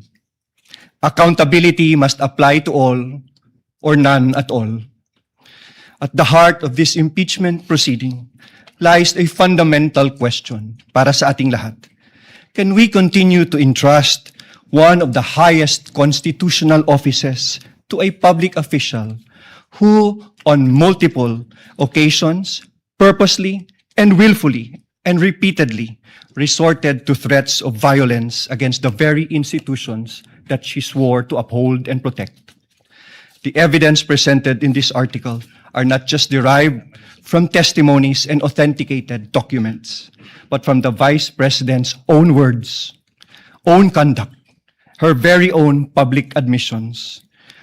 Her words were neither accidental nor taken out of context. They were uttered publicly with the intention to be taken seriously. Huwag kang mag-alala, ma'am, sa security ko, kasi may kinausap na ako na tao. At sinabi ko sa kanya na kapag pinatay ako, patayin mo si BBM, Your Honor. si Liza Marcos, si Martin Romualdez. No joke. No joke. What makes these threats especially sinister is that they do not come from an ordinary citizen, but from the Vice President herself, an official who under the Constitution stands to succeed the President of the Republic. Such statements carry a gravity far from the exercise of one's freedom of expression. They strike at the very heart of government. This is especially significant given that she has publicly declared her intention to run for president in the next election. What values do we expect from those who occupy the highest office in the land? Delicadeza, palabra de honor, integrity, and loyalty to your oath of office. These are not outdated ideals. They are the foundations of honorable public office. Maraming salamat po, Your Honors. The remarks of the gentleman are duly noted. However, Chair would like to inform and instruct the Senator judges that the statement and manifestation made by the Honorable Defensor should not in any way be taken as evidentiary because it was merely a manifestation cum introduction of the fourth article of impeachment. Any evidence to be presented proving the fourth article of impeachment should be done through a witness under oath, duly subscribed and subjected to direct and cross-examination. Call your first witness, Your sir. Honor, may I be allowed also to... Your Honor, we move to strike that opening statement. It's improper for trial. It is not evidentiary in nature. And it only provides conclusions of fact and law. Most of it is irrelevant. And fact of the matter is the prosecution should present evidence and not manifest in this improper manner. May I be recognized, Your Honor? No need. Motion is denied. Let it remain in the records and as instructed by the chair for the senator judges not to deem whatever statements were given by the Honorable Defensor as evidentiary in any way, shape, size, or form. Again, counsel, call your first witness. Your Honor, may I request I- permission to Your Honor- recognize counsel for the panel of prosecutors, Attorney Virgil Ligutan, to conduct the examination of our first witness. Your He Honor, will may be I- under the direct Counsel suspension and for control respondent, what is your pleasure? of Your the Honor, panel may of I prosecutors. register my continuing objection to the opening statement by the prosecution. Well, I don't think he'll do it again, but nevertheless, so noted. Thank you, Your Thank Honor. you. Your Honor, may I request that Attorney Virgil Ligutan be recognized to conduct the examination of our first witness. Counsel for prosecutors, Attorney Virgil Likutan, so that we can have the records clear. Did I pronounce your name correctly, sir? Your Honors, magandang hapon. My full name is Attorney Armando Virgil Discartin Ligutan, Your Honor, please. And you've entered your appearance yesterday, Yes, counsel? Your Honor. Duly entered my appearance as one of the counsel for the prosecution. You may proceed, sir. Call your Thank first you witness. Thank you so much. Mga kababayan, we call to the witness stand the first witness for the prosecution in the person of NBI Senior Agents Jean-Marc Santa Ana Calilo. Kindly bring the witness to the witness stand.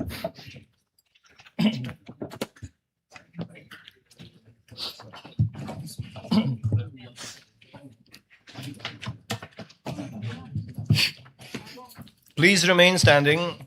Clerk of Court is instructed to kindly administer the oath to the witness. Please raise your right hand.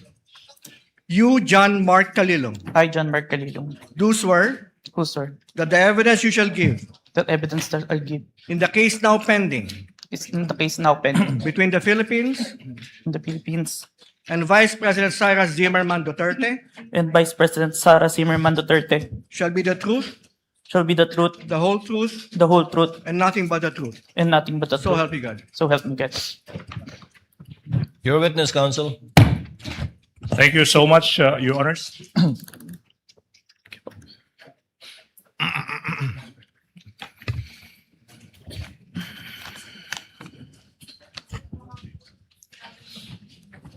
Your Honors, mga kababayan, the testimony of the first witness for the prosecution, NBI Senior Agent Jean-Marc Santa Ana Calilo, is offered to prove the following. Number one, si Agent Jean-Marc Calilong ay isang senior agent of the National Bureau of Investigation. Number two, he is well-trained and experienced in the field of digital forensic examination, having undergone extensive training in the field, making him competent in identifying, preserving, collecting, and authenticating digital evidence.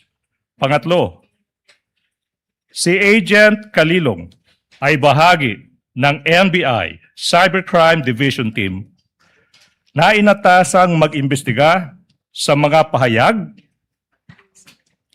at pagbabanta ng Vice Presidente laban sa Pangulo ng Pilipinas, unang ginang at dating Speaker ng House of Representatives sa isang online media briefing noong Nobyembre 23, taong 2024, pang-apat. Partikular na sinabi sa publiko ng Vice Presidente na may kinontrata na siyang tao na papatay sa Pangulo, unang ginang at former Speaker ng House of Representatives. At ito ay nakatatak na sa kasaysayan ng ating bansa bilang unang pagkakataon na ang isang Vice Presidente ay nakipagkontrata sa isang mamamatay tao upang patayin no less than the President of the Republic of the Philippines. Panglima. Your Honor, may I object. Is this a speech or an offer? Your Honor, please, with all due respect to counsel, For the prosecutor may proceed. it should not be a May I register my continuing There's objection? no proper ground. This is offer of testimony. Please hold your horses. Number 5, the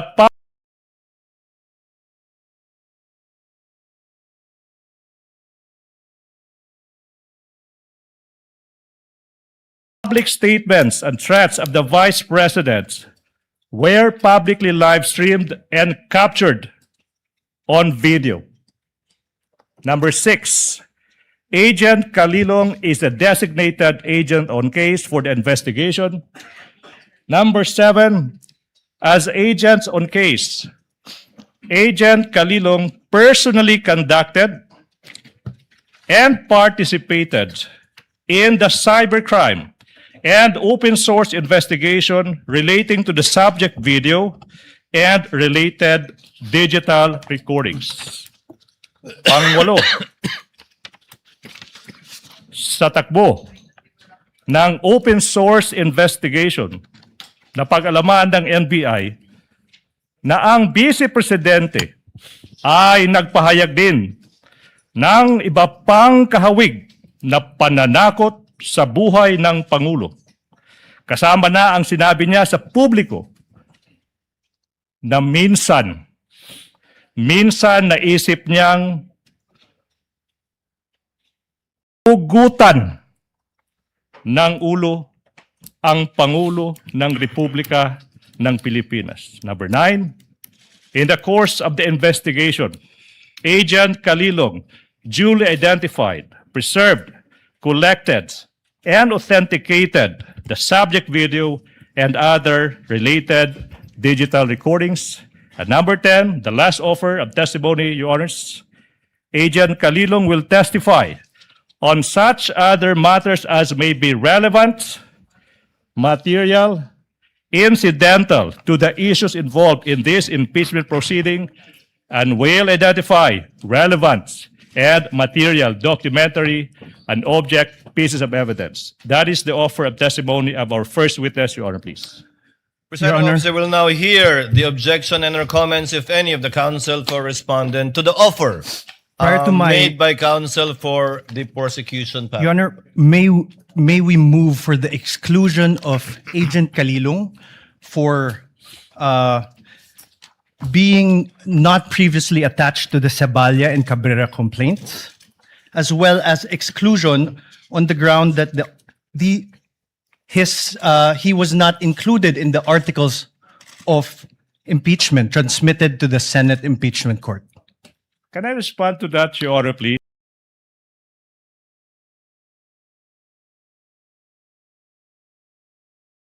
Counsel for prosecutor may do so. Mga kababayan, in this stage of the proceedings, the prosecution is about to present a witness, and the defense is invoking the fact that this witness is not listed as one of the witnesses in the Saballa complaint. The Saballa complaint already lived its natural life. Your Honor, this is the impeachment proceeding of the articles of impeachment filed by the House of Representatives. Saballa et al. Is done. That should not be a proper objection, Your Honor, please. As to the number 2, I think the good counsel mentioned that it is not part, this witness is not part of the articles of impeachment. Your Honor, please, I have been practicing for quite some time. I don't see that. Your Honor, may I allow to reply also? Can I finish? It's not a ground. And in fact, Your Honor, please, to settle the matter, this witness is listed in the pretrial order. The issue is settled. The issue is passé. No ground for objection. Let me proceed, Your Honor. Of course not, Your Honor. There were no rulings. Counsel for respondent is recognized Thank you, for Your a Honor. final rebuttal on this issue before the court will, before the chair will issue a ruling. Your Honor, there were no rulings on the pretrial order on exclusion of witnesses.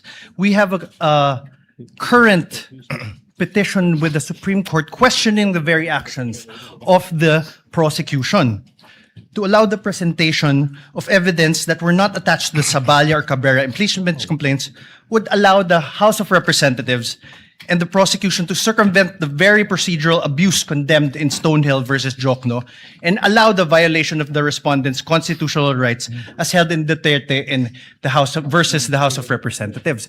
Your Honor, the prosecution says the Saballa complaints have lived their and they died their natural deaths. However, Your Honor, this precisely does not cure what the prosecution did. This does not cure the violation of the rights of my client. If I may, Your Honor, please. The chair will make its ruling. The motion to exclude by the counsel for respondent is hereby denied. Chair cites Enrile versus Sandigan Bayan, which states that the prosecutors may add or rely on evidence during pretrial, even if the evidence is not stated in the complaint or articles, because only a summary is required to be stated in the articles of impeachment, in this case, and or complaint, and not a complete list of the prosecution's evidence and or witnesses. The court in general will not shackle the prosecution by limiting it to the evidence mentioned in the information and/or the articles, especially when it is mentioned in the pre-trial brief, not only order but brief, of the counsel for prosecutors. But in relation to this witness, even if you will do cross, you can register your continuing objection, counsel for respondent. We are registering it, Your Honor, please. So noted. Counsel for the prosecution may proceed. Thank you so much, Your Honor. John Mark Calilong. Your Honor, may I register my objections to the purposes? Your Honor, please, I think the purposes must be specified. What are your objections? Exactly, On what Your Honor. grounds? May I be You may allowed? comment on the offer of the testimony of this witness for the record. Your Honor, for the purpose number 3, this is a conclusion of fact and law. For the fourth purpose, it is also a conclusion of fact and law. And the 8th purpose, it is a conclusion Mr. of fact President, and law. Mr. President, Counsel for Mr. President. respondent. Before we, yes, No, Senator Judge Cayetano. Yeah. Pia. I would just like the defense, when you say item number 3, can you repeat what it is? Because I'm trying to follow exactly what your objection is.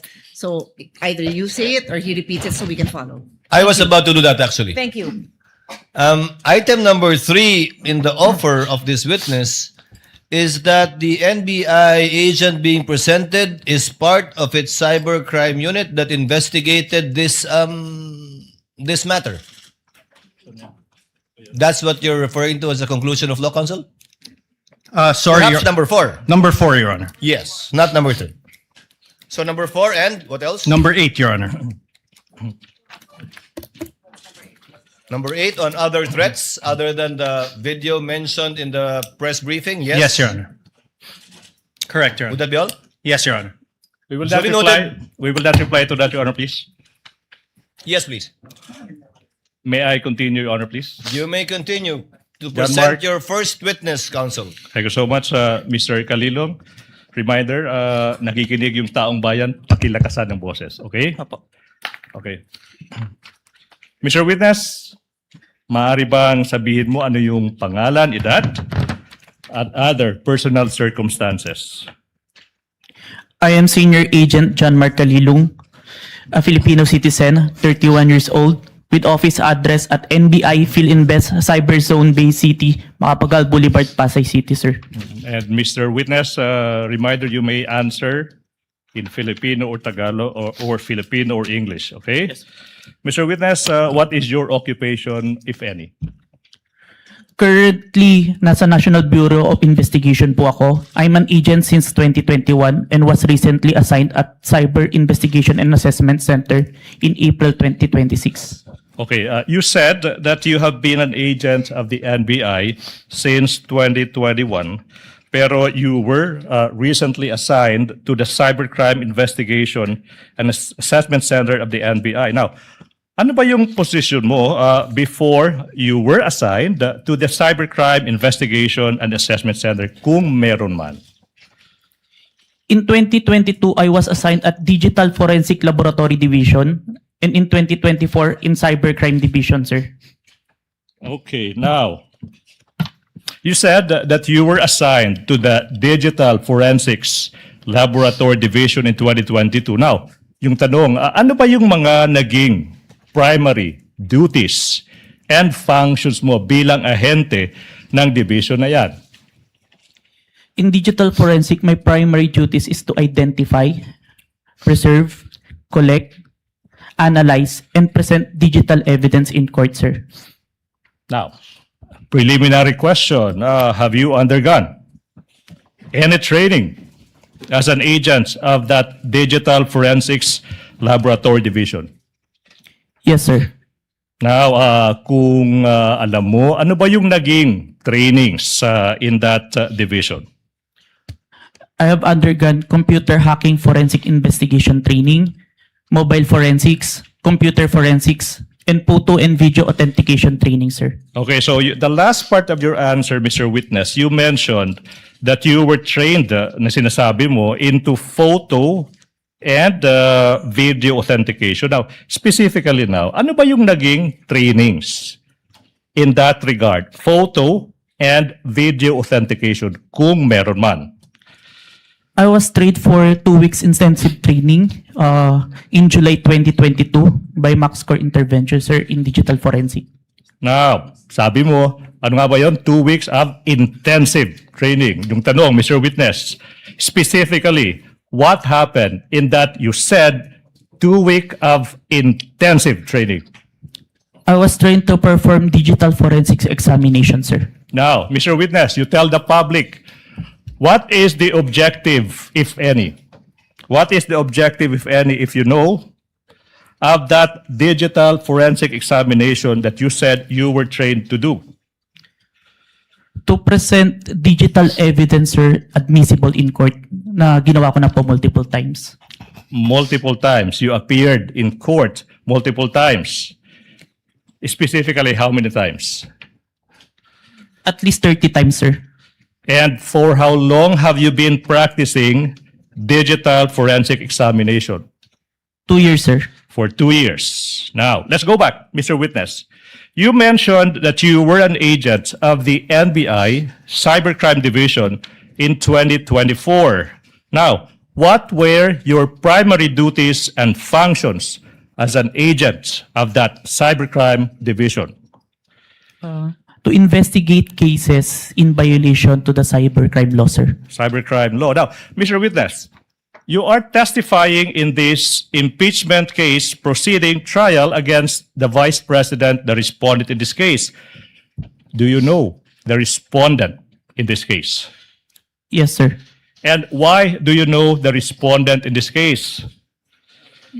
Because she is the Vice President and my team conducted an investigation involving her, sir. So aside from being the Vice President, your team, you said, investigated the Vice President. The question now is, what was this investigation, if you know? It's an investigation on the statement uttered by the Vice President during an online press conference briefing dated November 23, 2024. So, statements uttered by the Vice President in an online live stream press conference held on November 23, 2024. Now, yung tanong, ano ba yung naging participation mo, Mr. Witness, kung meron man? I am the agent on case of the investigation, sir. Now, sinabi mo ikaw yung agent on case. Now, you tell the court, you tell the public, ano ba yung pagiging ahente on the case? Ano bang ibig sabihin yan kung alam mo? It means that I gathered evidence necessary for the investigation, sir. Okay. You mentioned you gathered evidence. Now, you tell us, what do you mean kung meron man, tsaka kung alam mo, ano bang ibig sabihin when you quote, gathered evidence, unquote?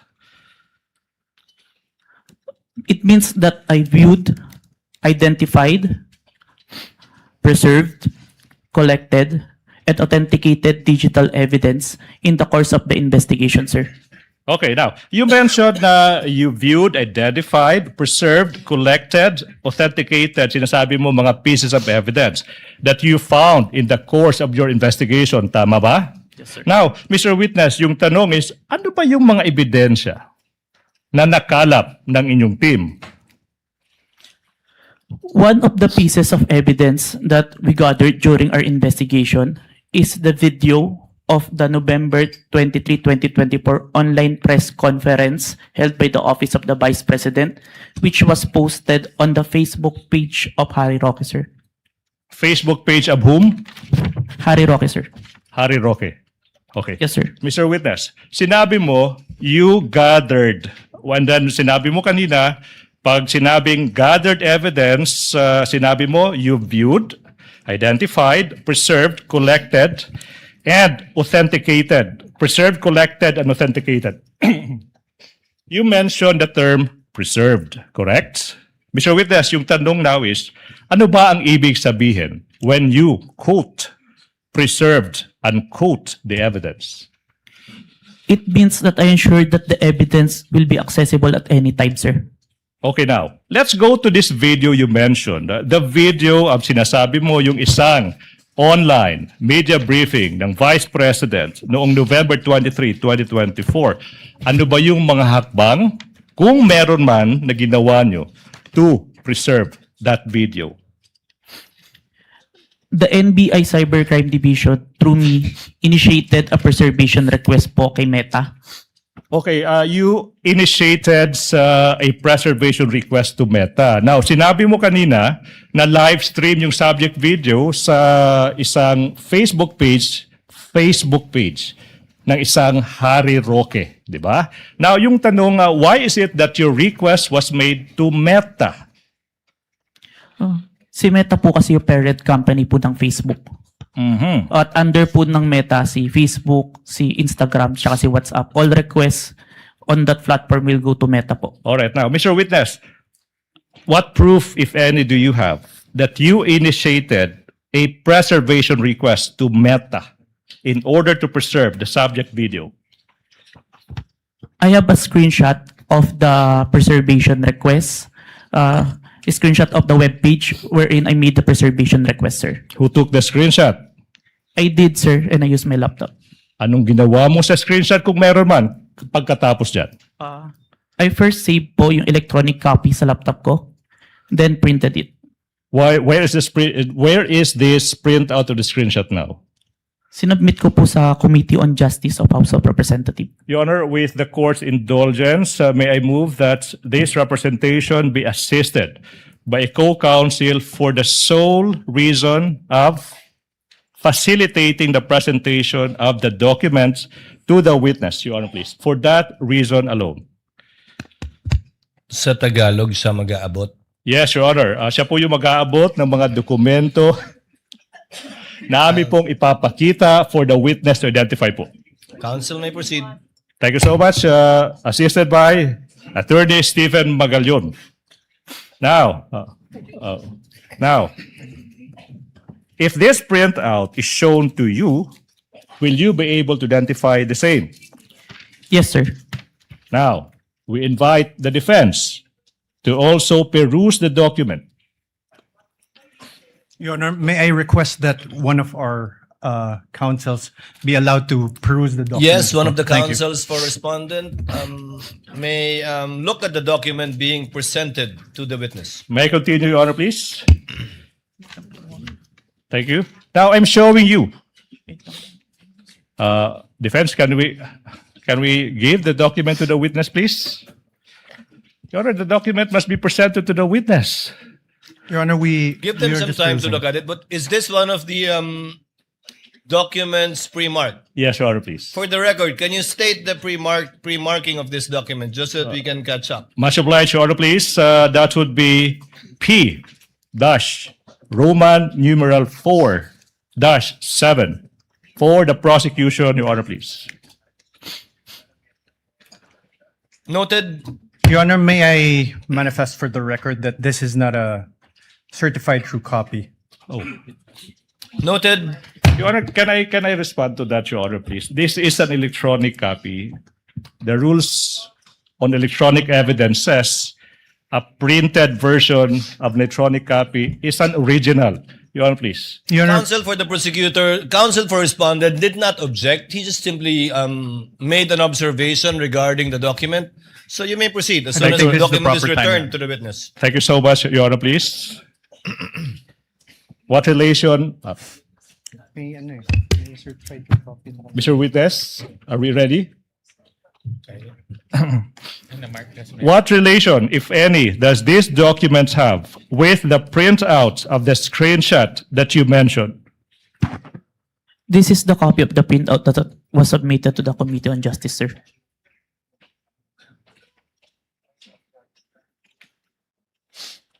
Okay, Your Honor, please, may I proceed with the next question, please? Question, Mr. Witness, how faithful, if at all, is this printout from the actual screenshots? The printout accurately reflects the screenshot, sir. And how do you know now that this printout accurately reflects the screenshot? I compared the printout with the screenshot and with the web page of my preservation and found that the contents are identical, sir. Thank you so much. Now, Mr. Witness, ano ba ang nangyari kung meron man? At kung alam mo, after you made excuse me. after you made the preservation to request to Meta in relation to the investigation you did on the Vice President? Meta acknowledge our preservation request, sir. Okay. Your Honor, please, the exhibits as they come, as they are identified by the witness, are also simultaneously being presented on the screen, Your Honor, please. Okay. You said that Meta acknowledged the preservation request, correct? Yes, sir. Now, yung tanong ay ano bang pruweba mo? Kung meron man, that's in fact, Meta acknowledged the request. I have a screenshot of the acknowledgement of Meta email acknowledgement. Now, who took the screenshot? I did, sir, and I used my laptop. What did you do with the screenshot kung meron man? Sinave ko muna po yung electronic copy ng screenshot sa laptop ko and printed it. Where is this printout of the screenshot? Sinubmit ko po sa Committee on Justice of House of Representatives. Now, kung yung printout ng screenshot ipapakita sa'yo, will you be able to identify the same? Yes, sir. Now, we are now in the process of showing you yung isang printout ng isang screenshot ng isang tugon o reply ng Meta, Your Honor, that is previously marked as Exhibit P-Roman numeral 4-8 for the prosecution. Your Honor, may I have time to peruse? Kindly show the document to one of the counsels for the respondent.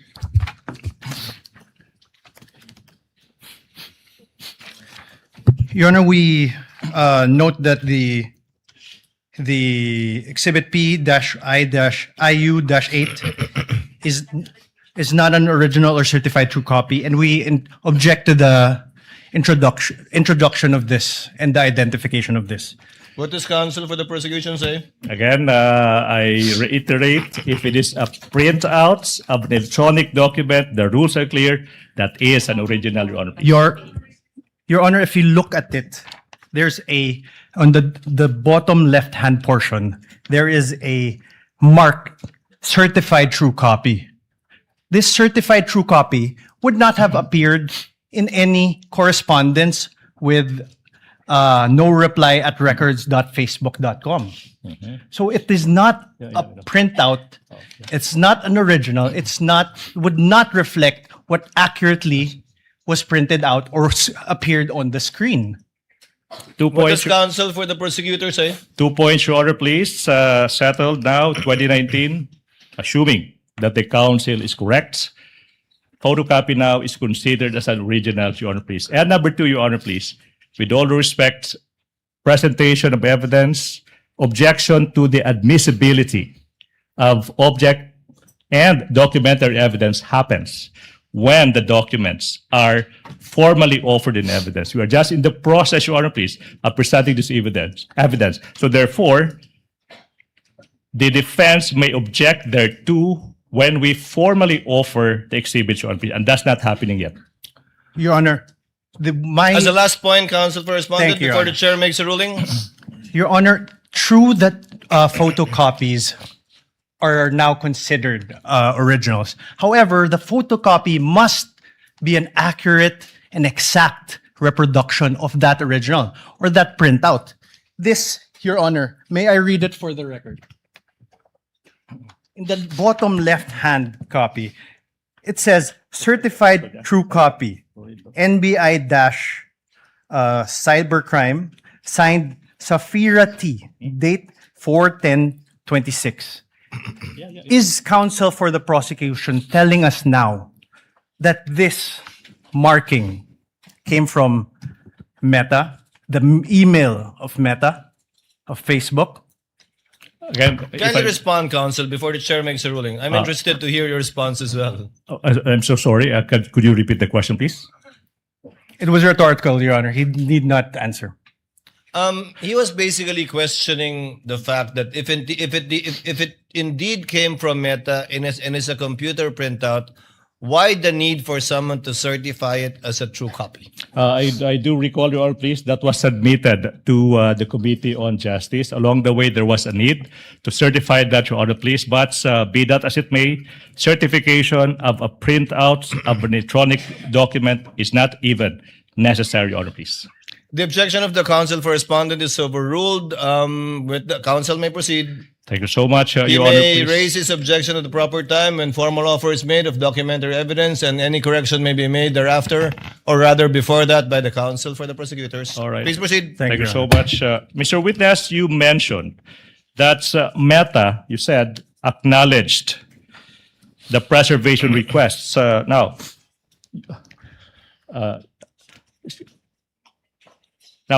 Your Honor, please. I recall the last question. I have to proceed to presentation of the documents.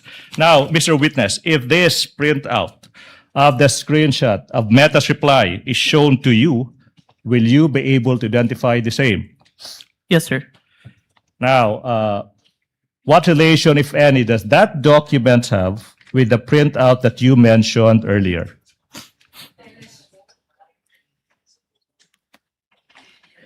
This is the printout that I submitted, sir.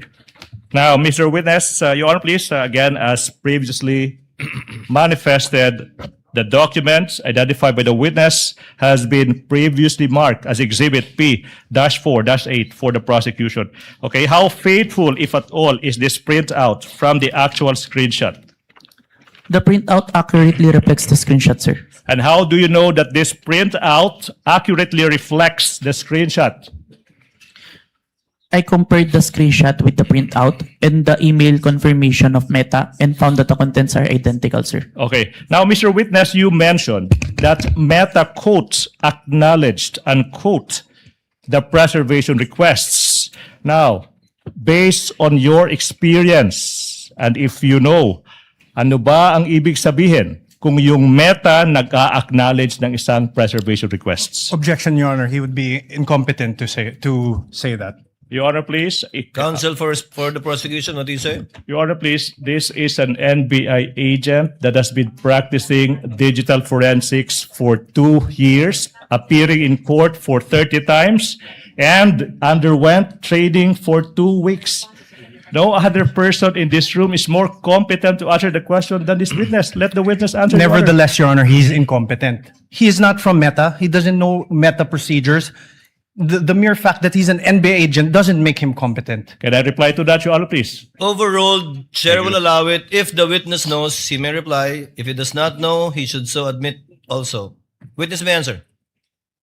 It means that Meta have taken necessary action to preserve the evidence, sir, and assign a case number on it. So took reasonable steps to preserve and assigned a case number. Now, yung question now is, after receiving this acknowledgement from Meta, ano ba yung ginawa mo kung meron man, in relation to the investigation you conducted on the statements of the Vice President? I further preserve the video and authenticate the same, sir. All right, so you said you... With the permission of the counsel for the prosecutors, Mr. Witness, what do you mean by Meta assigned a case number to it? What does that exactly mean? It means that yun po, they have taken reasonable action. Yung case number po is for monitoring namin kasi multiple multiple requests po from different investigation. Yung case number na yun for specific request po. So pag may request kayo sa Metang i-preserve ang isang digital footprint o data, lalagyan nila ng case number? Yes po. Lahat ngayon na magre-request na i-preserve yon, ilalagay sa ilalim ng case number na yan yung mga request? Hindi po. Per request po yung case number. So each request will have a separate case number from Meta? Yes, Your Honor. And the case number for this one would be what? 911615, Your Honor. Saan po nakasulat yon? Your case number is 91, nasa upper part po, Your Honor. 91. Ayun, 911654? Yes, Your Honor. You may proceed, counsel. Thank you. Thank you so much. Mr. Witness, you said that you proceeded to further preserve and authenticate the subject video. Now, let's go to that proceeded to further evidence. What does it entail, if any, and if you know? It means that I further preserve it using a screen recording, open source broadcast software studio, OBS. I screen record what appears on my screen, the video, the online live stream November 23, 2024, from beginning to end, including its URL. Okay, now, What about authenticating the video? Ano bang ibig sabihin yan kung alam mo? After screen recording, there's an output video. I compared the output video with the November 23, 2024 video and ensured that the contents are identical. After ensuring that the contents are identical, I now generated a hash value calculation on the video to ensure that the video won't be tampered until presented in court, sir. Mr. Witness, ano ba yung pruweba mo kung meron man that you authenticated the subject video? I have executed an affidavit of authentication of digital evidence dated January 30, 2025, sir. Okay now, kung yung affidavit of authentication of digital evidence dated January 30, 2025, ipapakita sa iyo, will you be able to identify the same? Yes, sir. Now, in the process or the prosecution is in the process of confronting the witness with a document that is previously marked as Exhibit P-Roman numeral 4-9 and series, constituting of 29 pages, including the attachments. Your Honor, please, the defense is invited to peruse the documents. Okay. Pirma.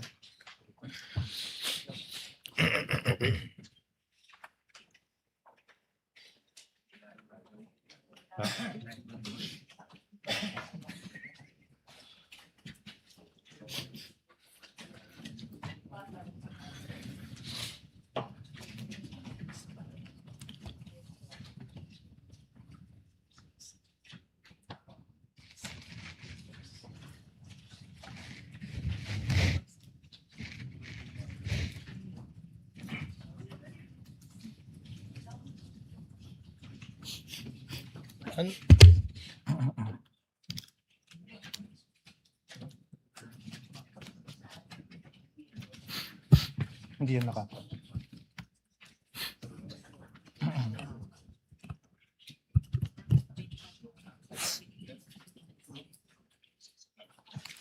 Your Honor, we object to the introduction of this affidavit of authentication. This is not an original copy of his affidavit. This is not electronic evidence.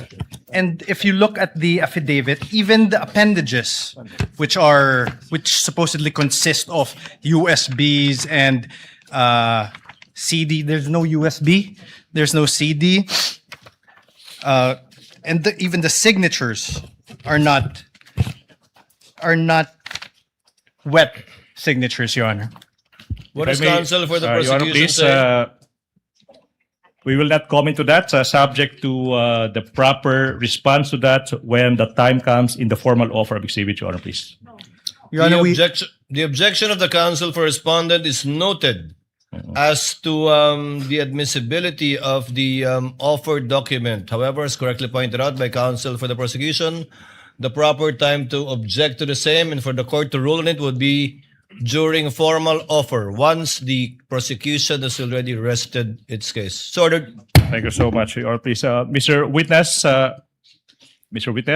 what relation, if any, does that document have with the affidavit that you mentioned?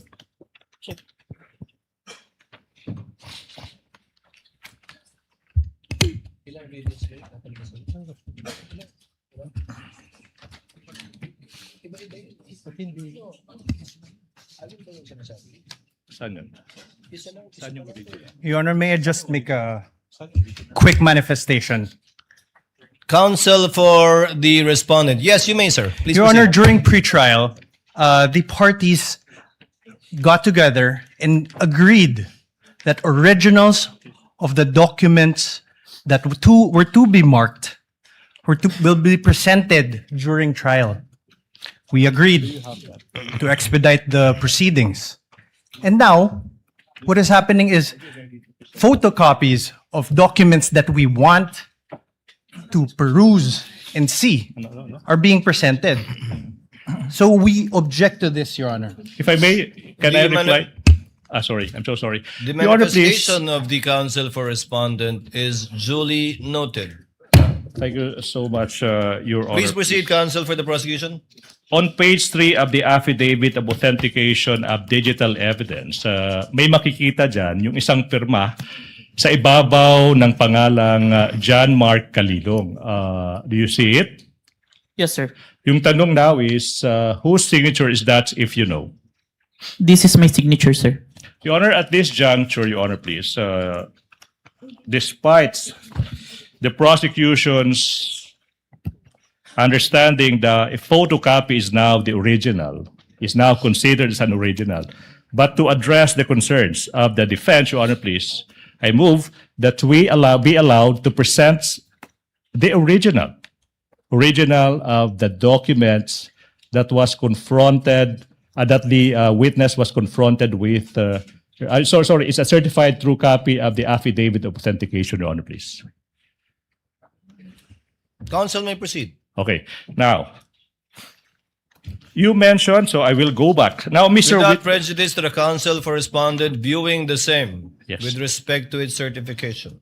Affidavit of authentication of digital evidence dated January 30, 2025. Now, so it's a certified true copy, correct? Now, we are confronting you now with a certified true copy of the same document. After perusing the same, you have to tell us what relation, if any, do the documents before you have with the documents, affidavit of authentication of digital evidence that you mentioned.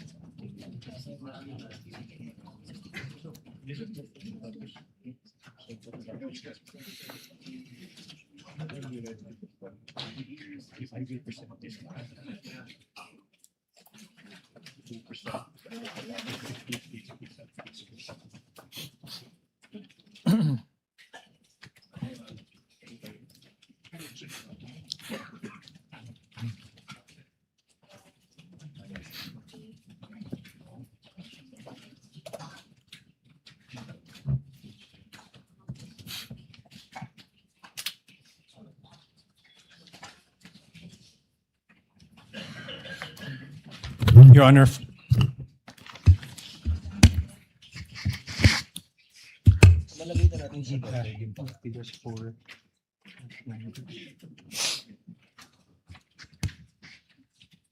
Yes, counsel for respondent. We'll finish perusing, Your Honor.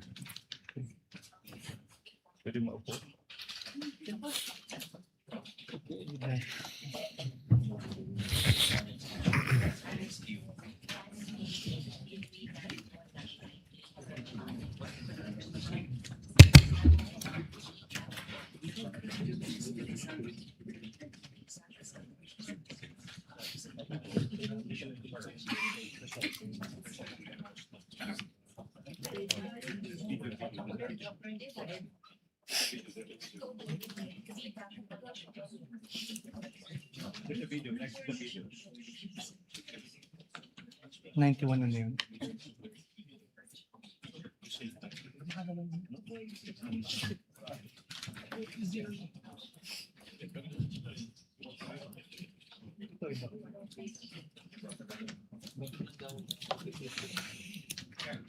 Let's confront them with the secrecy. Let's confront the secrecy. Let's confront them with the video.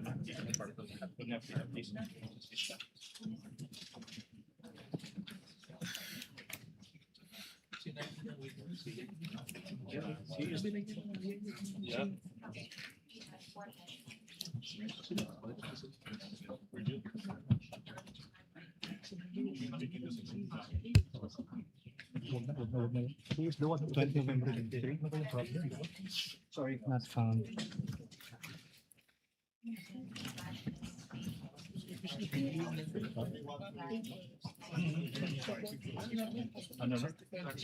Yeah, yeah, I will. That's it. Yes, yes. Yeah. Huh? Yeah, I know. Stephen, can I ask somebody else? Can you help? Can you also help?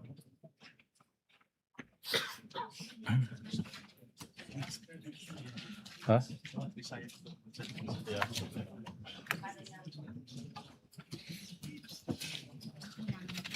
Your Honor, for Yes, counsel for the respondent. thank you, Your Honor. You may proceed, sir. For your comments. Sir, for Your Honor, for P-I, P-4-9H.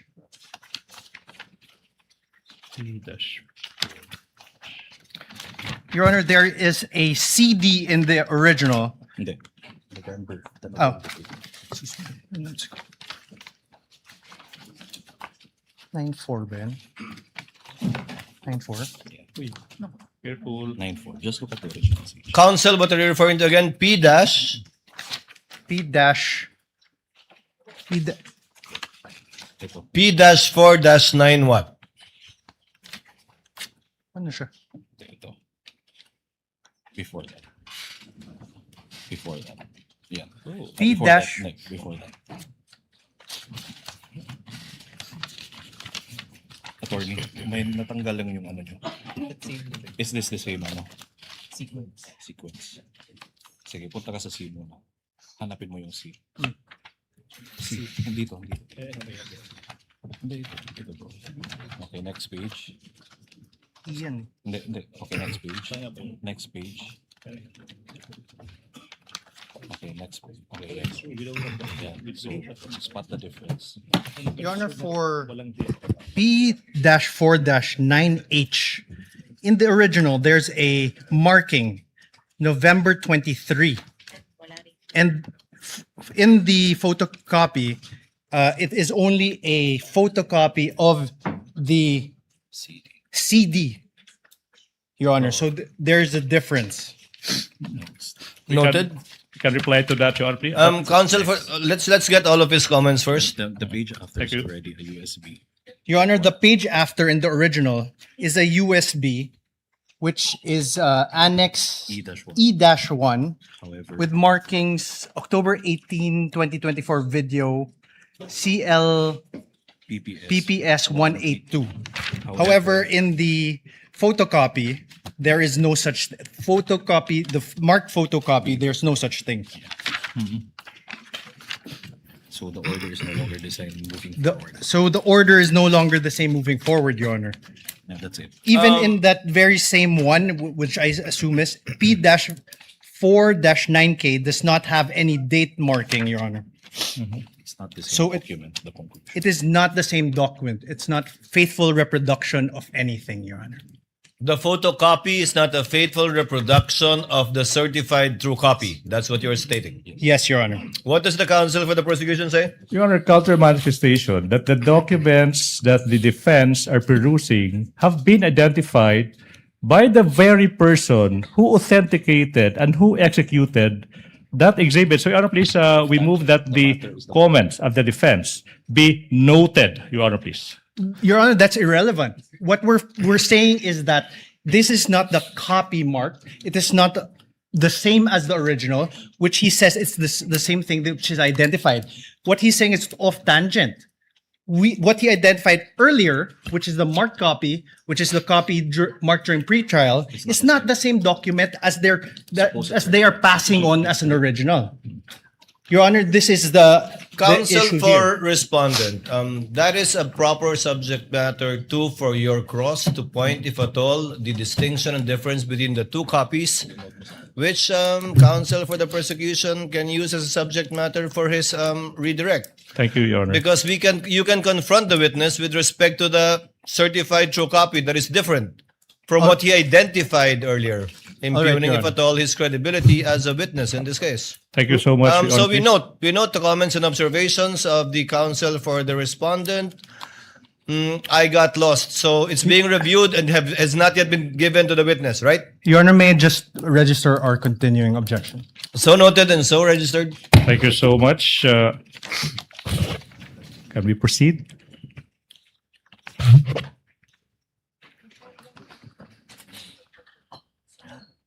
Before we proceed, the presiding officer was not there during pretrial.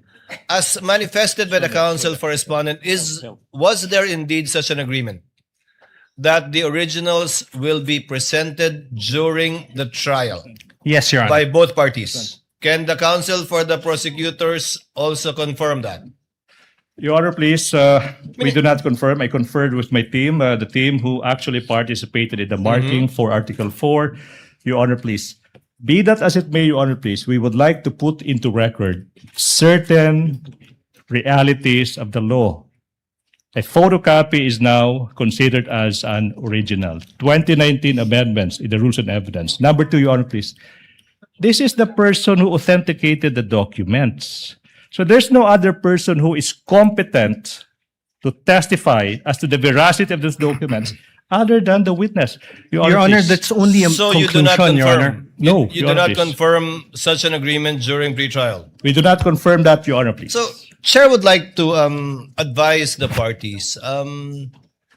The court understands the exceptions to the original document rule and will so implement the rules in that regard. However, if it does not fall under the original document rule exceptions, then to save on the court's time, the party presenting the document should present the original during trial to avoid what we are seeing now. Perhaps in the next time you present a witness, counsel Yes, for the Your Honor, please. prosecutors and counsel for respondents. We will, Your Honor. We appreciate that, Your Honor, please. We understand that would be for the next presentation. For the next one. Please Thank proceed. you so much. Are we done now? We move, Your Honor, please, that Your Honor, may sorry. may I request that he not also address me directly? So ordered, so instructed.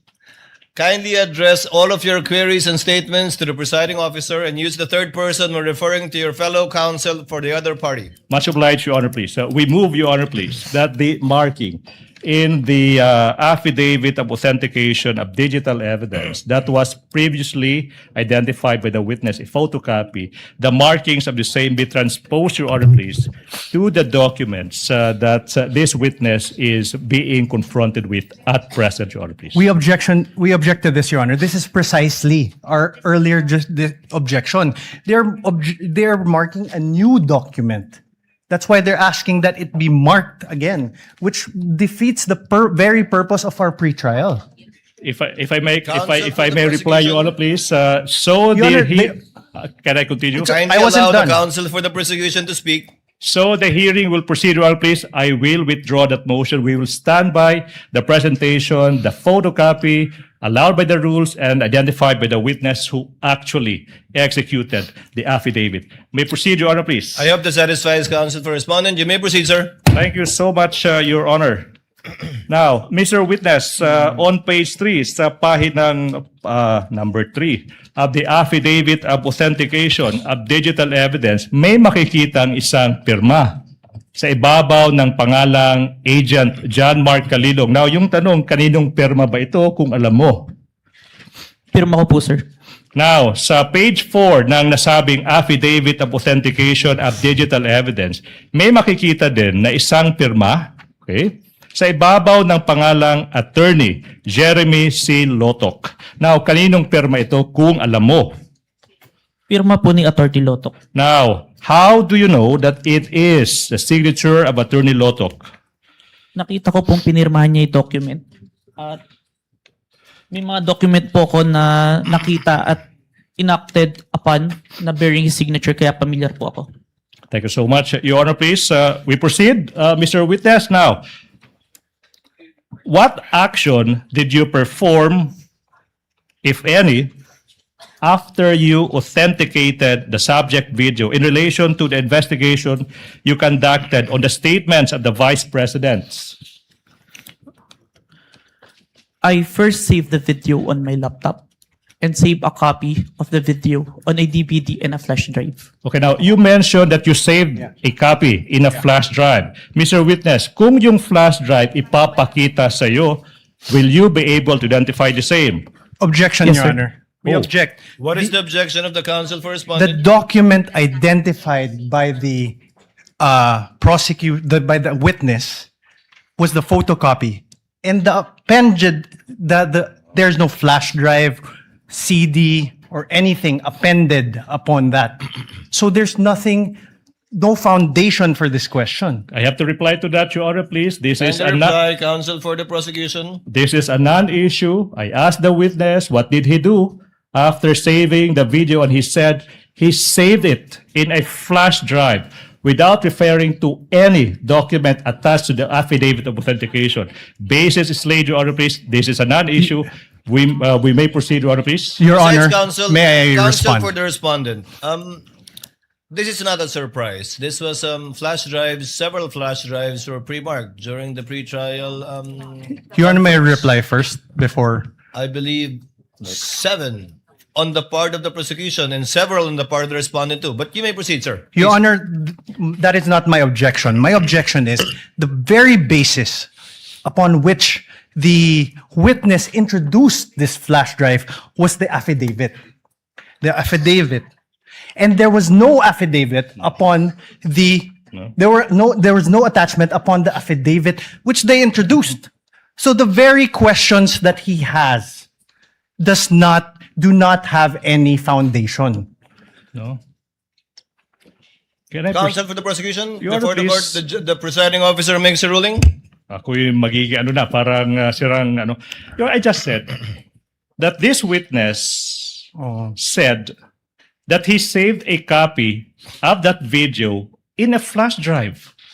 So the logical question now is to ask him if this flash drive is presented to him, is he able to explain and or identify the same?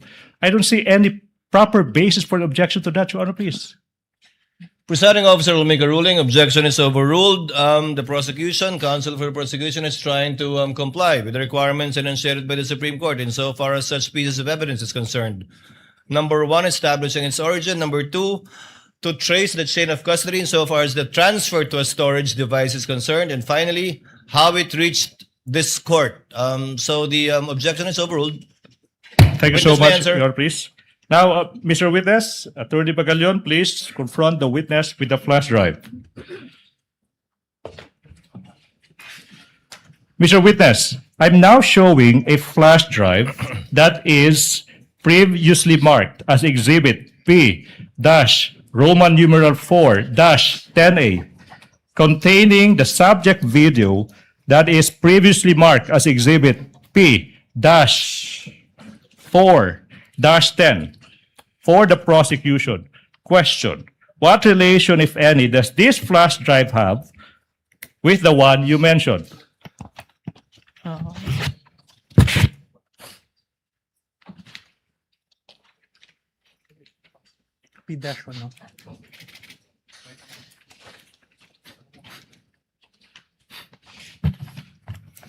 May I know if this was appended upon any Counsel document? for respondent is recognized. Thank you, Your Honor. Your Honor, may I know if this was appended upon any document? Your Honor, please. Counsel for the prosecution will please reply. Your Honor, please. The answer is no, I presume. No. The basis, if at all, counsel for the respondent is the testimony of the witness. When asked again to establish not only the origin but also how he transferred it to a storage device, and if at all how it reached this court. So chair replies, and if that is an objection, overrules the same. Witness may answer. Permission to unseal the flash drive. You may do so, sir. Thank you, Your Honor.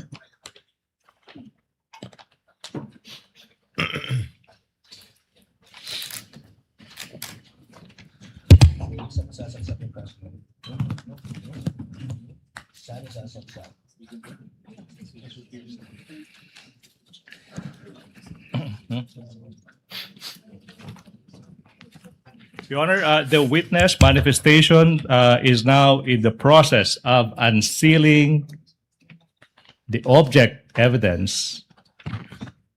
Sir, Witness will please answer. this is the flash drive where I saved the recording, sir. Now, Your Honor, please, at this juncture, we are about to confront the witness with the video contained in the flash drive. Your Honor. And Kindly let the counsel for the prosecution finish. Yes, Your Honor. thank you so much. And in the interest of time, Your Honor, please, we move that we allow Attorney Magallon to transport himself to the technical booth to facilitate, Your Honor, please, the playing of the video when the time comes. Counsel for respondent. Your Honor, may we know how long the video is? We will arrive to that, Your Honor, please. No, I'm also curious. How long All right, is now. this for us to know? How long is this particular video? Namely, Exhibit P, Roman numeral number 4, 10A. Your How Honor, many please. minutes or seconds would this be? Exactly, the video is 2 hours and 26 minutes and 10 seconds. But wait, Your Honor, please. We will aid the court in this regard. We will not be showing the entire 2-hour video, Your Honor, please.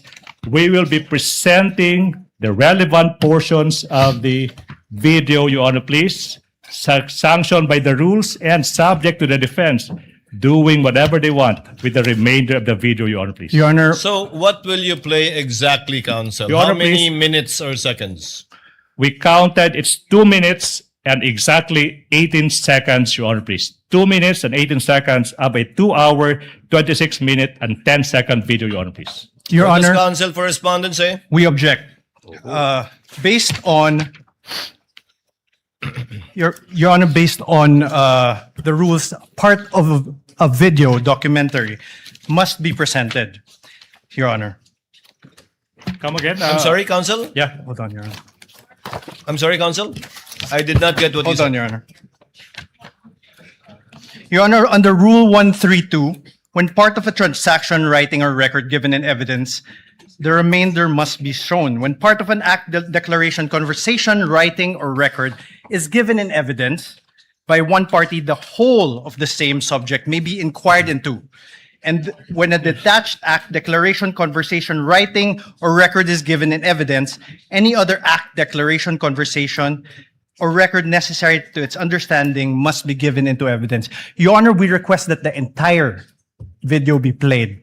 Your Honor, can I respond to that, Your Honor, please? Can I respond to that? What does the counsel for the prosecution say before the chair makes a ruling? Your Honor, please, we don't want to put the defense on the spot, but that is a misreading of the rules. Your Honor, please, counsel cited Rule 132, Section 17. With all respect to the defense, that doesn't serve your interest. It serves the interest of the prosecution. May I explain? Reason. If we read Section 17 of Rule 132, it says, when part of transaction, writing, or record given in evidence, the remainder is admissible. When parts of an act, declaration, conversation, writing, or record, when part is given by one party, and in this case, that is the prosecution, the whole of the same may be inquired into by the other side. Meaning, it's simple. This rule, Section 17, Rule 132, allows exactly the prosecution to present a 2-minute portion of a 2-hour video subject to the defense, the presentation of the remainder of the same. Be that as it may, Your Honor, please, the rules are clear. Number 2, we invoke, Your Honor, please, the ruling that it is for the prosecution to decide what to present, when to present, how to present, and whether to present at all. Be that as it may, Your Honor, please, the defense will not be prejudiced exactly because when the time comes for the defense to present their evidence, they can present the remainder of that 2-hour video. What we are saying, Your Honor, please, for the interest of time, for the prosecution's presentation of evidence, we deem that's only a 2-minute portion of that 2-hour video is relevant at this point in time, Your Honor, please. We move for a ruling. Your Honor, if I may respond. As the last response, Your Honor, counsel for the respondent. The prosecution cannot be allowed to present a truncated part of a whole 2 hour, 26-minute video. that will not provide the context necessary for the understanding of what occurred during that night on November 23, and also not allow the proper identification by this witness. Your Honor, sorry, I will not even reply to that, Your Honor, please. Chair would like to ask, who did the edit from the how many hours? 2 hours. No, Your Honor, please, if I make From an the reply to that. total, who did the edit? Did the witness, was the witness the one who did the edit, or was it already the prosecution? Your Honor, there's no editing done. There's meaning no editing done. Who got that shorter portion? No, Your Honor, please. What we are presenting are portions of the entire 2-hour video. And this witness, I think, will be able to identify the specific timestamps of that preserved, not edited portion. If I may repeat, Your Honor, please, we are not presenting any edited portions, but only snippets, portions of that 2-hour video. And this witness, I suppose, will be able to identify which specific portions that he would like the court to view at this point. So when it is shown, the witness will testify and attest to the portion of the entire video that it was found insofar as the timestamp is concerned. Yes, Your Honor, please. But as evidence at the proper time, you will be offering this entire Yes. 2-hour or so video. Yes, Your Honor, please. And simply highlighting Yes. the 2 or so minutes. Would that be correct? That is a very keen observation. Agree 100%, Your Honor, please. Your Honor, the prosecution cannot be allowed to do this because the entire video will show the context upon which the utterances were made. That is a matter for the counsel for respondent to do and present during their time, because I believe the counsel for respondent also identified and marked, if I'm not mistaken, the same video for over 2.5 hours. It can do so during its time to present its evidence in chief. Thank you so much. The objection is overruled. Counsel is instructed to go to the booth accompanied by a counsel from the respondent in order to make sure that indeed the USB identified by the witness is the same USB that will be played in the tech booth of the Senate. Okay. While they're doing that, may I propound the next question, Your Honor, please? Yes, counsel, Now, you may proceed. Mr. Witness, John Mark, listen. Now, you mentioned kanina that you authenticated the subject video by recording the same through sinasabi mong open broadcaster software OBS, and then you compared the contents of the recording and the subject video. That's one. And you also said that you investigated certain statements made by the Vice President on November 23, 2024. Yung tanong, no? What particular statements of the Vice President did the NBI deem proper to investigate? The statement of the Vice President where she uttered that she already talked to someone to kill the President, the First Lady, and the former Speaker of the House if something's happened to her. Okay, now, the next question now, Mr. Witness, is in what particular portion of the subject video, in what particular portion of the subject video did the respondent utter that she already contracted a person to kill? Objection, Your Honor. Oh, wait. Allow the counsel to finish his I'm not question. yet done. Relax. To kill the President, the First Lady, and the former Speaker of the House. Objection, Your Honor. What? What is the objection of counsel for respondent? Your Honor, no basis for the question, Your Honor. Wow. Overruled. Witness may answer. May I refer, sir, to my notes to identify the specific timestamp, sir? Okay, The so witness may do so if it is available to him. You may refer to your notes. While he's doing that, while the witness Honor, is may doing that, Senator Judge Alan Cayetano is recognized. You may proceed, sir. Your Honor, may presiding I order- question what notes he is referring to? Counsel for respondent, Apologies, the Your Honor. presiding officer recognized Senator Judge Alan Cayetano. You may proceed, sir. Just some thoughts, presiding officer. This is not yet an appeal from your ruling and maybe a question to the counsel of the defense. Just to refresh our memory, Rule 132, Section 17, when part of a transaction, writing, or record given in evidence, the remainder admissible. When part of our act, declaration, conversation, writing, or record is given in evidence by one party, the whole of the same subject may be inquired into by the other.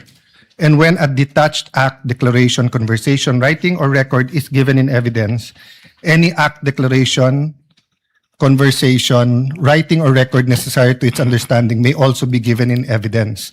So I'm not appealing yet. I see the logic of the ruling of the presiding officer.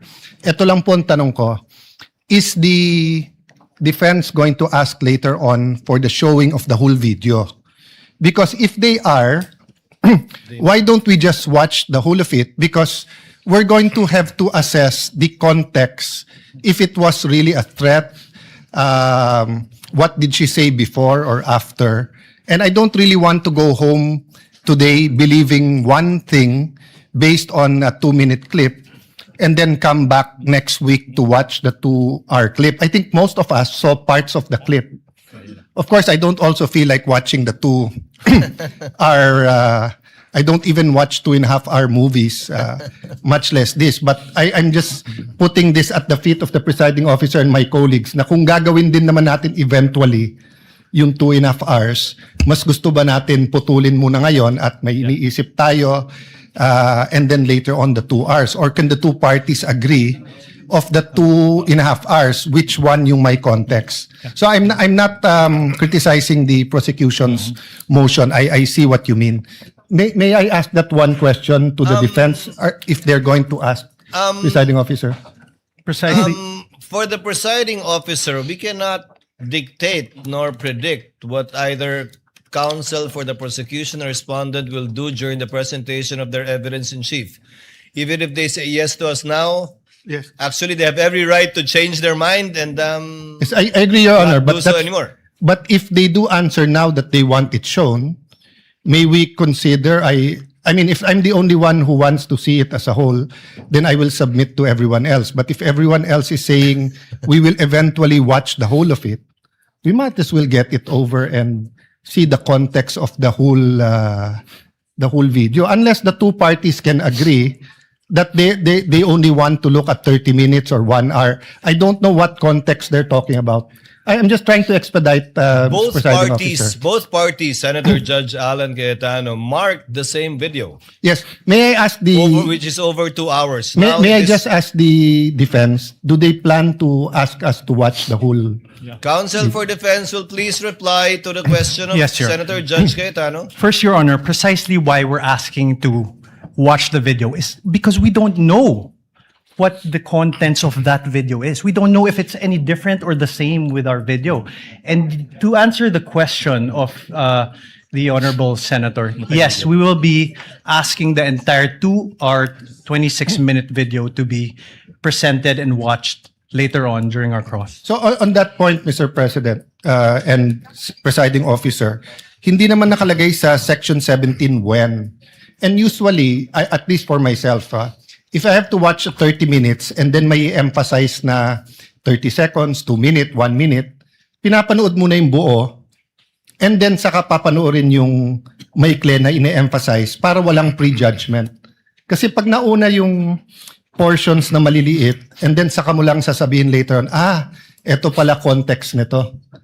Medyo umiiba. But again, no, I'm only one of the 24, so I leave it to my colleagues. If we're going to have to watch it anyway, may I ask the presiding officer what the pleasure is? But since the rule doesn't say, personally, I'd rather watch the whole thing and get it over with, then allow the prosecution to pick out the portions that quickly say, that goes into the center of the controversy or what they want to prove. Without disagreeing with Senator Judge Cayetano, for the presiding officer, it's just that I don't think the court should impose or dictate upon either party how they will present their evidence in chief.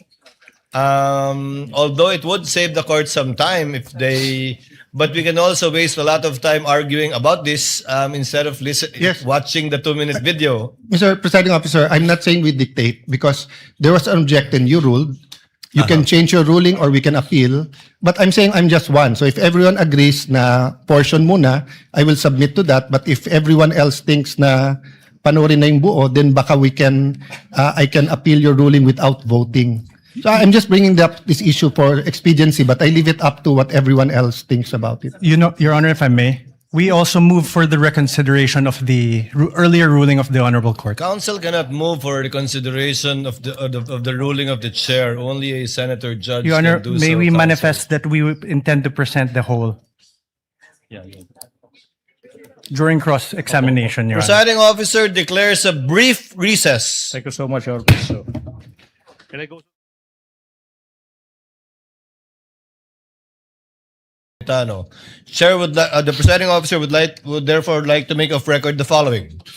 Number 1, should the counsel for the respondent rather decide as it has manifested to present the entire video, this court shall allow it during the time for the respondent to present its evidence in chief.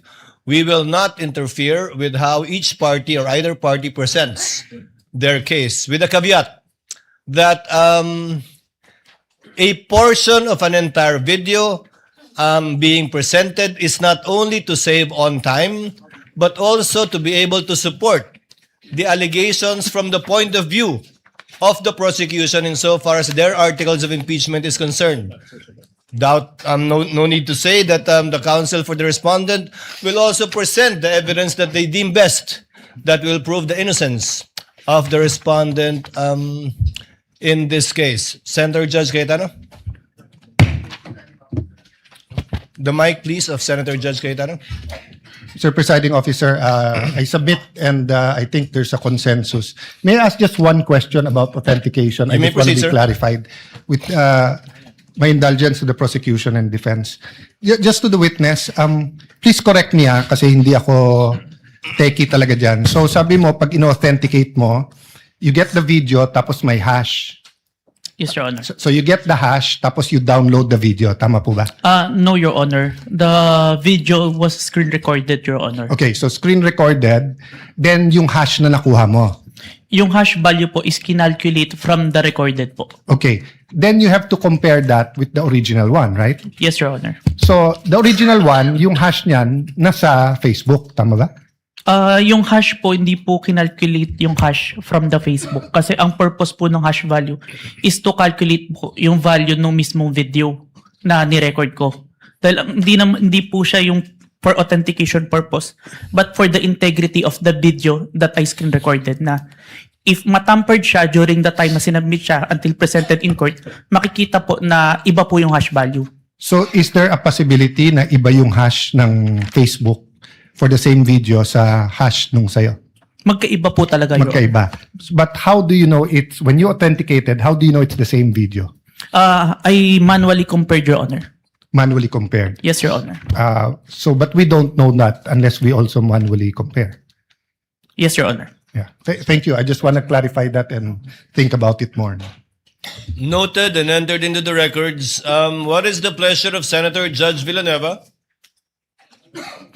Mr. Presiding Officer, in relation to what Senator Judge Alan Cayetano mentioned, may I just be allowed to ask a clarificatory question in relation to that particular matter? Senator Judge Villanueva may do so. He Thank has you. 2 minutes. Thank you. Mr. Witness, I was listening attentively earlier and you made mention that the live stream video was recorded using Open Broadcaster Software or OBS. Just for the benefit of the court, could you briefly explain what OBS is and how it was used in the course of your investigation?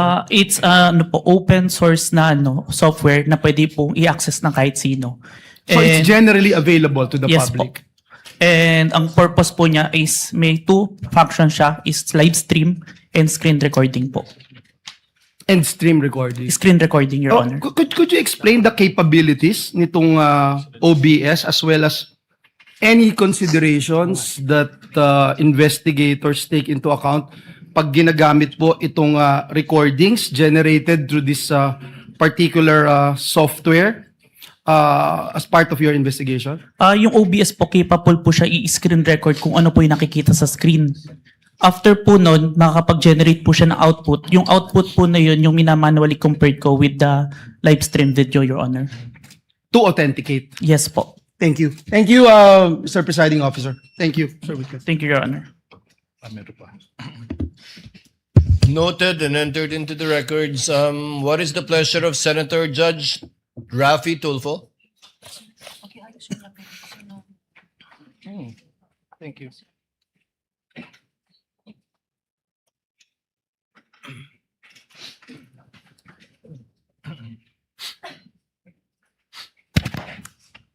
Mr. Presiding Judge, just a statement. The gentleman may proceed. In Rule 132, Section 17, it is not mandated that the whole record be shown to the court. The video being shown in open court and it being in evidence is completely different. That's all, Mr. Presiding Officer. Noted and entered into the records. What is the pleasure of Senator Judge Pangilinan? Yes, Mr. President, just one or two quick questions to the... The gentleman may witness. proceed. Witness Yes. will please answer the questions of Senator Judge Pangilinan. He has 2 minutes. Yes, Mr. Kalilong, ikaw nabanggit mo kanina na nag-training ka, no? Yes, Your Honor. Hindi lang dalawang linggong training lamang ang nakuha mo, tama ba 'yon? 2 linggo on the start, pero during the tinetrain po ako ng chief ko. During the So process. continuing training. Yes po, kasi nagpe-present po ako sa At saan yung training? Na sinabi mong 2 linggo, nabanggit mo ba? sa office namin siya ginawa, pero ang nag-handle is MaxCore po. Ano yung Max for? MaxCore Interventures. Ano nga yun? Provider po namin ng forensic softwares. At kumpanya siya? Yes po. Ng computer... Ng mga pang-forensic po. Forensic. Okay. Yes, Your Honor. Thank you. Counsel for prosecutor will please proceed. Your Honor, may I be allowed to speak in Cebuano a bit? Mahimo ba kita magpadayon? In Tagalog it means, in English, can we proceed? Counsel may proceed. Thank you so much, Mr. Witness. Now, in what particular portion of the subject video did the respondent utter that she already contracted a person to kill the President, the First Lady, and the former Speaker of the House of Representatives? Are you done? Objection? Objection, Your Honor. Wow. Kindly state objection, counsel for response. Your Honor, the question is misleading. There was no mention anywhere before that the video mentioned that the killing of the president. To kill. Yeah, there's no mention in any testimony earlier. There's no mention that video. Your Honor, again, with all respect, the records will bear me out. Bases have been more than complied with. This witness mentioned many times over that the subject of the investigation is the statement of the Vice President that she already contracted a person to kill the President, the First Lady, and the former Speaker. There's no basis for the objection, Your Honor, please. Your Honor, may I ask for a readback? He was the only party who said that, Your Honor, not Kindly the... use the third party in referring to opposing counsel. Yes, Your Honor. If I may, Your Honor. May I ask, Your Honor, for a... Let the counsel for defense finish his statement. May I ask, Your Honor, for a reading of the transcript, as the witness, to my recollection, never mentioned that the Vice President did those things. All right. If I may, Your Honor, please. Counsel, kindly lay the basis. Yes, Your Honor, please. Now, Mr. Witness, you said that your office, the NBI, conducted an investigation for a statement made by the Vice President noong Nobyembre 23 taong 2024. Naalala mo yun? Objection, Your Honor. Oh. Your Honor, please. What is the basis of the objection? Your Honor, it's leading. Your Honor, please, if I may, Your Honor, please. Do you remember? Leading, Your Honor. If I may, Your Honor, please, I'm just giving into what the defense wants. The record will bear me out. This witness mentioned so many times over that he investigated the statement of the Vice President uttering that she already contracted a person. The whole nation is listening. The chair will Your make Honor, a ruling. so The many objection- words leading. The chair will make a ruling. The objection is overruled. Earlier, chair noted, I have it in my notes, that the question was propounded by counsel with respect to the 11/23/24 incident that was the subject matter of a digital forensic examination by the witness pertaining to the former Vice President. That was the instance, if the counsel will recall, that counsel for the prosecutors asked the witness if he knew who the Vice President was. So the objection is overruled. Witness may answer. Your Honor, may I state for the record, my objection is on the part of the question where he said that the Vice President hired someone to kill the President, the First Lady, and the Speaker of the House, not on the identification of the Vice President. Noted. Court already made a ruling. Witness will answer. Mr. Witness, naalala mo ba yung tanong? Can you repeat the question, Okay, sir? now. Kindly repeat the question, counsel. In what particular portion of the subject video in that online media conference of the Vice President did she utter that she already contracted a person to kill the President, the First Lady, the former Speaker? In what portion? Objection, Your Honor. What is the objection? Your Honor, this honorable court already ruled on this question.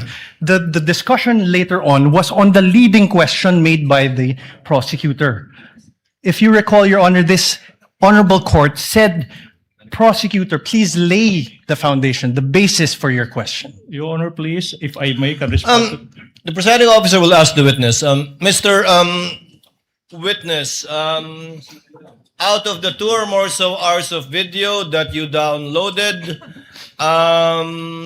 do you know, if at all, the timestamp that pertains to any statements made by the Vice President pertaining to any of the allegations in the articles of impeachment, particularly Article 4, the subject matter of this case, in relation to alleged threats made by her in that video? Yes, Your Honor, but may I refer to my investigator's note, Your Honor? You may do so. Senator Cayetano is recognized. Mr. Presiding Officer, Alan Cayetano. Sorry, may I know from the records, is this the first time that the witness mentioned that the Vice President uttered threats against the President, the former Speaker, and the First Lady? Your Honor, if I may, there was Because if no it's the- mention at all. No, yes. Sorry, apologies. No, because if it's the first time, precisely the rule says that you cannot allow leading questions. Whether it's from the judges, whether it's from the presiding officer, or from the defense, or the... So meaning, you lay the basis. Simply, you ask him, ano yung laman ng video? Pag binanggit na niya, na may ganito sa laman ng video, then you can ask him na directly what part. So, all of us want to expedite it, but let's follow the rules. So that's why I'm asking, has this witness this afternoon, I missed a portion because I have a headache and I had to eat before I drink medicine, but I was watching sa TV. But hindi ko pa narinig na sinabi niya to. Kasi kung hindi pa niya sinabi, Mr. Presiding Officer, can we just follow the rules and just lay the basis, ask him kung ano laman ng video, let him testify, tapos pag binanggit niya, then you can ask him, hindi na siya leading. But we shouldn't really ask leading questions because we'll violate the rules. So excuse me, but I'll just be very particular when it comes to the rules, and it's not against any group. Senator Judge Cayetano, it will take some time before we can quote-unquote appeal to the records. I'm trying to have them get it. But in lieu of that, that's why the chair tried to intervene. Can counsel kindly lay the basis for the witness to be able to identify the timestamp portions of the 2-hour video? All right, Counsel for the prosecutors may proceed. This will be quick. Mr. Witness, you said that your office conducted an investigation on the statement made by the Vice President dated November 23, 2024, correct? Objection, Your Honor. Leading. Your Honor. Your Honor, he's not on direct. He's Overruled. Witness may answer. Yes, sir. Now, tanong, ano ba exactly yung sinabi ng Vice President nung araw na yan, November 23, 2024? Objection, Your Honor. Well, Vague. I'm not yet done. Well, Your Honor, the pauses of the prosecution are very Kindly confusing. let the counsel for the prosecutors finish his question Precisely, before you Your Honor. object. May I Counsel ask for the prosecutor also may proceed. may I ask, instead of this, Your Honor, may I ask that the Honorable Court direct the witness to allow me to object before answering? Because No. precisely the questioning of the prosecutor Okay, what? is there are many pauses, which it's confusing if he's done or not. Counsel, witness even on occasion forgot what the question was because he did not respond to the question of the prosecutor. Yes, Your Honor. So I just Court will make sure of that. Thank you, Your Honor. So kindly finish your question if Yes, you want so- to state it again, counsel for the prosecutors. Maybe it's the tone. No? I'll be quick. What particular statements of the Vice President on that day did you investigate? Objection, Your Oh. Honor. Vague. Please. Take it, counsel for respondent. A bit of patience. Let the counsel Yes. finish. I don't think he's finished. The question is done. What particular statement on that day did you investigate? How is that leading? Objection, Your Honor. Vague. Okay, Your Not Honor- leading. Your Honor, please. Can I I didn't address say to that, leading. Your Honor, please? Can I? What was Whether- the counsel? What's the basis of the objection? Vague. All right. I will It's a indulge. 2 hour Your Honor, please. 36 I will 26 indulge, minute video, Your please. Honor. I will indulge. I will add these two phrases. It will never be. It will never be that. Now, Mr. Witness, what statements did the Vice President utter on that day, if any? Your Honor, Whoa. same objection. There's a Honor, please. 2 hour 26 minute. What? Let the does he witness mean? answer. Counsel, this 2 hour and so minute video was done on the same day.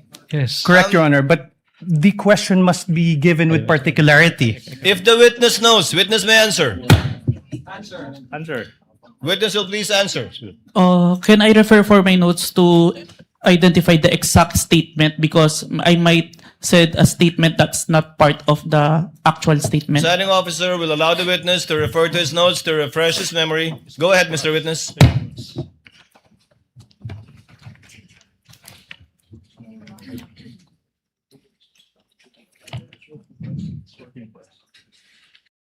The specific statement, quote unquote, yes, huwag kang mag-alala ma'am sa security ko kasi may kinausap na ako na tao. Sinabi ko sa kanya, kapag pinatay ako, patayin mo si BBM, si Liza Araneta at si Martin Romualdez. No joke, no joke. Nagbilin na ako ma'am. Pag namatay ako, sabi ko, huwag kang tumigil hanggat di mo sila mapatay. Hanggat di mo sila mapatay sila. And then he said yes. Please proceed, counsel. Thank you. Now, in what particular portion of that video recording that you authenticated of that online media briefing on November 23, 2024, did the Vice President utter those words? If I may, sir, I think we should include the question first. It starts at 1 hour and 15 minutes to 1 hour 17 minutes and 18 seconds, sir. Your Honor, so the witness manifested as an answer to the question in what portion he said, timestamps 1 hour 15 minutes 0 second to 1 hour 17 minutes 18 seconds, and we computed, Your Honor, please, it's a 2-minute 18-second portion of that video. At this juncture, Your Honor, please, bases have been laid. The nation can finally see it. The court will do. We move. That's 2-minute and 18-second portion of that video be presented at this juncture, Your Honor, please. The Secretariat is instructed to play the USB given to the tech behind that was observed and witnessed by both counsels for the parties. Sorted. Kindly play the video. Vice President, thank you so much nga po pala sa dala niyong hopya nung hearing na pumunta kayo for PRRD. Kami yung nasa likod niyo po, yung tinawag nilang bastos kasi po malaki. Congresswoman. Kindly pause it. Kindly pause it. Ganyan ba talaga?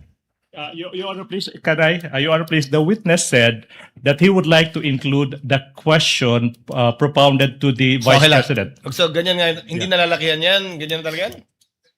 Or it will get bigger? It will get bigger, Your Honor, please. Okay, please proceed. Yan. Thank you, ma'am. Nakakain kami. Ako po ay natatakot kumain ng pagkain doon baka mamaya. Ma'am, mag-iingat po kayo. Nasa teritoryo kayo ng kalaban. Okay lang Nag-aalala po kami para- ma'am, kasi sila naman sila talaga yung bastos eh. You reap what you sow. Yeah. Mag-iingat po kayo kasi sa dinami-rami po ng inyong mga pasabog ngayong gabi, it seems like marami po talaga kayong alam about them, no? Dahil sa pagkakasama niyo sa kanila during the campaign and during the 2022 elections.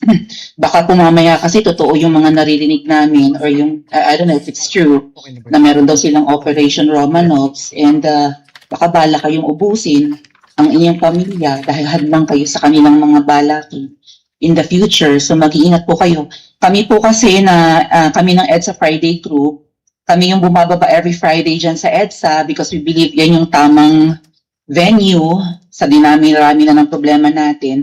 Ang kaya lang naman po namin gawin ay manawagan na bumaba na yan. Eh ano po kaya ang remedy naman ninyong mga nasa posisyon or ng mga kayang labanan itong napakarami na pong ginagawang korupsyon at krimen laban sa taong bayan? Ano po ang pwede nyo maging remedy para matapos na ito? Lalo't nagsisigaw na po ang taong bayan na mag-people power na. Yes. Huwag kang mag-alala, ma'am, sa security ko. Kasi may kinausap na ako na tao. Sinabi ko sa kanya, kapag pinatay ako, patayin mo si BBM, si Liza Araneta, at si Martin Romualdez. No joke. No joke. Nagbilin na ako, ma'am. Pag namatay ako, sabi ko, huwag ka tumigil hanggang hindi mo mapatay sila. And then he said yes.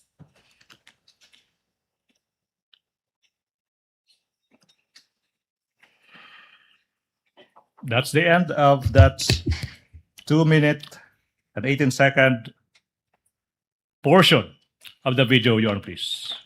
Pwede ba kita magpadayon? Can we continue? Counsel may continue, may proceed.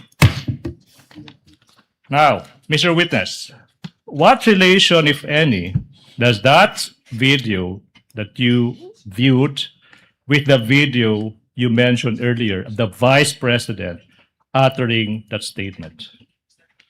It is the portion of the video that I authenticated, sir. Okay.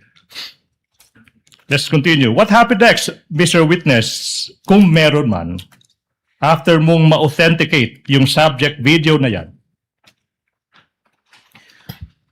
Our team conducted an open source investigation to identify previous statement of the Vice President that had similarities to the November 23, 2024 video, sir. Okay. Now, sinabi mo that your team conducted yung tinatawag mong open source investigation for any prior statements made by the Vice President against President Marcos Jr.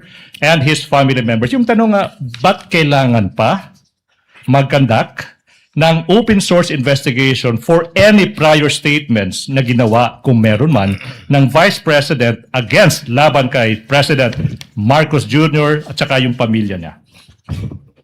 As part of our standard procedure, sir, kailangan namin makita yung full context kung bakit ito nagsimula. Kaya nagtingin kami ng mga prior statement made the Vice President against the President and the family. Alright. Now, ano ba yung naging resulta, kung meron man, sa naging open source investigation nyo, Mr. Witness?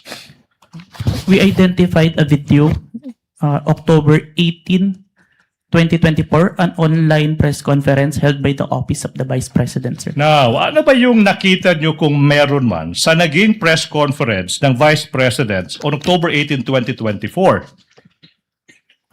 There were similar statements uttered by the Vice President against the President, sir. So sinasabi mo na on that October 18, 2024 press conference, may mga nasabi din na mga statements yung Vice Presidente laban sa President. Yung ba sinasabi mo, di ba? Yes, sir. Now, yung tanong is, ano ba yung naging mga parehong statements ng Vice President sa araw na yan, October 18, 2024? To said the exact statement, may I refer to my investigator's notes, sir? Move, Your Honor, that this witness be allowed to peruse his notes to answer the question as to ano ba yung naging exact statement ng Vice President on October 18, 2024, Your Honor, please. Witness may confer with his notes.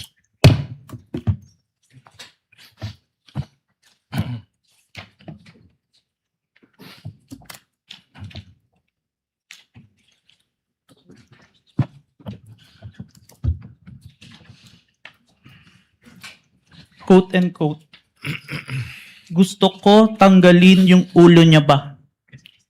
I just imagine myself cutting his head. Wait, so sinabi ng Vice President, gusto kong tanggalin ng ulo niya, I imagine myself cutting his head. Now, ano pa yung naging statement kung meron pa? So doon, na-realize ko, toxic na, di ba?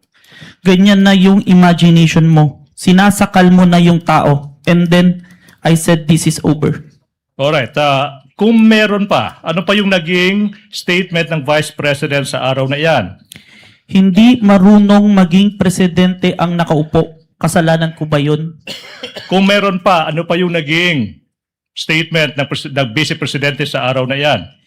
Hindi ko alam, pero isang beses sinabihan ko talaga si Senator Amy. Sabi ko sa kanya, kung hindi kayo tumigil, huhukayin ko yung tatay nyo, itatapon ko siya sa West Philippine Sea.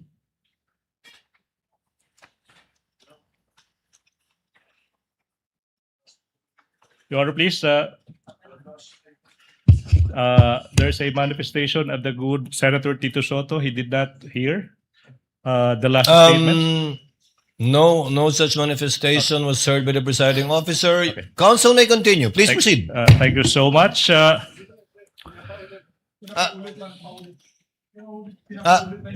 Kindly stated for the record, Senator Judge Soto, apologies from the presiding Thank officer. you. I did not get the exact words that were uttered during the last statement. Will the witness kindly repeat his answer to the last question propounded by counsel for the prosecutors? Yes, Your Honor. Hindi ko alam, pero isang beses sinabihan ko talaga si Senator Amy. Sabi ko sa kanya, kung hindi kayo tumigil, huhukayin ko yung tatay nyo, itatapon ko siya sa West Philippine Sea. Huhukayin. May proceed, Your Honor, please. Counsel may proceed. Ano pa yung naging mga statements kung meron pa ng Vice Presidente sa araw na iyan? Last statement, kung presidente nyo siya, okay lang. Ako hanggang Vice President lang ako. Hanggang number 2 lang itong bansa na ito. Wala itong number 1 para sa akin. Are these all the statements, Mr. Witness? Yes, sir. Now, proceed. Now, ano ba yung nangyari kung meron man pagkatapos madiskubre ng NBI yung mga naging statements ng Vice President nung araw na yan, October 18, 2024? Like what we did to the main video, the November 23, I proceed to preserve and authenticate the October 18, 2024 video, sir. Again, for ano ba yung ibig sabihin when you preserve the video? It means that I make the necessary action to ensure that the evidence will be accessible at any time, sir. All right, now. Ano ba yung ibig sabihin? After mo ma-authenticate yung video, ano bang ginawa mo kung meron pa? I saved the video on my laptop and on a flash drive, sir. Now, sinabi mo yung flash drive kung saan sinave mo yung mga video recording mo sa mga naging statements ng Vice Presidente sa araw na iyan. Now, kung yung flash drive na yan, ipapakita sa iyo, ma-identify mo ba yan? Yes, sir.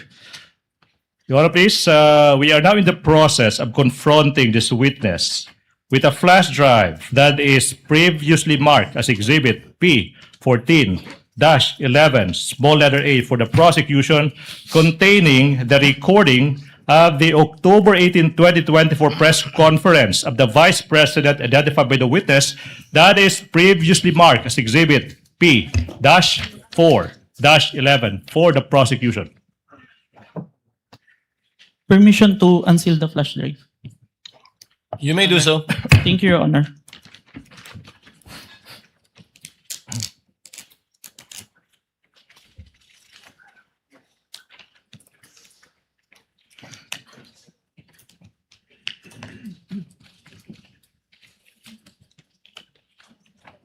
Manifestation, Your Honor, that the witness is in the process of checking the flash drive.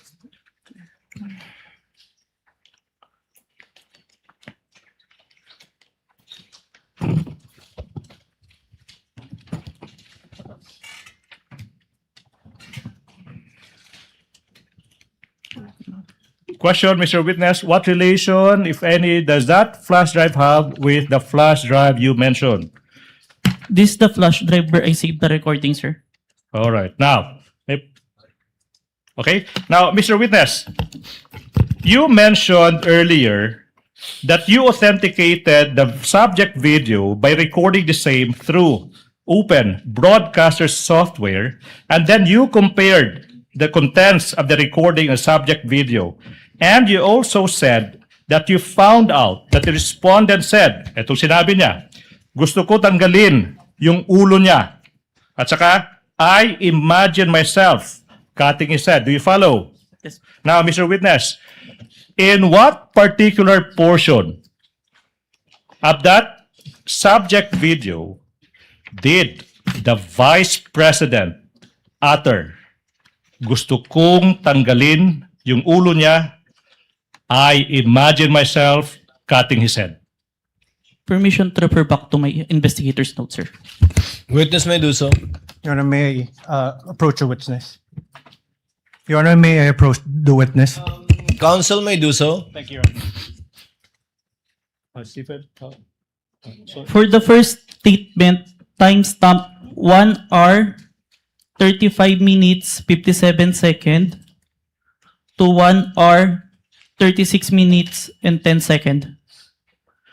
And on the part na, I just imagine myself, 1 hour, 36 minutes, and 52 seconds to 1 hour, 36 minutes, and 58 seconds, sir. Okay now. What about the statement that sinabi niya, so noon na-realize ko toxic na, di ba? Ganyan na yung imagination mo. Sinasakal mo na yung tao. And then I said, this is over. In what particular portion of the video did the Vice President utter that statement? From the authenticated video, timestamp 1 hour, 38 minutes, and 32 seconds to 1 hour, 38 minutes, and 48 seconds, sir. Okay. Now, what about the statement, hindi marunong maging presidente ang nakaupo? Kasalanan ko ba yun? In what particular portion of the subject video did the Vice President utter that? Timestamp 55 minutes, 26 seconds to timestamp 55 minutes and 37 seconds, sir. Okay. Now, what about the statement that I quote, hindi ko alam. Isang beses, sinabihan ko talaga si Senator Amy, pag di tumigil, huhukayin ko ang tatay nyo at itatapon ko siya sa West Philippine Sea. In what particular portion of the video did the Vice President utter those words? Timestamp 1 hour, 11 minutes and 28 seconds to 1 hour, 11 minutes and 42 seconds, sir. And finally, as to the statements, I quote, kung presidente nyo kay siya, okay lang, ako hanggang Vice President lang. Hanggang Vice President lang ako. Hanggang number 2 lang itong bansang ito. Wala itong number 1 para sa akin. In what particular portion of that video did the Vice President utter those words? On timestamp 1 hour 4 minutes and 2 seconds to 1 hour 4 minutes and 16 seconds. Your Honor, this representation took notes of the timestamps. Your Honor, please. We now move we go to the next question. Now, Mr. Witness, I'm about to show you the specific portions of the recording of the October 18, 2024 press conference. Now, you tell us, after viewing these portions, what relations do they have with the subject video of that October 18, 2024 video that you identified, if any, okay? Now, Your Honor, we move that Attorney Stephen Magallon be allowed to proceed to the technical booth to bring the flash drive and for the Secretariat to play specific portions of the video identified by the witness. Conditioned upon counsel being accompanied by a representative of the counsel for the respondent so that the exact same USB flash drive will be the one that will be played. To guide the Secretariat, Your Honor, please, these are the timestamps that the prosecution would like to present. First, from 1 hour, 35 minutes to 57 seconds to 1 hour, 36 minutes and 10 seconds. That's the first video. And the second video is from 1 hour, 36 minutes, 52 seconds to 1 hour, 36 minutes and 58 seconds. So move, Your Honor, please. Secretariat is instructed to kindly play the video in the presence of both counsels for the parties.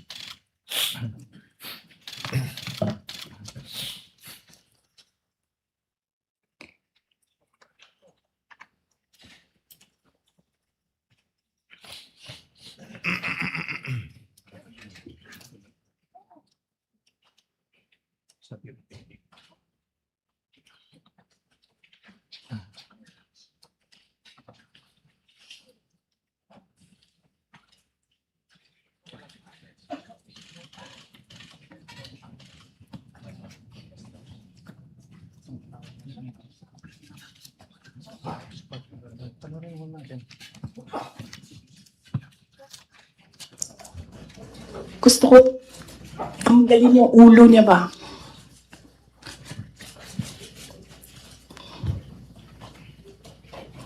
I realized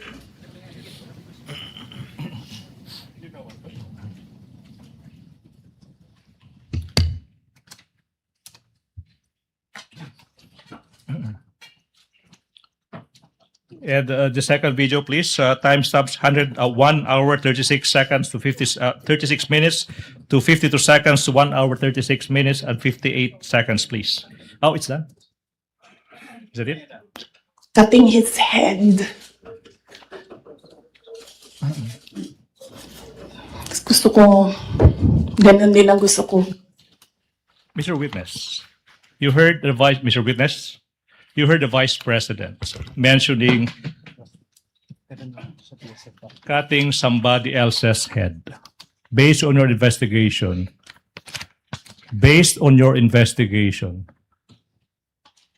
kaninong ulo ba yung nire-refer ng Vice President na gusto niyang tanggalin?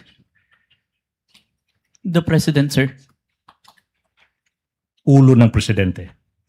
Yes, sir.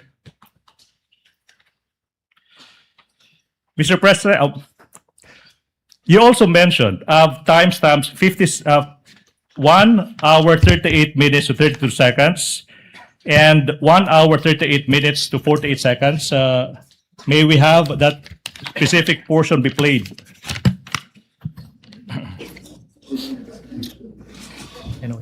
So, na-realize ko, toxic na, di ba? Ganyan na yung imagination mo. Ang imagination mo, sinasakal mo na yung tao. And then I said, this is over.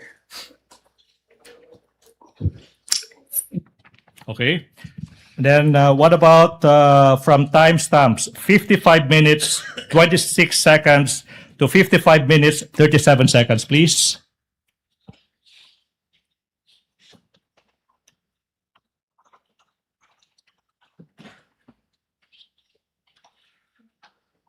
To elaborate po.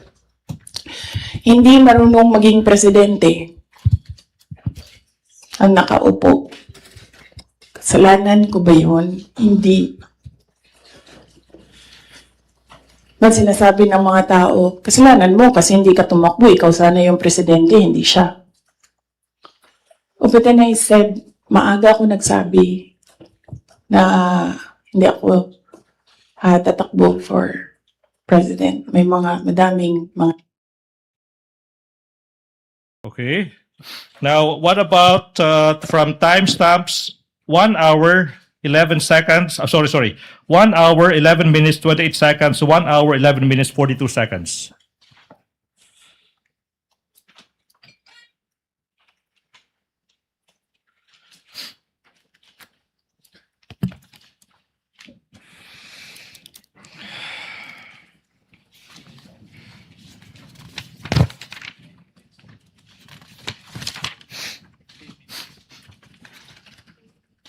Hindi ko alam. Pero isang beses sinabihan ko talaga si Senator Aine. Sabi ko sa kanya, kung hindi kayo tumigil, huhukayin ko yung tatay ninyo. Itatapon ko siya sa West Philippine Sea. Sinabihan ko si Senator Aine. Thank you. What about from timestamps 1 hour 4 minutes to 02 seconds to 1 hour 04 minutes 16 seconds?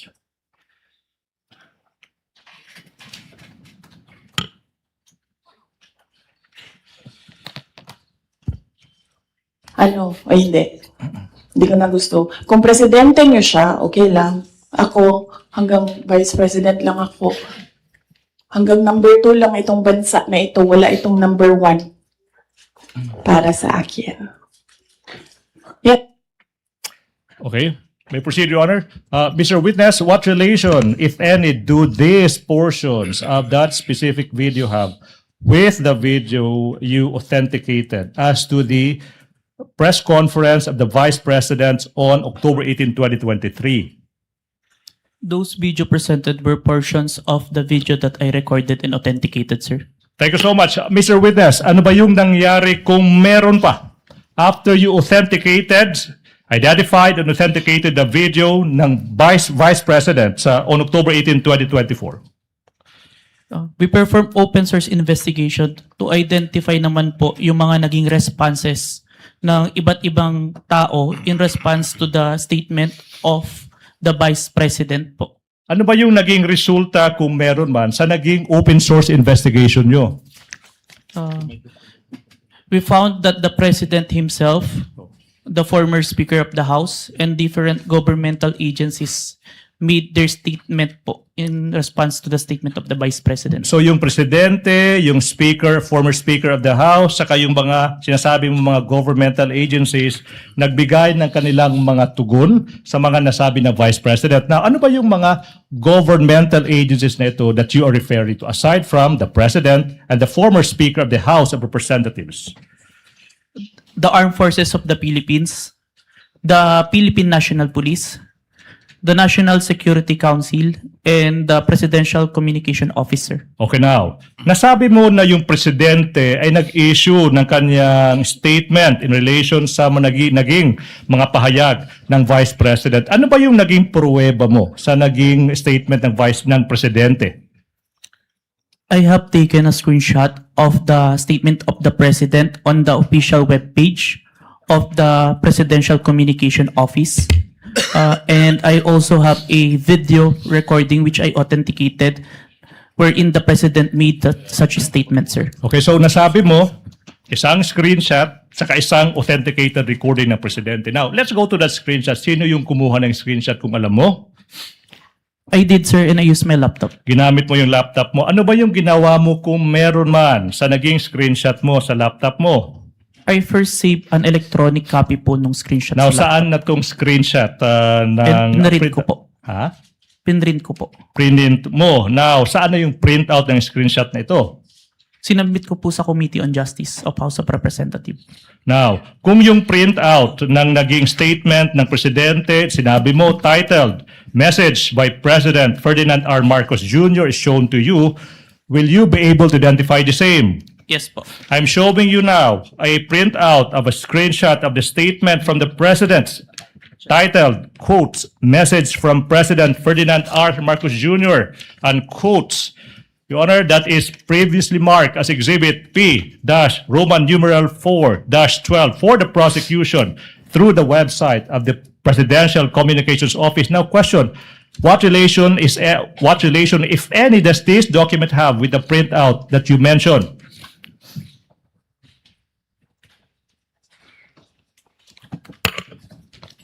Your Honor, same objections to this printout. Yes. May I know the specific Your Honor, same objection? objections. There is on the right bottom portion of the Annex P-U-12, 12A, and until 12B. There are marked certified true copies from the NBI signed Safira T, dated 4/10/26, Your Honor. Court made a previous ruling about this matter already, but the objection is duly noted. Submit, Your Honor. Thank you. Mr. Witness, how faithful, please? How faithful, if at all, is this printout from the actual screenshots? The printouts accurately reflects the screenshot, sir. And how do you know that this printout accurately reflects the screenshots?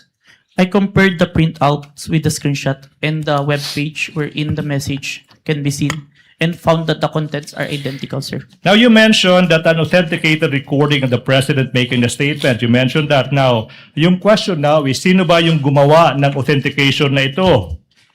I did, sir. Ano ba yung pruweba mo na ikaw talaga yung nag-authenticate ng video na ito? It's part of the January 30 Affidavit of Authentication of Digital Evidence na in-identify ko po kanina. Okay, Mr. Witness, ano bang ginawa mo kung meron man? Pagkatapos mo, sinabi mong ni-record mo, tsaka in-authenticate mo yung video ng Presidente na nagbibigay ng statement niya. Sinave ko po yung video sa laptop ko and sa flash drive. Oh, na-mention mo yung flash drive. Now, kung yung flash drive ipapakita sa'yo, ma-identify mo ba yan? Yes po. Now, Your Honor, please, we are in the process of confronting this witness ng isang flash drive that is previously marked for the prosecution as Exhibit P-Roman numeral 4-13, small letter A. Permission to unseal the flash drive, sir. Witness may do so. Thank Please you, Your proceed. Honor.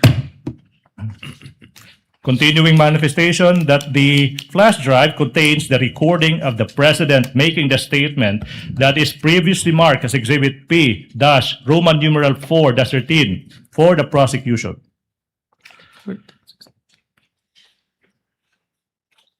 This is the flash drive where I saved the recording, sir. Okay, now, move that we allow Attorney Stephen Magallon to proceed to the technical booth to have the recording played on, please. To be accompanied by the defense, if they want to. So ordered.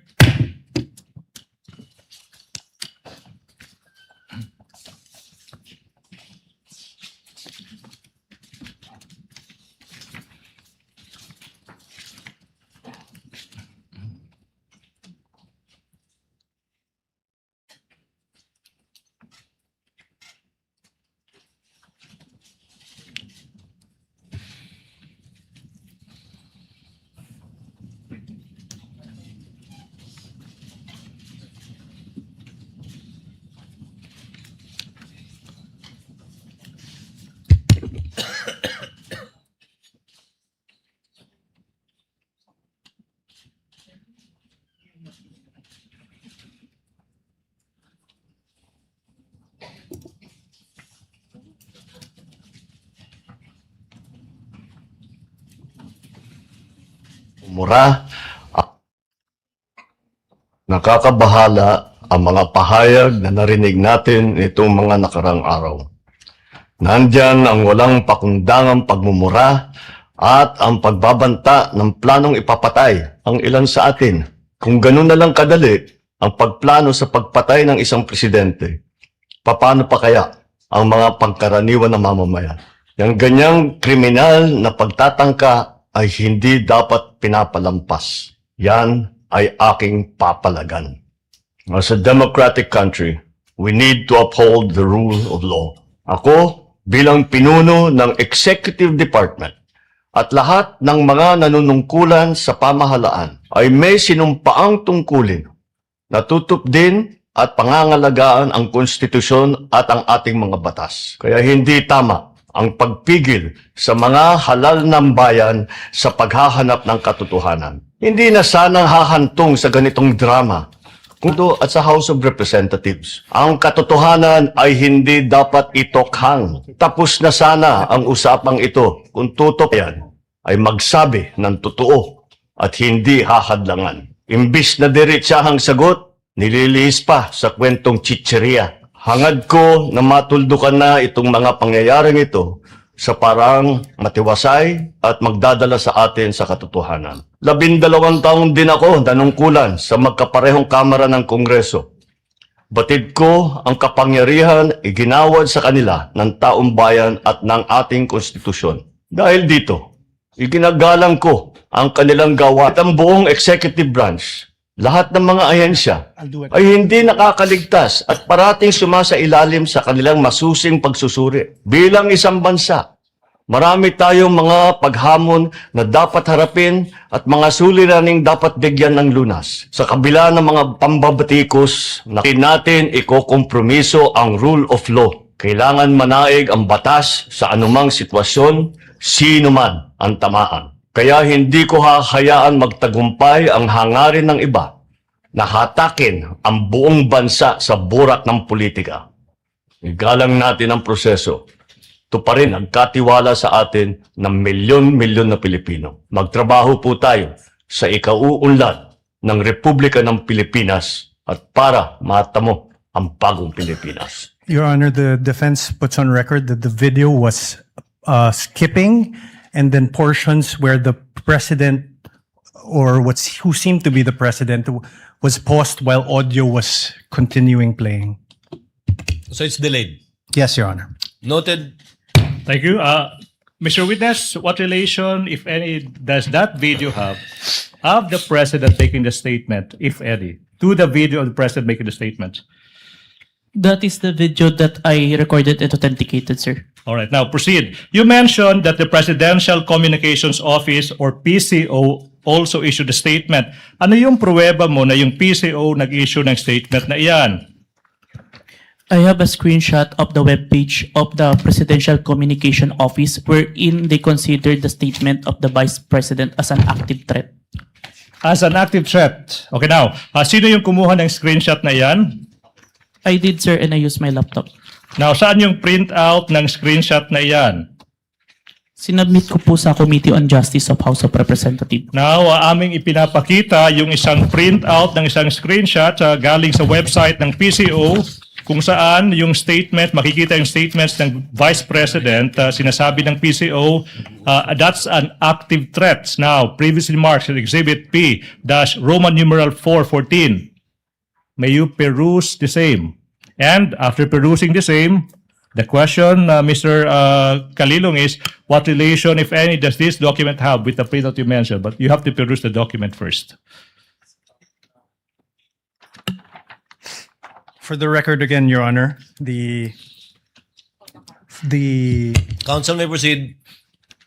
Exhibit P-4-14 is a photocopy, and on the right bottom part, there is a stamp mark, certified true copy NBI, signed Sapphira T, dated 4/10/26. The observations and comments of the Respondents' Counsel are duly noted. Witness may answer. Please peruse the document and answer the question, please. This is the copy of the printouts that was submitted to the Committee on Justice, sir. Thank you so much. How faithful, if at all, is this printout from the actual screenshot you mentioned? The printout accurately reflects the screenshot, sir. And how do you know that the printout accurately reflects the screenshots? I have compared the screenshot with the printouts and the web page and found that the contents are identical. Now, let's proceed. Mr. Witness, sinabi mo rin na yung former Speaker ng House of Representatives nagbigay rin ng statement sa mga pagbabanta ni VP Duterte sa isang video. Ano ba yung maging pruweba mo sa naging pahayag ng former Speaker ng House of Representatives? I have a video of the statement of the former Speaker of the House of Representatives during the plenary session on November 25, 2024, which was published by ANC Digital, sir. At sinabi mo na authenticate mo yung video na yun. Ano ba yung naging pruweba mo na ikaw ay nag-authenticate sa video na iyan? It's part of the affidavit of authentication of digital evidence dated January 30, 2025, which I identified earlier, sir. Now, ano ba yung ginawa mo kung meron man after you authenticated yung video ng former Speaker of the House of Representatives? I saved a copy of the video on my laptop and a copy of the video on a DVD and a flash drive. Now, sinabi mo, sinave mo sa isang flash drive. Kung yung flash drive na iyan ipapakita sa iyo, ma-identify ba mo ba yung flash drive na yan?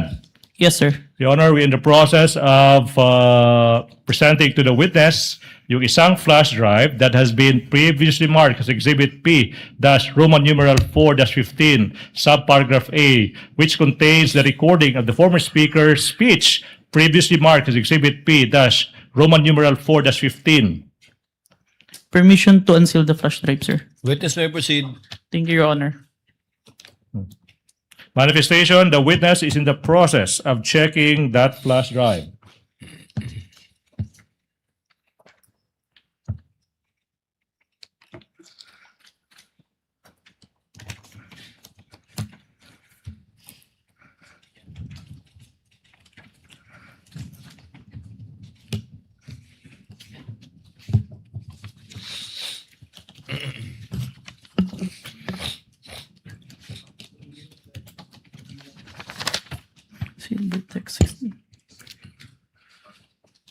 This is the flash drive where I saved the recording, sir. Mr. Witness, question. In what particular portion of that video did the former Speaker of the House give his response to the threats of the Vice President? May I refer back to my notes?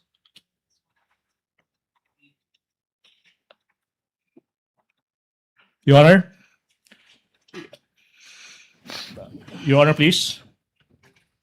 There is a request by the witness that he be allowed to refer to his notes. Yes, the witness may refer to his notes to refresh his memory. What is the pleasure of Senator Judge Erwin Tulfo?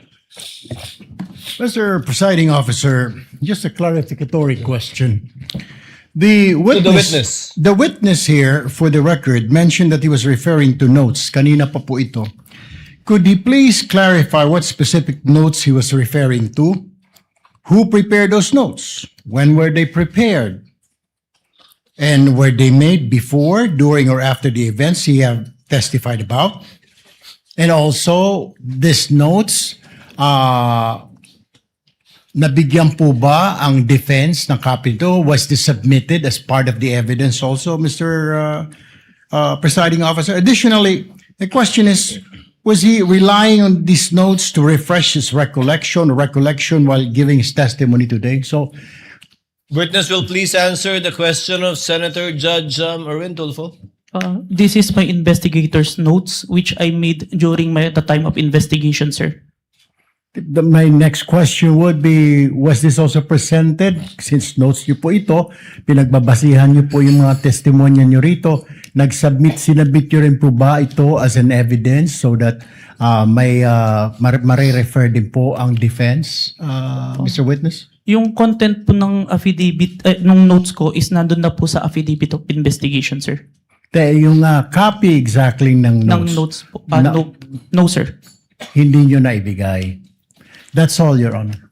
Thank you, Senator Judge Erwin Tulfo. And can I make Counsel a- for the prosecution. Can I make a manifestation, Your Honor, please, that the witness referred to his notes when answering specific questions as to actual statements made by the Vice President and the others, number one. And number two, in referring to the actual timestamps of the video for these specific reasons, the witness was referring to his notes. As to his answers for the other substantial questions, he was not referring to his notes, Your Honor, please. Your Honor, we move to strike the manifestation. He's already testifying on behalf of the witness. Your Honor, we cannot move to strike a manifestation of counsel. The good counsel could do his own manifestation. That's not in the rules. I would like the Honorable Court to rule, Your Honor. Motion is denied. Let it stay and remain in the records in response to the query of Senator Judge Erwin Tulfo. Senator Judge Risa Ontiveros is recognized. I believe she was raising her hand earlier. What is your pleasure, ma'am? Salamat po, Mr. Presiding Officer. Tig isang tanong lamang po para sa witness at para sa prosecution. The lady may proceed. She has 2 minutes. Salamat, Mr. Presiding Officer. Mr. Kalilong, nung sinabi nyo na nag-conduct kayo ng open source intelligence, pagkatapos nyo ma-authenticate yung November 23, 2024 video, at nahanap nyo yung video naman ng press conference dated October 18, 2024, anong basis nyo para sabihin na yung mga statements sa October 18 press conference ay halintulad sa November 23 video na may assassination threat? In other words po, ano pong napansin yung magkakapareho dun sa statements nung October 18 at nung November 23? O what do they have in common? Both were... Ang tinutukoy po, ang pinupunto po is yung president. And makikita po doon na hindi na sila in good terms no October 18 pa lang po. Okay, so sa parehong video ng press conference at saka yung November video naman, yung dalawang elementong yon na hindi na sila magkakasundo at hindi na sila magkasundo and ang ina-address po parang pinapatukuyan po ng Vice President doon sa press conference is yung President si po. Presidente. Okay. And then, Mr. Presiding Officer, salamat kay Mr. Kalilong. Sa prosecution naman po, yung isang tanong ko at this point in time, Mr. Presiding Officer. Well, counsel, none of these statements are proof that the Vice President actually contracted an assassin or hired one. Why are these acts impeachable? Yes. There is an answer to the question, Your Honor, please. The prosecution is in the process of establishing that the Vice President should be impeached and she is impeached and be removed from office for contracting an assassin to kill the President, Your Honor, please. Inasmuch as we understand that these statements may not actually 100% prove that she in fact contracted an assassin to kill the President, Your Honor, please. We are invoking, Your Honor, please, a rule in the Rules on Evidence that there could be statements, utterances of a person that may not be directly similar to what he or she did, but it could establish, Your Honor, please, what we call a specific intent, knowledge, identity, plan, system, and the like. Ibig sabihin po, pinapakita ng prosecution na yung mga nasabi ng Vice President sa gabing iyon, November 23, 2024, hindi po yan nag-iisang statement ng Vice President. Kung hindi, yun po yung culmination sa mga series of statements ng Vice President kung saan sinasabi niya talagang gusto niyang patayin yung presidente, yung First Lady, tsaka yung former Speaker of the House. Your Honor, please. We invoke Rule 130, Your Honor, please, Section 35 of the Rules of Court. Etong mga statements na to, they prove one thing. Talagang may plano na, talagang may system na, talagang may knowledge na yung Vice President sa anong gusto niyang gawin sa Pangulo. Gusto niyang pugutan ng ulo, gusto niyang patayin. No less than the President of the Republic of the Philippines. Your Honor, please. At ang tanong po ba dito ay kung may krimen o kung may kung ang asal ay karapat-dapat Yes, sa Your Honor, Vice-Presidente? We are able to answer two questions, Your Honor, please. The charges against the Vice President ay yung pagbibitray ng public trust, Your Honor, please. That is also, Your Honor, please, a culpable violation of the Constitution. Now, yung usaping, was that a criminal act? Yes, Your Honor, please. Kaya nga, yung NBI, through this witness, will prove na nag-file na ng kaso yung NBI against the Vice President exactly sa mga naging pagbabanta niya. But you know, Your Honor, I'm a lawyer, but I'm willing to take off yung robe ko as a lawyer and answer the question directly. Mga kababayan, kailan ba naging normal? Your Honor, this is no please. longer answering the I'm question. answering the question. We I'm object, answering Your the Honor. question. Mr. Presiding Officer. The chair will make an equitable ruling in a while. Kindly let the gentleman finish because it's a senator judge asking a question of a party. Your Honor, Thank you, Mr. Presiding Officer. kailan ba nangyari sa kasaysayan ng Republika ng Pilipinas na yung pangalawang pangulo ng ating bansa nagbanta, sinabi sa publiko na nakipagkontrata na siya sa isang mamamatay tao upang patayin ang Pangulo, ang First Lady, yung asawa niya. Your Honor, please, I think Attorney Season is making a scene. Kindly wind up, counsel. Your Honor, please, manifestation, I think Attorney Season gave a statement addressed to this representation and she walked out. She's now coming back. Mr. Presiding Counsel, Officer, I'd like to hear the conclusion kindly of the wind up answer and we will to my address that question. matter in a bit. Okay. Now, Your Honor, please. Yung Kindly wind up. pagbabanta ng Vice Presidente sa buhay ng Pangulo ng Republika ng Pilipinas, hindi po yan normal. Iyan po ay unang pagkakataon na nangyari yan, nakipagkontrata sa isang mamamatay tao, Your Honor, please, to do that. Even without going into the question, is that a criminal act, Your Honor, please?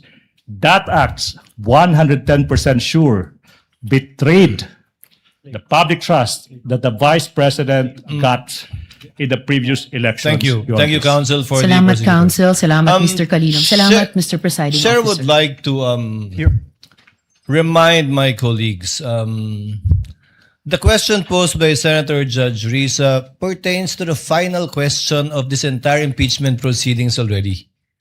If that is an impeachable act or not.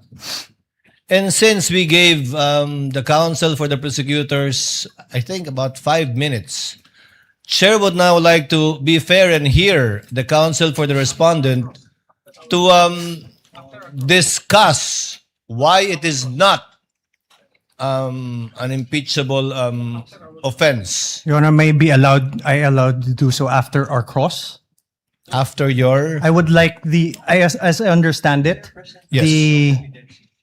I would like the Honorable Court to play back what the prosecutor said, because it's very interesting. So I be indulged to allow to give my answer after my cross-examination. The chair will allow it. Thank you, Your Honor. But you would have the similar and same amount of time given to the counsel for the prosecutors, again, to answer the reverse of the Thank you, question. Your Honor. Because statements were made by the counsel for the prosecutor, their conclusions of fact and law already, which should be taken upon advisement by the impeachment court because these were not evidence, but rather conclusions in fact and law by the counsel for prosecutors. Senator Judge Pia Cayetano is recognized. Ma'am, you may proceed. What's your pleasure? Thank you, Mr. President. No, I would just like to manifest my support for the statement and observation of the presiding officer. That was like a closing statement, Mr. President. So I don't think this is fair because, you know, some parts are exciting, some parts are dragging. We're trying our best to be paying attention and what evidence, you know, we have to ferret the evidence before us, what is admissible, what is not. The official objections will come later. But when we allow this to happen, shortcut na natin yung process. So, if I may, with all due respect, Mr. President, admonish us. Call us out if yung question natin is also not proper at the proper time. We may all make those mistakes. Even I may make that mistake. And I'm telling you, please call me out if I make a mistake and ask the kind of question that should not properly be asked by a judge at that particular time. Because it is not right. We must follow the rules. And I know you are being courteous to all of us, but that was a closing statement. And I also asked the parties involved. You have an oath as lawyers. Don't take advantage of the generosity of this impeachment court. I don't want to see this happen again. Thank you, Mr. President. Duly noted and well taken. The chair, as I said, or as the presiding officer said earlier, reminded our colleagues with respect to similar questions to be asked in the future.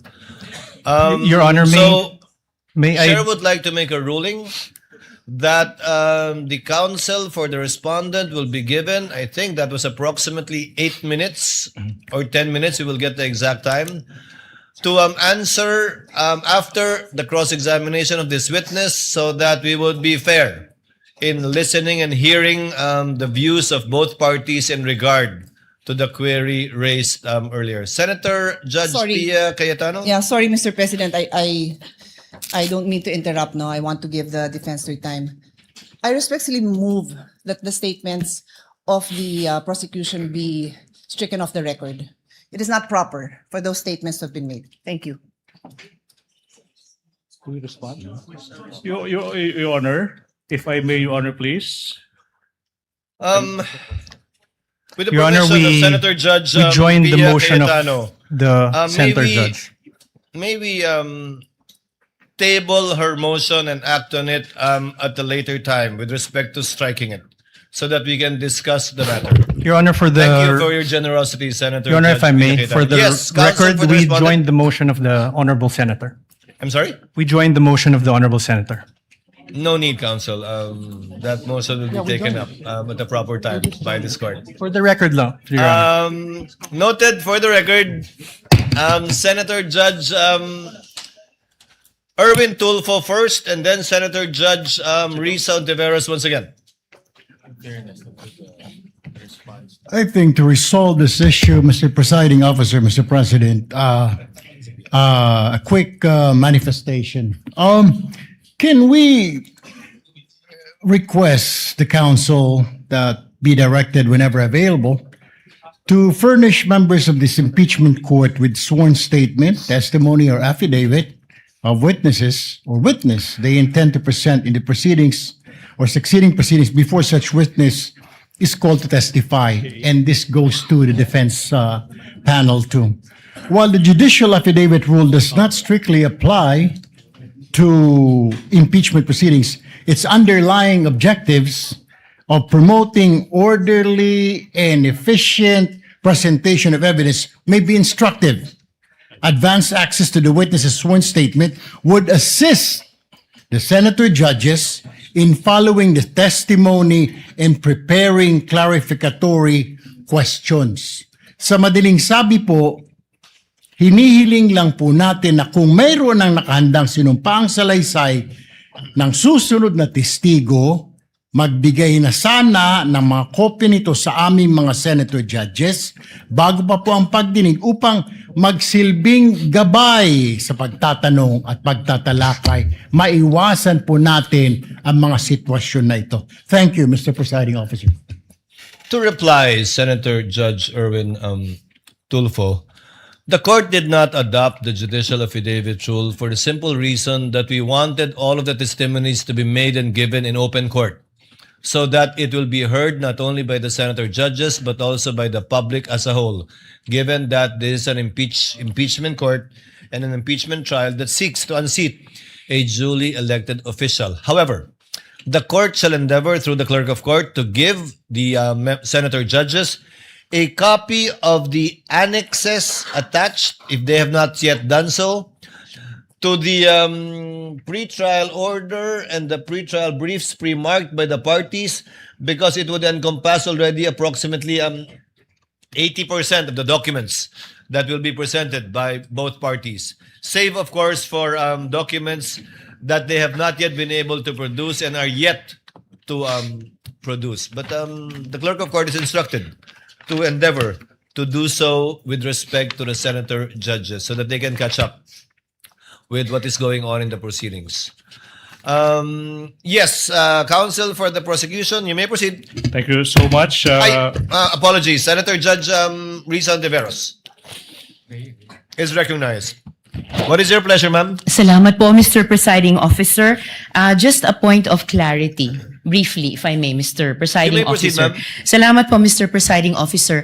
And of course, I will submit to any ruling or statement of the presiding officer to this Senator Judge. But for clarity, Mr. Presiding Officer, my question po had to do with how the evidence is material to the allegations in the articles of impeachment. Kasi nga po, hindi naman napapatunayan na the Vice President actually sought an assassin. I wanted to appreciate the evidence before me in light of the articles of impeachment. If you wish to strike out the response of the prosecutor, then so be it, Mr. Presiding Officer. But for clarity again, my intention was not to provoke a closing statement. Salamat po, Mr. We Presiding will Officer. review the transcript again. Sorry, we have my apologies on the part of the presiding officer. We have a bit of a problem with respect to getting an updated copy of the TSN. But given the clarification of Senator Judge Riza on the matter, then for the consideration of the body, given that we tabled the motion of Senator Pia, that the response of counsel for the prosecution is not responsive to the question of Senator Judge Ontiveros. Because clearly the question he answered was whether or not it constituted an impeachable offense. But without further debate, we are tabling this and we'll discuss and decide upon this at a later date. So ordered. Thank you so much. May I proceed, Your Honor, please? Counsel may proceed. Mr. Witness. Okay. Now, sinabi mo na yung former Speaker of the House ay nagbigay ng kanyang tugon sa managing pagbabanta ng Vice President. Saka sinabi mo rin na may isang video recording na inauthenticate mo. Yung tanong is, Your Honor, please, sorry, I'm reminded he is supposed to answer the specific timestamp of that recording of the former Speaker of the House's speech. Your Honor, please. I move that the witness be allowed to answer the question as to ano yung naging specific timestamp ng recording na yan. Witness may answer. May I refer to my investigator's notes, He sir? may do so if he so wishes. Thank you, Your Honor.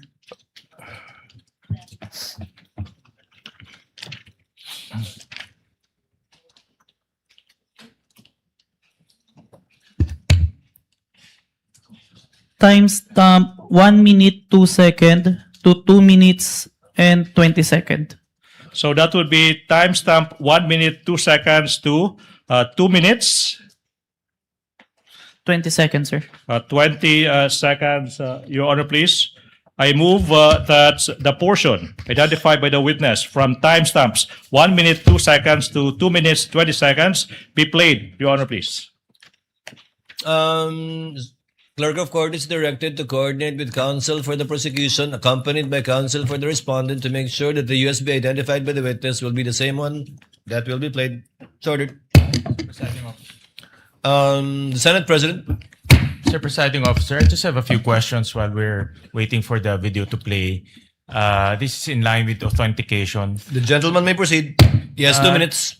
At sa ating ginong testigo, narinig ko kanina ilang beses yung open source investigation. Anong ibig sabihin ng open source investigation?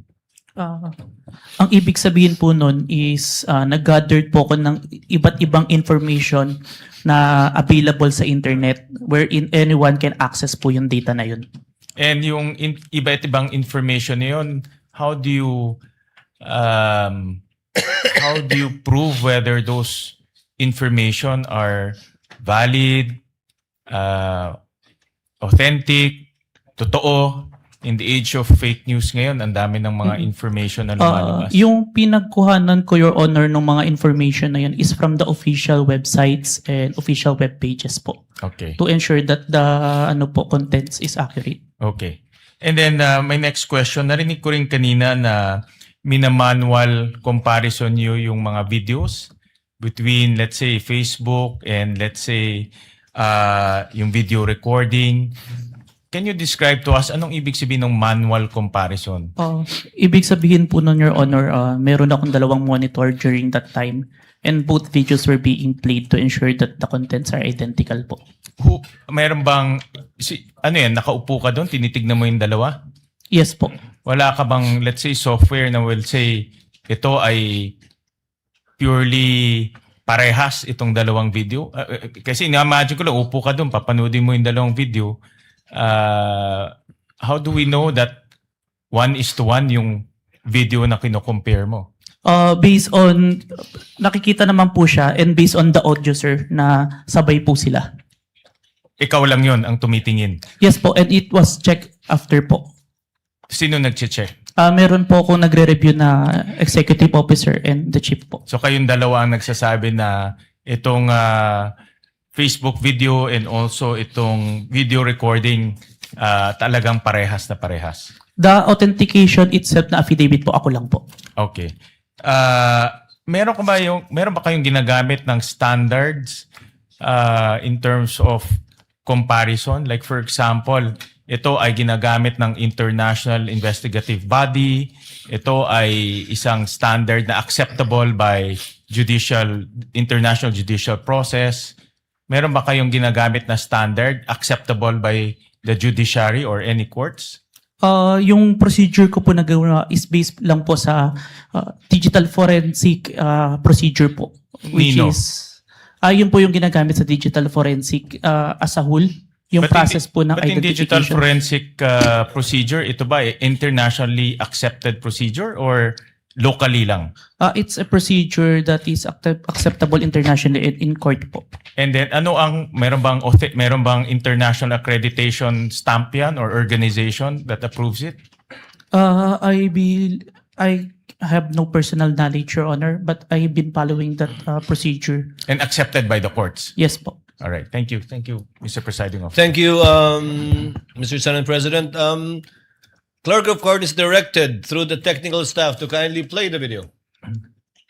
The Vice President of the Republic of the Philippines, Sara Duterte, admitted to contacting an assassin to kill President Ferdinand Marcos Jr., First Lady Liza Araneta-Marcos, and myself. Let me be clear. Hindi na to biro. Hindi na to normal na panalita.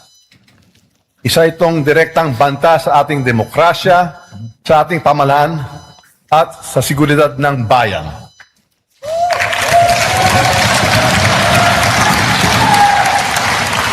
Such statement is not just reckless, it is dangerous. It sends a chilling message to our people. A message that violence can be contemplated by those in positions of power. This is not just an affront to the individuals targeted, it is attack on the very foundation of our government. It is an insult to every Filipino who believes in the rule of law and the sanctity of life. Violence has no place in our society. It is irreconcilable with the values that have taught and guided us for years. Values. Thank you so much.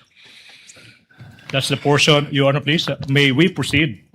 Council may proceed. Thank you so much. Council may proceed.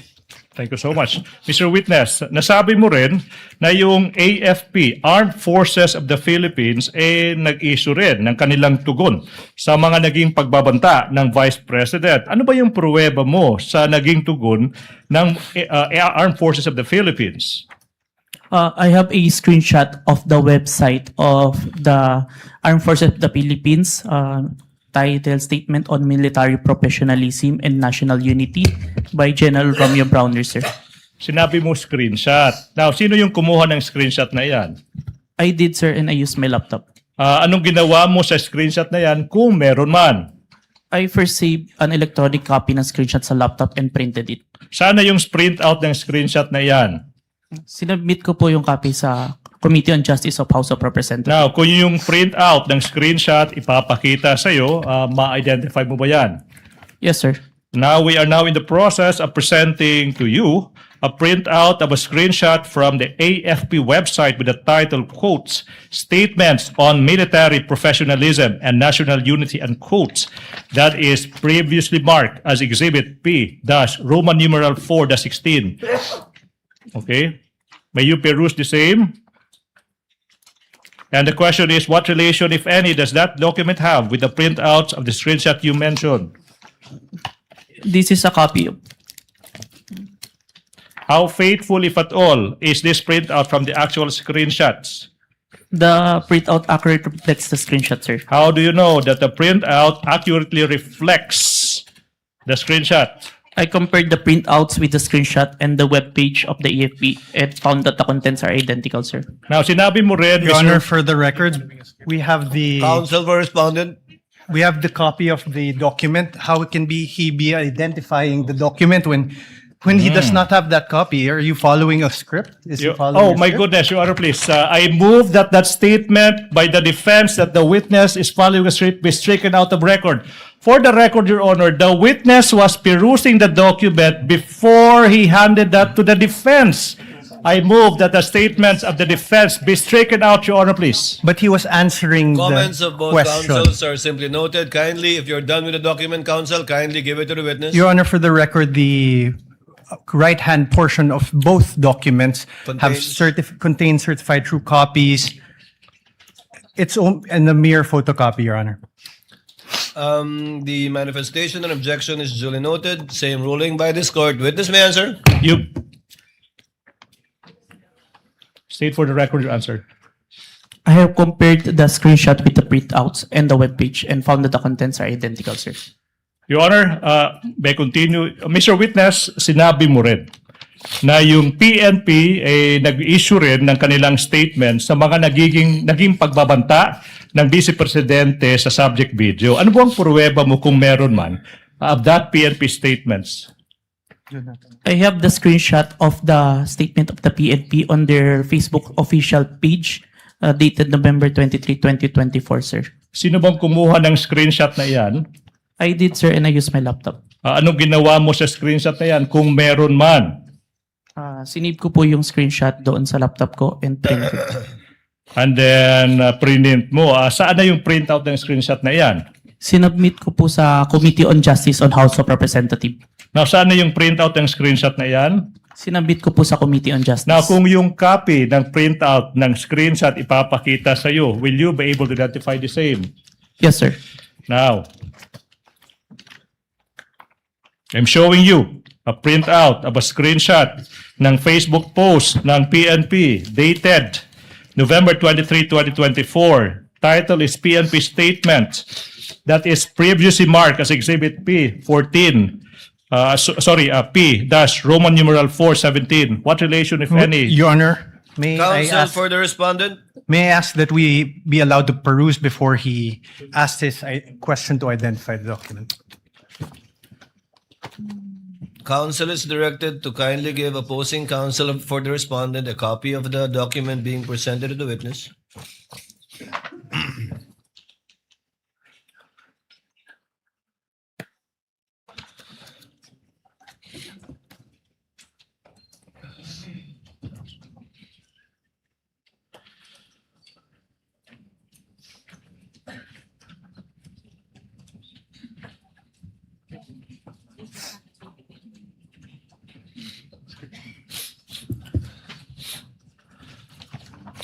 Your Honor, both documents appear to be photocopies, Your Honor. Noted, and I presume the continuing objection and comment of the counsel for respondent will be placed on record as well. Thank you, Your Honor. Witness may answer.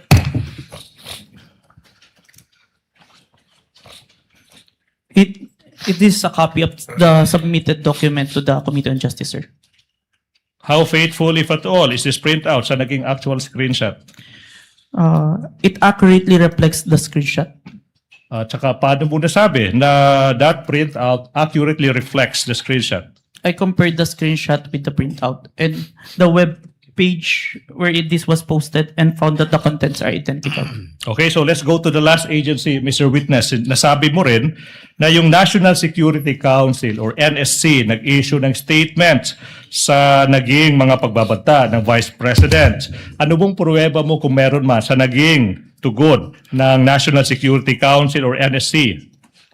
I have the screenshot of the statement of National Security Council on the official webpage of the Presidential Communication Officer. Sino yung kumuha ng screenshot?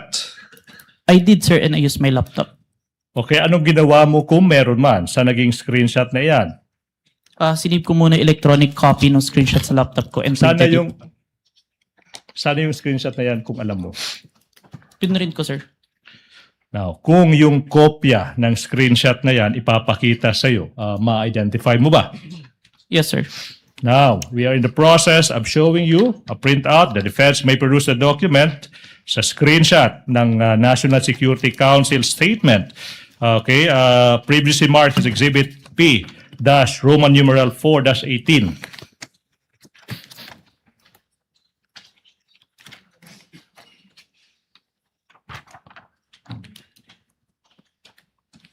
Your Honor, the Exhibit P-4-18 is a photocopy.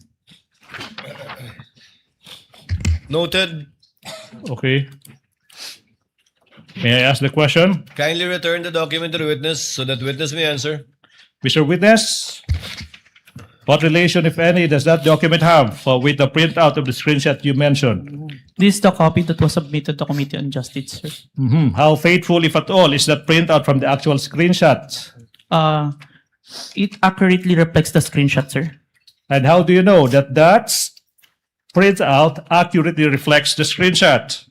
I compared the screenshot with the printouts and the web page and found that the contents are identical, sir. Okay, done. Now, Mr. Witness, let's proceed.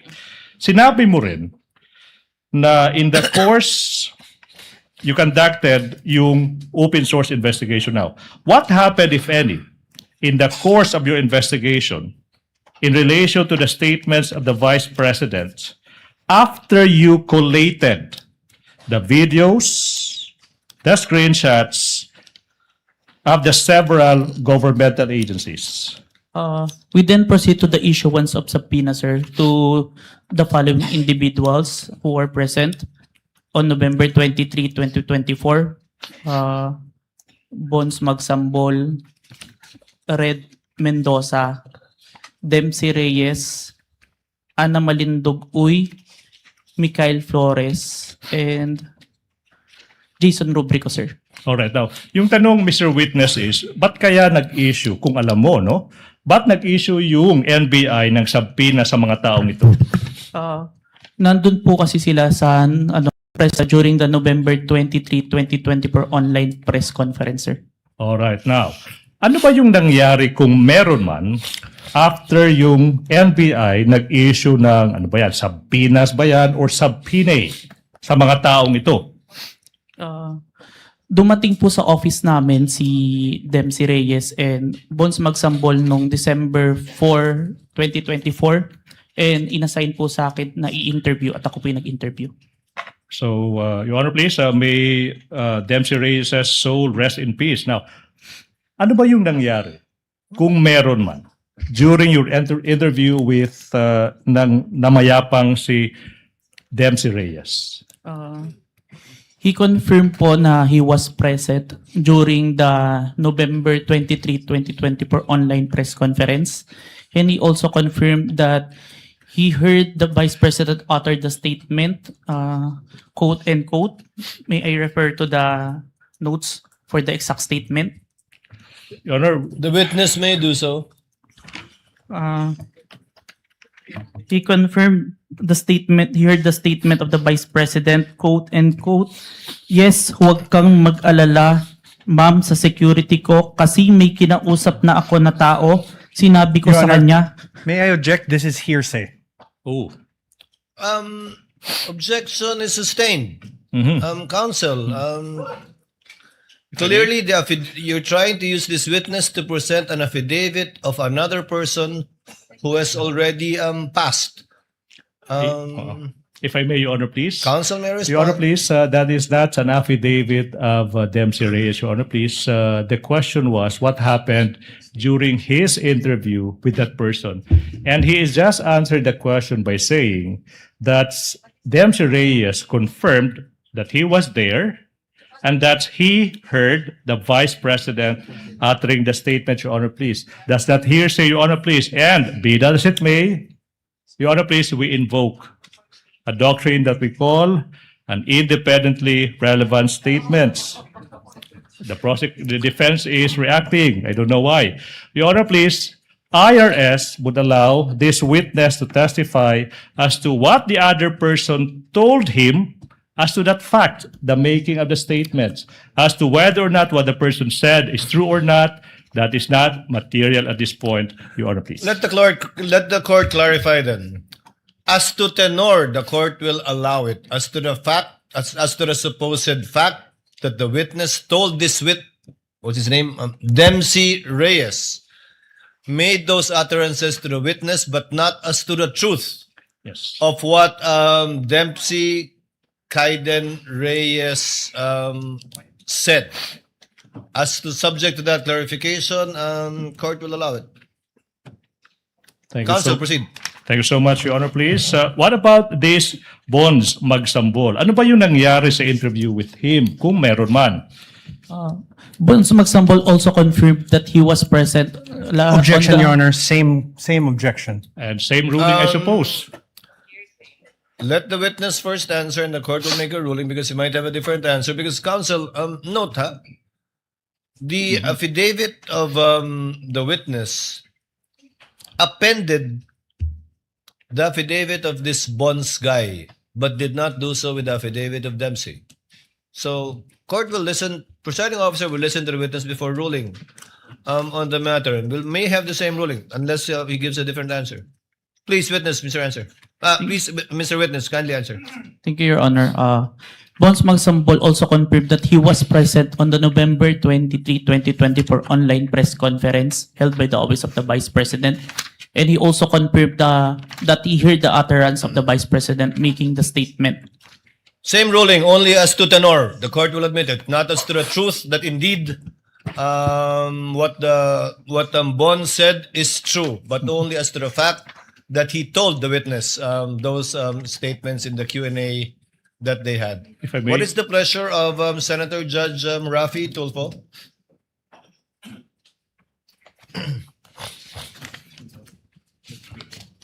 Mr. Presiding Officer, I just have some clarificatory questions for The gentleman the may proceed and he has 2 minutes.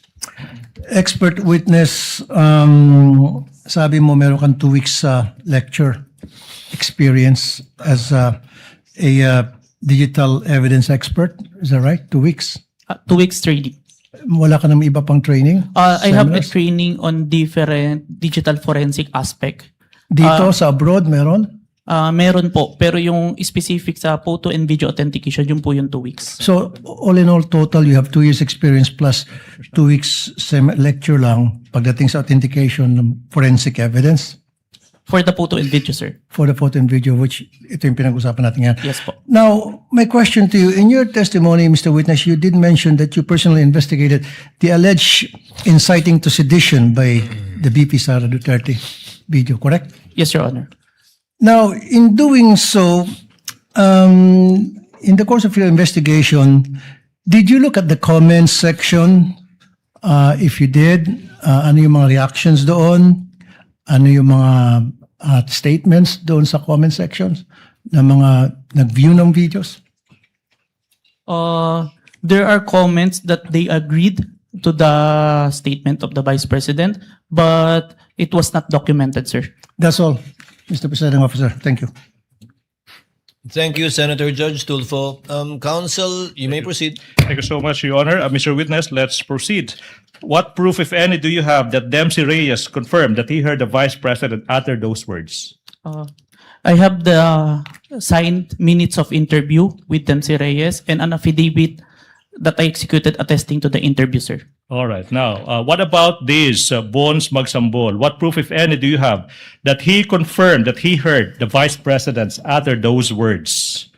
I have the minutes of interview with Bones Magsambol, sir, that he was signed. And I also have the affidavit that attesting that I interviewed Bones Magsambol, sir. So far, Mr. Witness, you mentioned 1 minutes and affidavits. Now, kung yung mga dokumentong ito ipapakita sa'yo, do you think you'll be able to identify the same? Yes, sir. Now, I'm now showing you a document entitled Side Minutes that is previously marked as Exhibit P Roman numeral 4-20 and series. Please peruse that document. May the defense be allowed also to peruse, Your Honor. The defense may, the counsel for respondent may look at the document.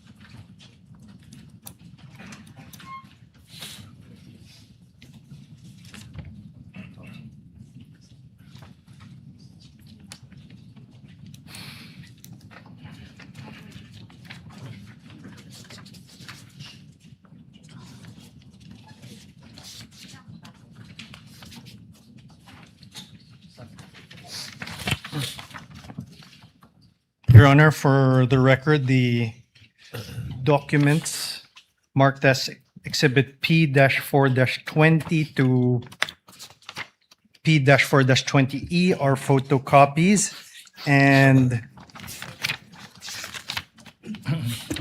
Exhibit P-4-20D is unreadable, as well as P-4-20E, Your Honor. Which one is unreadable, counsel? P-4-20D and P-4-20E. 20D? D for dog, Your Honor. D and E. Delta Echo.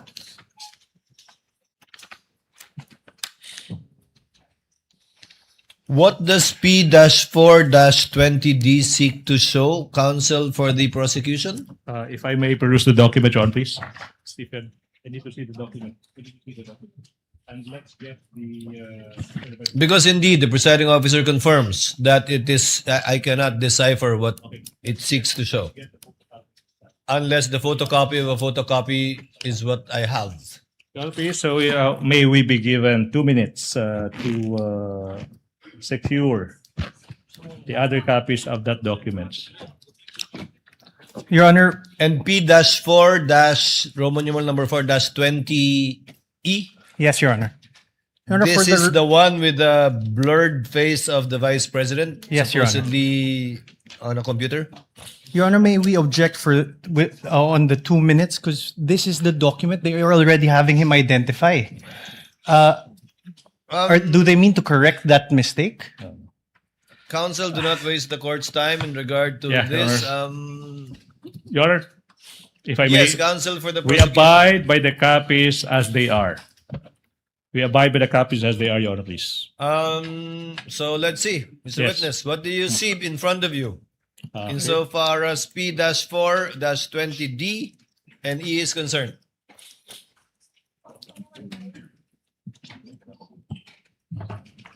Hindi. Same. Same. Hindi yung blurry.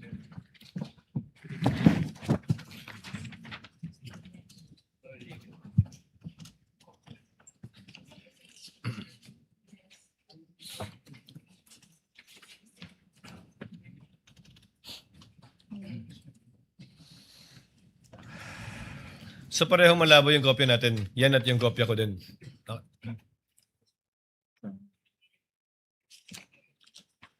Mr. Witness, if you don't see anything, it's okay. I can only confirm the signed minutes, but the annexes, there are some unreadable, Your Honor. Yeah. Yeah. But the signed minutes, I confirm, sir, that this is The what? the copy of the minutes. Your Honor, This is for the copy of The the minutes, but not the attachment, because clearly the attachment P4-20D and -E are both Yes, Your Honor. unclear. Would that be correct? Yes, Your Honor. So only as to the supposed affidavit and not to the two attachments. You Yes, Your cannot Honor. identify them. Noted. Thank you so much.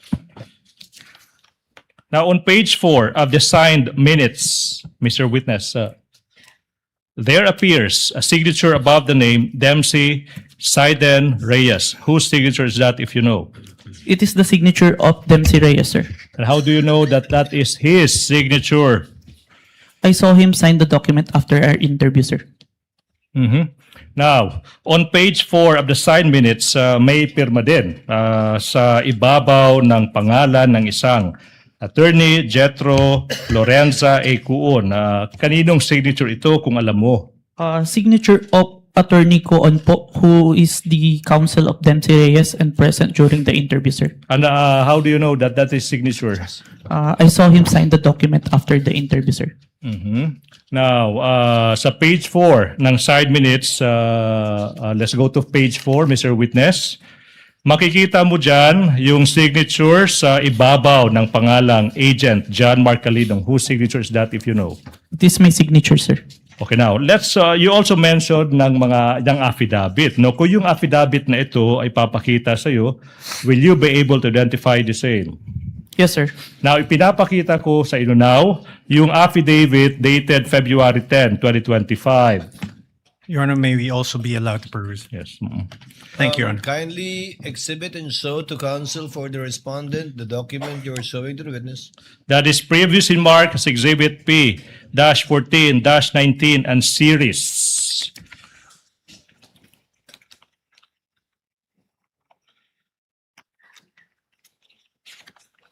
And if the court may inquire as to the remainder of the testimony of this witness, we are about to wind up the testimony of this witness, Your Honor, please.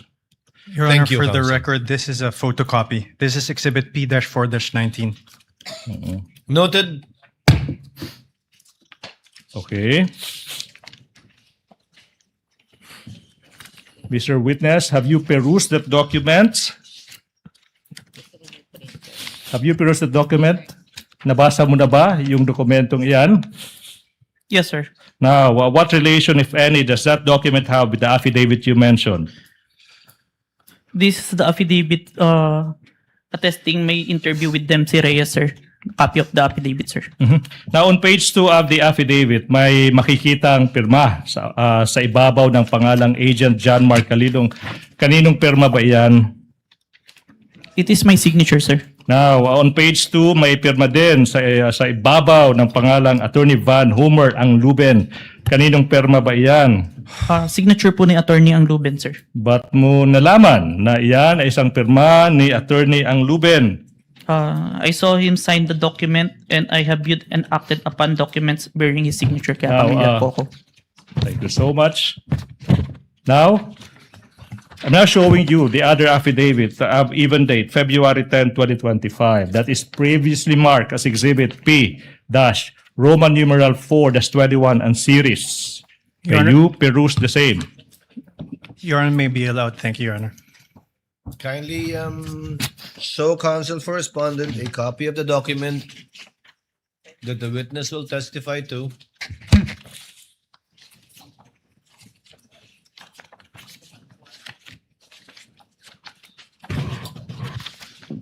Thank you so much.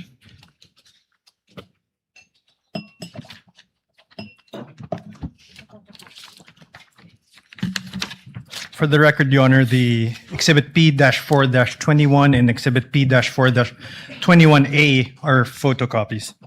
Duly noted. Kindly return the document to the witness for his perusal.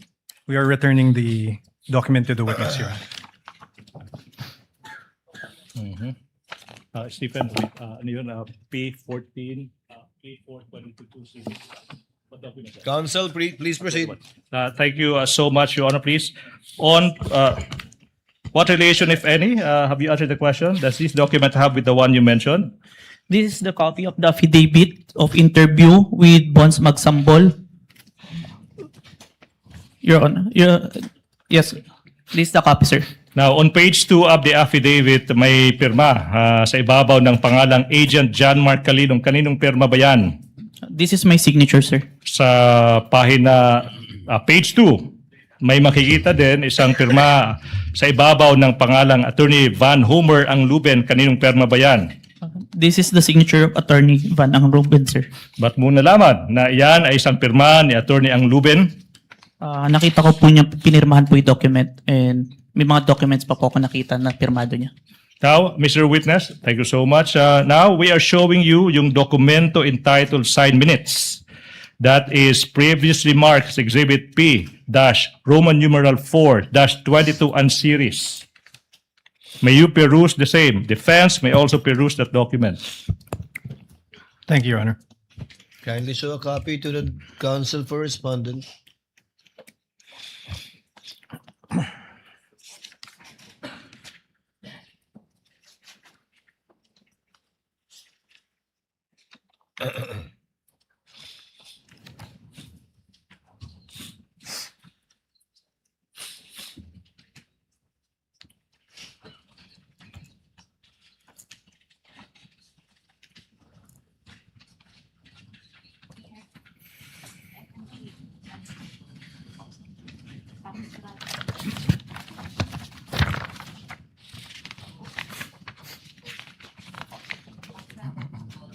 Your Honor, Exhibits P-4-22 to Exhibits P-4-22G are photocopies, and Exhibit P-4-22F Foxtrot and P-4-22G Golf are unreadable.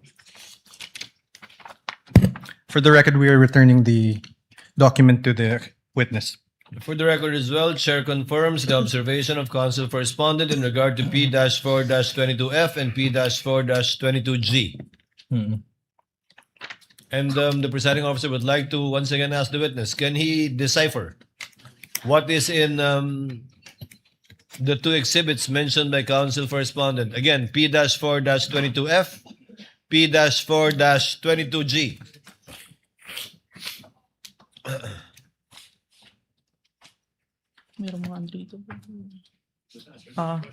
Your Honor, I can confirm the signed minutes, but the attachment, there are unreadable, Your Honor. The two exhibits. Annex A and Annex B with Exhibit 4-22F and P-4-22G. Duly noted. Thank you so much. May proceed, Your Honor, please. On page 6 ng side minutes, may makikitang pirma sa ibabaw ng pangalang Bons Magsambol. Kaninong pirma ba yan?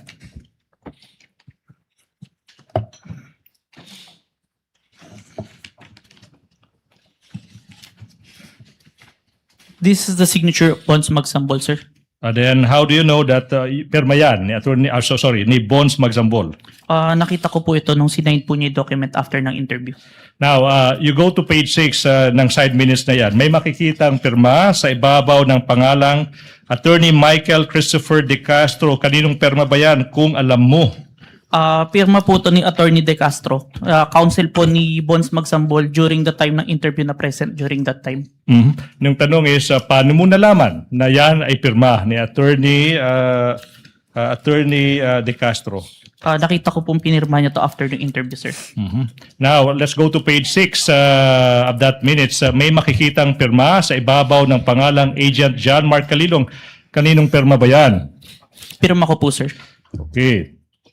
Now, Mr. Witness.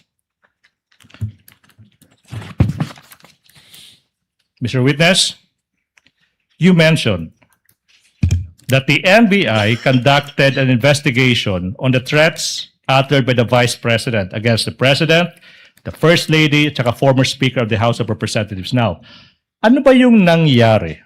Ano ba yung nangyari kung meron man pagkatapos ng naging investigasyon ng NBI? Objection, Your Honor. Misleading. He assumes as fact not testified to by the witness. Kindly rephrase, counsel. Okay, now, what happened next, if any, and if you know, and in relation to the investigation conducted by the NBI, after the NBI's investigation?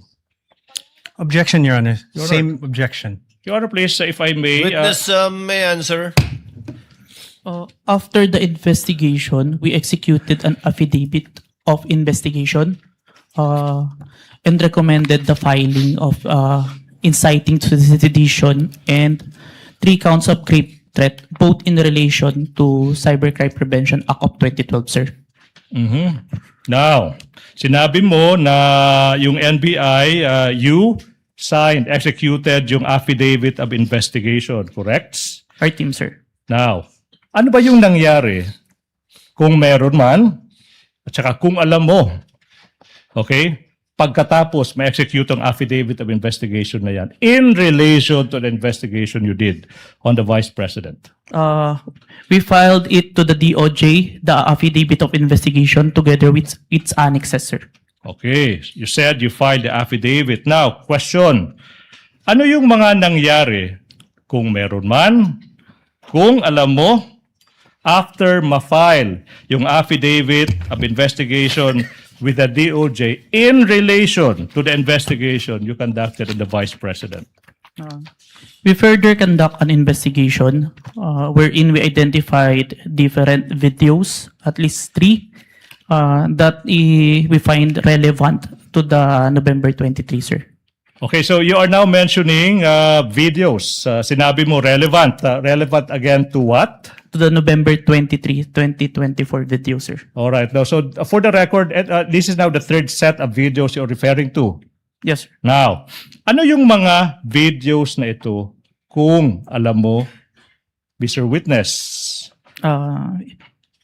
The June 19 video wherein the Vice President resigned as the Secretary of the Department of Education. The July 11 video wherein the Vice President state that she would not attend the SONA, but instead declare herself as the designated survivor. And lastly, the November 26 video wherein the Vice President did not deny making statement, but instead confirmed that she already talked to someone to kill the President, the First Lady, and former Speaker of the House if she was killed. So for the record, you mentioned of 3 videos. One is dated June 19, 2024, June 11, 2024, tsaka November 26 ba yun? 2024. Now, let's go to this video na sinabi mo ng Vice President resigning as the Secretary ng Department of Education on June 19. Ay yung pruweba mo that you have, sinabi mo rin na authenticate mo yung video, correct? Yes po. Ano yung pruweba mo that you authenticated this video?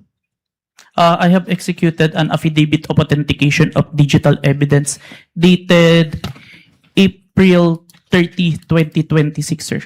Kung yung kopya ng affidavit of authentication now dated, sinabi mo, April 30, 2026, maipapakita sa'yo. Okay? Ma-identify mo ba yan? Yes, sir. Now, we are in the process of showing you yung isang affidavit of authentication of digital evidence dated April 30, 2026 that is previously marked as Exhibit P-Roman numeral 4-25 and series. Defense is in the process of other manifestation of perusing that document.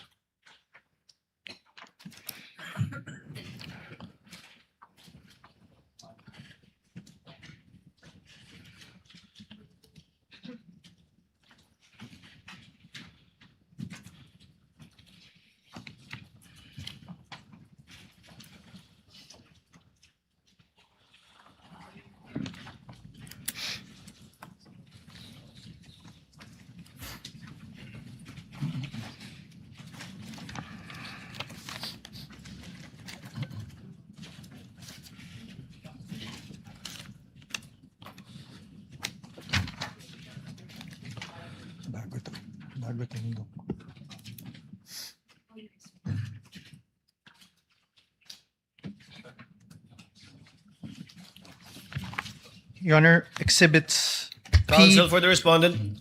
Thank you, Your Honor.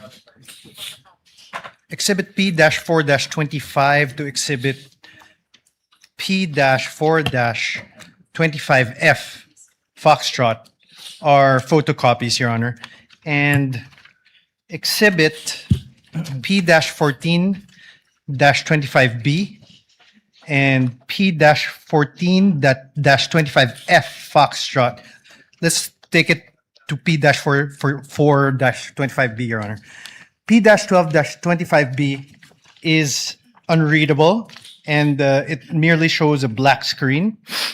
Meanwhile, P-4-25F, it seems to be a photocopy of a USB with no real USB attached. For the record, we are returning the Duly noted. document. And the presiding officer likewise confirms the observation of counsel for the respondent. Kindly return the document to the witness. Mr. Witness, the question is, what relation, if any, does that document have with the affidavit you mentioned?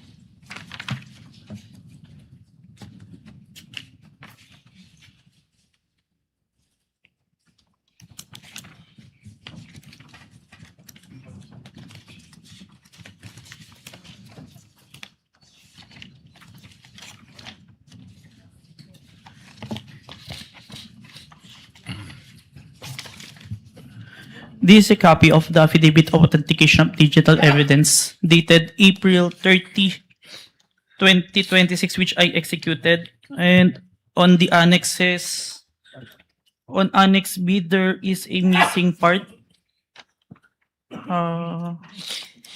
It may be due to... I can't read some words on Annex B. Mr. Witness, when you say Annex B, you're referring to Exhibit P-4-25C. Yes, Your Honor. For the record, please proceed.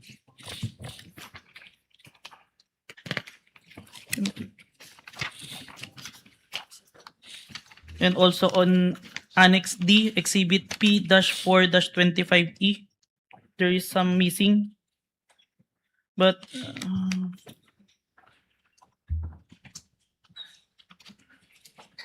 the only missing is the hash file, maybe due to printing. For So the it's record, not recognizable. For the record, Mr. Your Honor, Witness. the hash file is missing. The witness said the hash file is missing. The command. The hash file is missing as stated by the witness. Yes. Please proceed, Mr. Witness. How about P-4-25F? Yes, I confirm, Your Honor, that's a photocopy What of do the you flash confirm? drive. The picture ng USB to? Yes, Your Honor, a picture of the flash drive. Your Honor. Please proceed, counsel, for the prosecution. But this is the Affidavit of Authentication the of Digital affidavit. Evidence. Again, could you repeat your answer? This is the Affidavit of Authentication of Digital Evidence that I executed, but there are, on the annexes that I mentioned, there are some that unreadable. Thank you. May I make a manifestation, Your Honor, please? As to this affidavit, it pertains to a Counsel may video. proceed. As to the video of the Vice President resigning, Your Honor, please. And we're supposed to present the flash drive that the defense pointed that they only have the photocopy. Be that as it may, Your Honor, please, we are waiving the presentation of the video of the Vice President resigning because, Your Honor, in the pre-trial order, specifically on page 3 thereof, the defense already admitted that the Vice President resigned on June 19, 2024. The presiding Your Honor, please. officer was exactly about to state that. There is no need for the counsel, for the prosecution to present evidence on an admitted fact. Thank you so much, Your Honor, please. May I proceed, Your Honor, please? Counsel may proceed. Now, Mr. Witness, you also mentioned that you authenticated a video where the Vice President said that she would not attend the SONA and instead publicly declared herself as the, quote, designated survivor, unquote. What proof, if any, do you have that you authenticated the video? It's part of the affidavit of authentication of digital evidence dated April 30, 2026, which I previously identified, sir. What happened next, if any, after you authenticated the video of the Vice President announcing that she is keeping the SONA and declaring herself as a designated survivor? I saved the video on my laptop and saved a copy on a flash drive, sir. You saved a copy in a flash drive. Now, if this flash drive containing the video where the Vice President said she declared herself as the designated survivor after skipping the SONA is shown to you, will you be able to identify the same? Yes, sir. Now, we are now in the process of confronting you with a flash drive that is previously marked as Exhibit P Roman numeral 4-24 small letter A for the prosecution, containing the recording of the Vice President where she said that she would not attend the SONA and instead declared herself as the, quote, designated survivor, unquote, previously marked as Exhibit P Roman numeral 4-24 for the prosecution. Permission to unseal the flash drive, sir. You may do so, Mr. Witness. Thank you, Your Honor.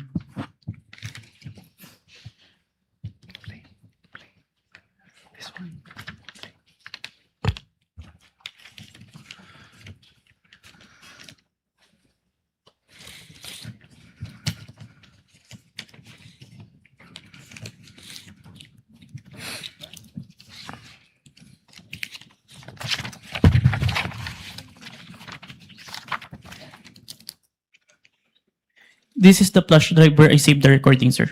Mhm.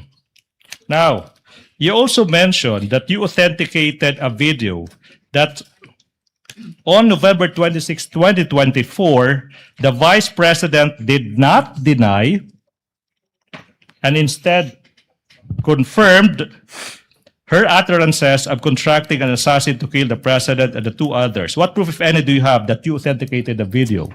I have executed an affidavit of authentication of digital evidence dated April 27, 2026, sir. And then, aside from that affidavit, do you have other proof, if any? For objection, Your Honor, leading. If any, Your Honor, if any. It's still answerable by yes or no. Yes, sir. Ask an answer, Your Honor, please. Your Now, Honor, please, can the witness be directed to wait until the court rules on an objection before answering? But the Witness is so directed. Okay, Thank you, Your Honor. Ask and answer. So what is that, if any? Yes, sir. I also executed an affidavit of authentication of digital evidence dated June 11, 2026. So you mentioned two affidavits in result, correct, Mr. Witness? Yes, sir. Mr. Witness, I'm showing you a document entitled Affidavit of Authentication of Digital Evidence, dated April 27, 2026. That is previously marked as Exhibit P Roman numeral 4-27 and series. May you peruse the same. Defense, Your Honor, manifestation is in the process of perusing the same documents.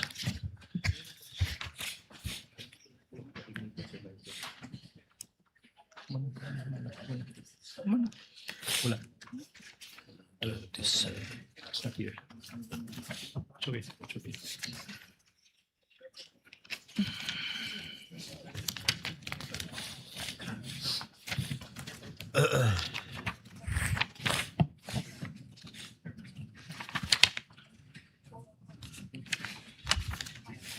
Your Honor, for the record, the exhibits P-4-27 to exhibit P-4-27D are photocopies, and on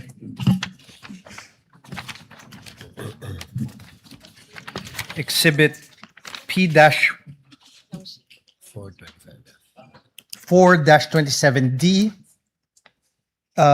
it would seem to be a mere photocopy of a USB, an image of a USB and no actual USB appended. Chair confirms the observation of the counsel for respondent insofar as P-4-27D is concerned. May I proceed, Your Honor, Kindly please? return the document to the witness so that he may answer. So what relation, if any, does that document have with the affidavit that you mentioned?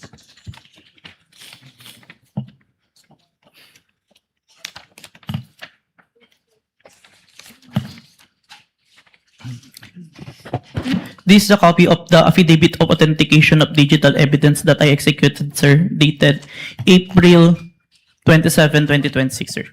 And on page 2 of that affidavit, may makikita ang pirma sa ibabaw ng pangalang John Mark Calilong. Kaninong pirma ba yan? Signature ko, sir. Then sa page 2 ng affidavit, may makikita ang pirma sa ibabaw ng pangalan ng isang attorney, Ria Vanessa Asuncion. Kaninong pirma ba yan? Pirma po ni Attorney Asuncion, sir. At paano mo nalaman na iyan ay isang pirma ni Attorney Asuncion? Nakita ko po na pinirmahan niya yung document and I have acted upon documents bearing her signature, sir. Okay. Mr. Witness, you also mentioned of the other affidavit on the collection preservation. No? Sinabi mo dated June 11, 2026. Di po ba? Yes, sir. Na yung kung affidavit na iyan, ipapakita sa'yo, ma-identify mo ba yung affidavit na iyan? Yes, sir. Now, I'm showing you, the prosecution is showing you a copy of that affidavit that is previously marked, Exhibit P-Roman numeral 4-28 and series for the prosecution. May you peruse the same. And for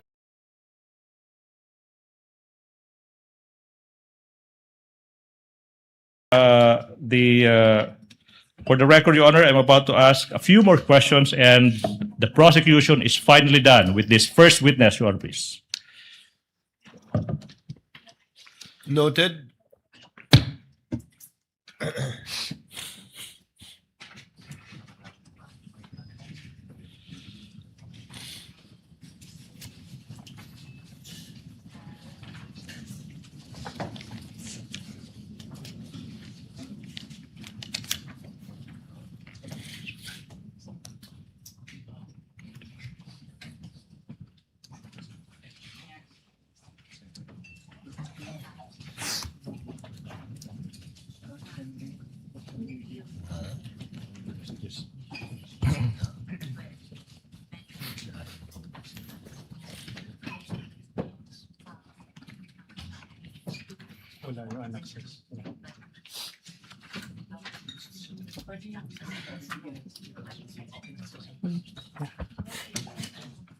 Your Honor.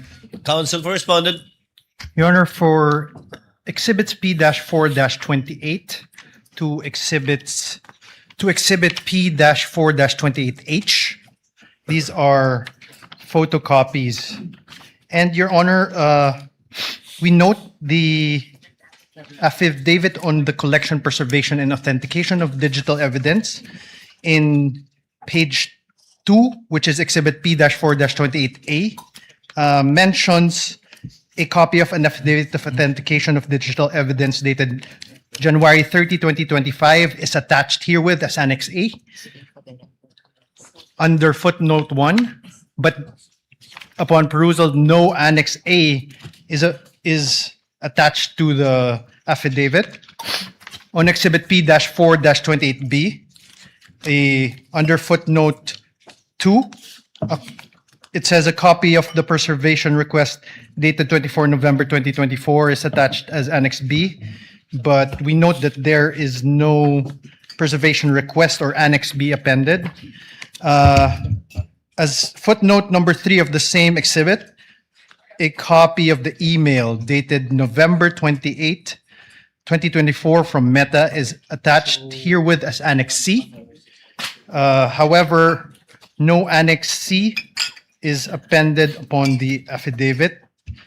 As footnote number 4, it says a copy of the authenticated recording of the video of the online live stream press conference of the Vice President held on 23 November 2024. And it says it's attached here as Annex D. However, no Annex D is attached on this affidavit. As footnote number 5, a copy of the printout of the screenshot of hash file, VP November 23 press con at the Batasan, is attached here with this Annex E. However, no